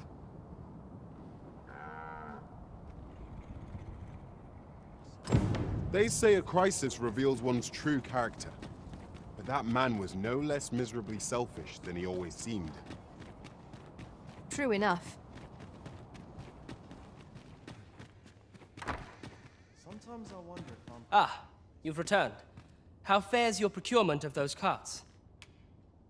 Thank you. However, I cannot bring myself to leave my own mother behind. If I cannot convince her, I mean to remain here and share in her fate.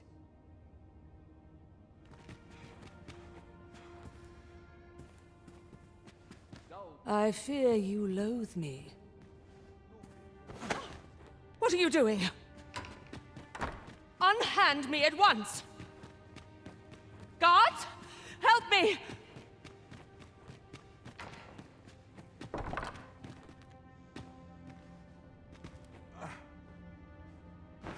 You have brought Mother to me, I see.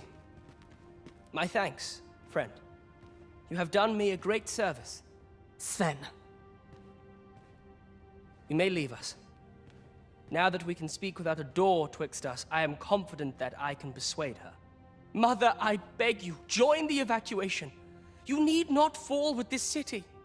I would not see you take your crimes wholly on your own shoulders. That weight is as much mine to bear as 'tis yours. My son, you truly would make a fine and goodly ruler. Your kindness will save many lives. Of that I have no doubt.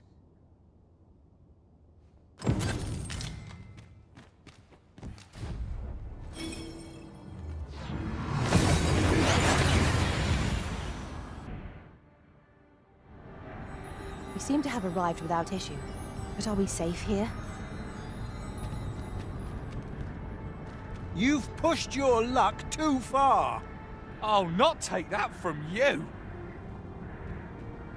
Pray calm yourselves, good people. I will have none of this squabbling. So, Manella, you don't understand. This scoundrel's the one who started it. No, you don't understand. This is no time for the people of Batal to be quarreling amongst themselves. We shan't weather this calamity unless we can recall our common purpose and unite our efforts towards it. Really now. You mustn't shirk your duty. Lest you forget, 'tis the Arisen we serve here. Ah, Sir Arisen. You are returned, I see. With the world in such disarray, I could not stand to be away from my homeland. Thus did I return, to render what aid I may. I maintain order as best I can, but for every fire I extinguish, it seems 3 more are incited behind my back. But enough of my woes. What brings you here? You wish us to evacuate? Mayhap the idea merits some thought. After all, if we sit on our haunches, 'tis likely only a matter of time before we share the fate of Mel. Alas, the people of Batal are far from united in purpose at present. Should we proceed, unheeding of their divisions, I fear that our efforts would come undone ere long. With every soul at their wits' end, conflict is like to spark at the slightest provocation. As such, before we take any measures, I would have you walk amongst the people, Sir Arisen. Behold their plight with your own eyes. And should you encounter any discord, pray do aught you can to resolve the people's quarrels and assuage their fears. Such efforts will doubtless allow the evacuation to proceed all the more smoothly. As for me, my work here is far from done. Let us part ways for now, and reconvene when you have accomplished all you can. Flared tempers are understandable given the circumstances. Let us aid in mediating the quarrels arising in Backbatal. Right you are.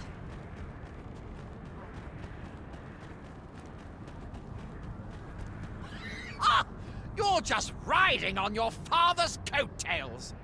You slander my honor, sir. I demand a duel. This is no business of yours. Be gone! Now, Nara, let's not be too hasty. If we are to duel, we ought to have a witness. Otherwise, who's to say the victor fought with honor? Aye, true enough.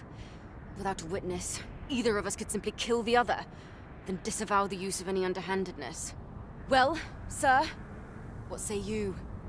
Will you watch over us while I take this scoundrel to task? This knave dared to slight my honor. He said my swordsmanship was hardly fit to wound a training dummy. The bloody nerve of him. And I'd say it again. 'Twas your dear father's patronage that made you a sentinel, not your own skill. You have my gratitude, sir. Let us delay no further. Come, Scario. Have at you!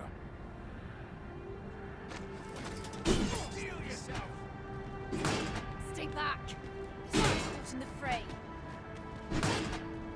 You're made of stern. Have you lost your wits? Keep your distance! Keep back! I do not wish to injure you.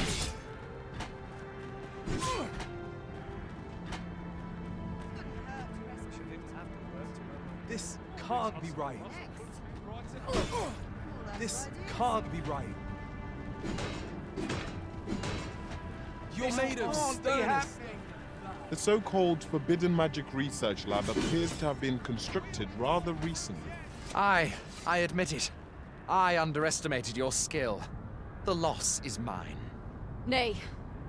'Twas I who underestimated you. I'd thought to score an easy victory, but you fought fair and capably. We owe you a debt, sir. 'Tis on your account that we've seen some sense. Were it not for your timely appearance, I'd wager this nonsense might have cost one of us their life. Indeed. Better to hone our respective skills than take up arms against petty slights, I say. It seems some things can only be resolved by crossing blades. But I doubt they'll quarrel again after this. 'Twas a pleasure to recount such good tidings. I've had well enough of your nitpicking. I reckon the world would be better off without you.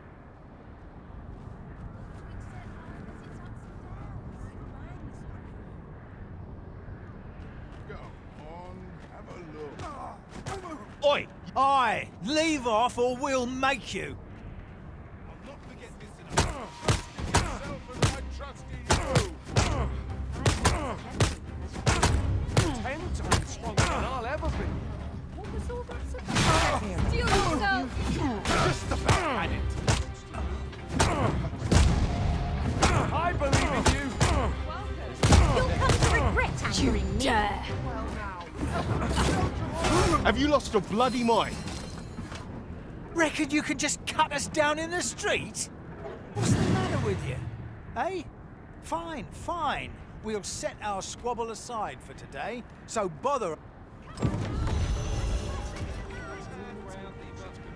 Oi! I saw it first. Phew. Trust a flea-ridden hide to take it all for himself. Why must I share with a fangless one? This is no more your food than Batal is your land. You there! You couldn't have come at a better time. Put this upstart in his place for me, won't you? Go on, lay into it. If that's what you think, why don't you mind your own business? Alright, clear off. Pretty words shan't fill our bellies.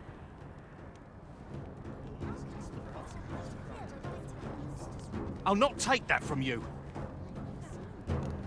Marriage isn't all... Aye, sir. You'll get what's coming to you. Ah, Sir Arisen. In less pressing circumstances, I would take issue with your methods, but I cannot deny your efficacy. The people of Batal are beginning to see that they must stand together if they are to survive this calamity. We shall see the fruits of your labors when the time comes to evacuate. At the very least, We need not expect too much opposition to the announcement. Pray, return to Empress Nadinia and apprise her of your doings. I must remain here to ensure no further squabbles arise. Heavens only know how many lives you have saved this day. I hope you'll accept this humble reward for your efforts. What say we report back to Empress Nadinia? Her Majesty ought be willing to commence the evacuation now. By your leave.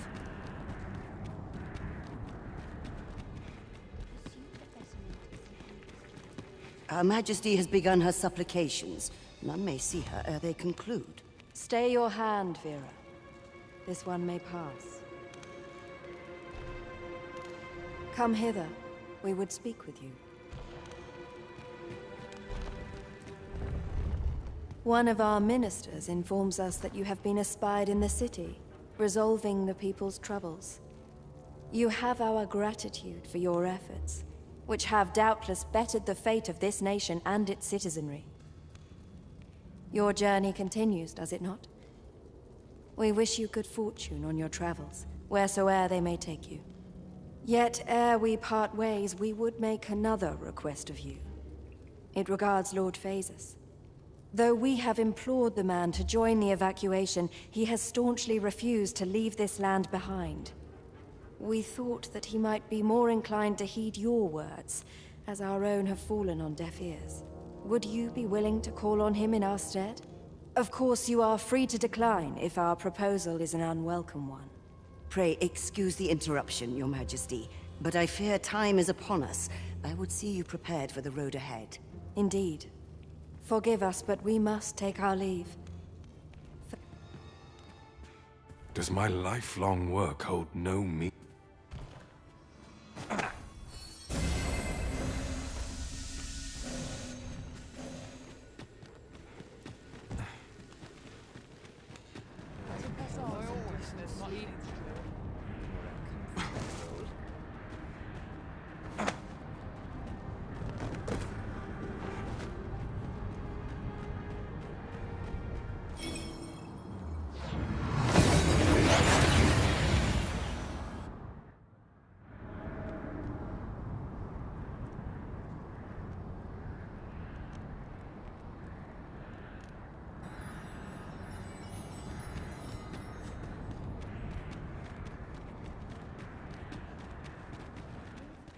Now, what might that be? Elelote an osto silfa malantha alecano mine in fair avehum? Nothing's coming to me, Master.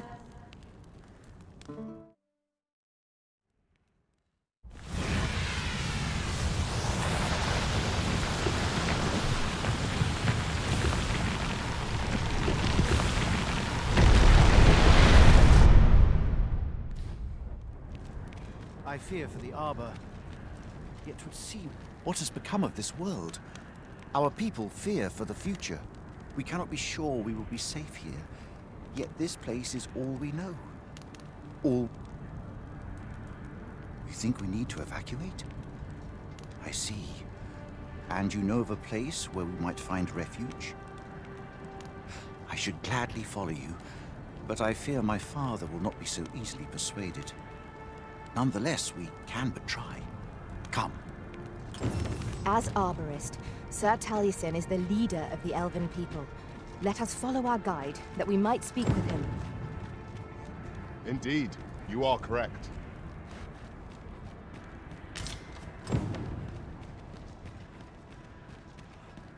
Findelnar, ne veo norwende lis kemen, moriven lis erumar meltol netara.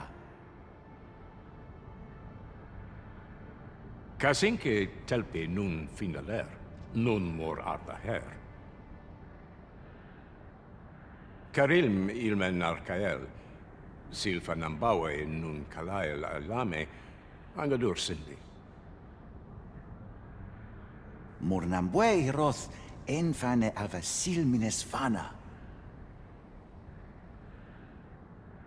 Erurne kemen malantar ingadur, fielis lintan morivin nun we ingerina? Kemenindor kanyan irils aldekar. Eteler, lea fermor eldalia eralotte. Ondovana alvekil, eteler ne anler ailami.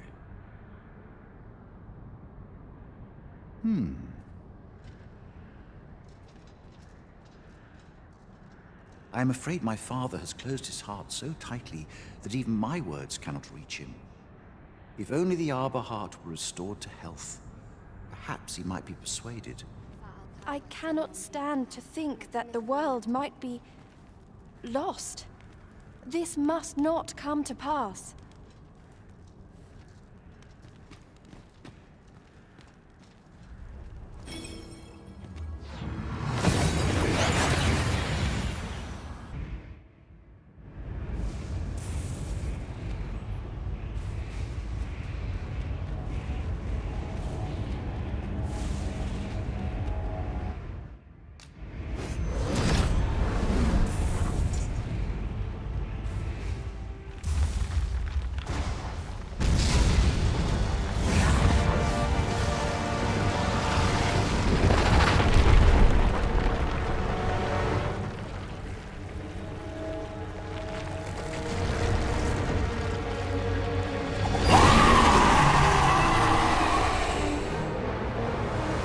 Dragon looked to be far more powerful than any monster we have yet. It must be destroyed if the world is innocent.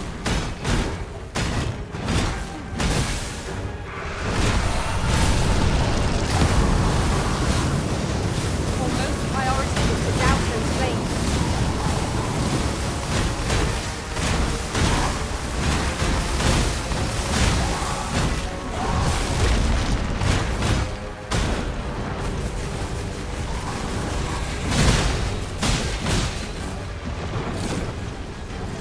I grant your weapon a magic boon.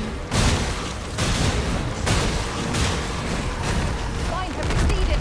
We'll not find a better opening. Strike the horn, now! All together now. The attack has won. A focused attack or hit this foe.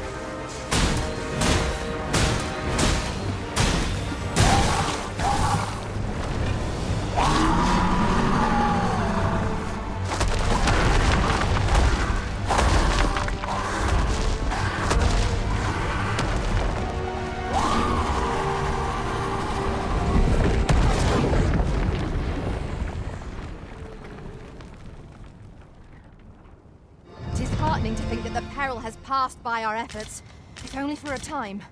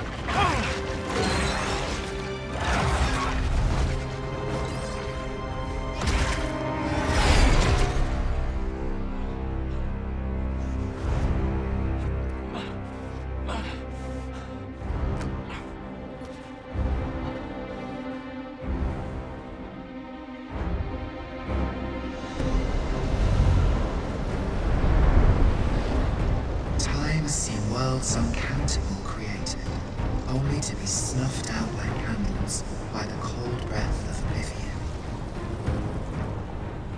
Eventually, the Great Will tired of witnessing this. It sought to overturn oblivion by granting unto it a role, a duty, an identity. I speak of the dragon.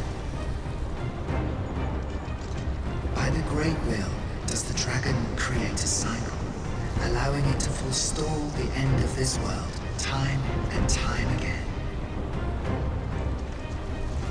Yes, Arisen, this world has been safeguarded by the dragon all along. You yourself were chosen to form a part of this cycle. The Arisen is selected by the Great Will to play the role of the dragon's counterpart. That is how this world is built. The dragon serves to continue the cycle, and the Arisen exists to oppose it. This is the true meaning of the dragon's dogma. Once, everyone in this world had a role to play. For a well-crafted tale has no excess. There must be a reason for each character's inclusion. Yet, this means that should even one of these characters stray from their assigned role, the tale entire will unravel. And if it does, their world will end. Such is the choice you have made, Arisen. By rejecting your own duty in this world, you have robbed all others of the chance to fulfill the roles they have assigned. The pawns are no exception.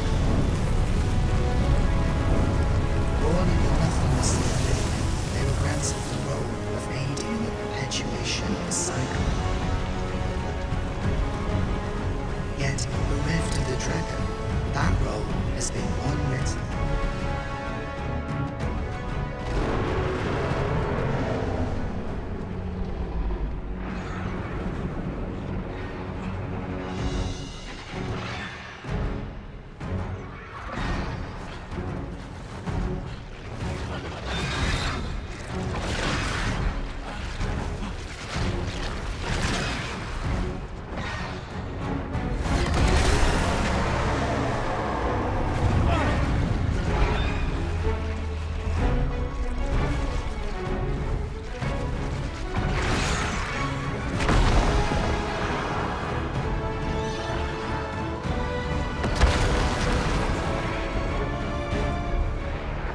Clear to me now, Arisen. I am no longer a mere vessel. Your great will has imbued me with a lesser will of my own. Will is power. It is the means to shape the world as one desires.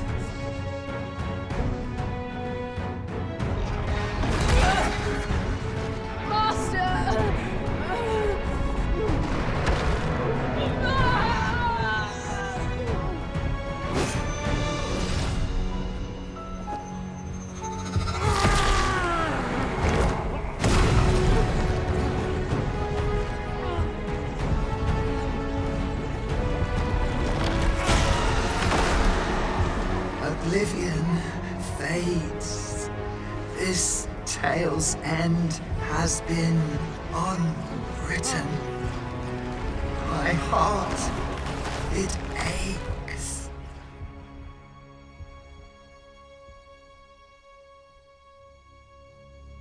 A new world comes. A new tale is set to unfold. Yet, it seems I will not be there. to watch it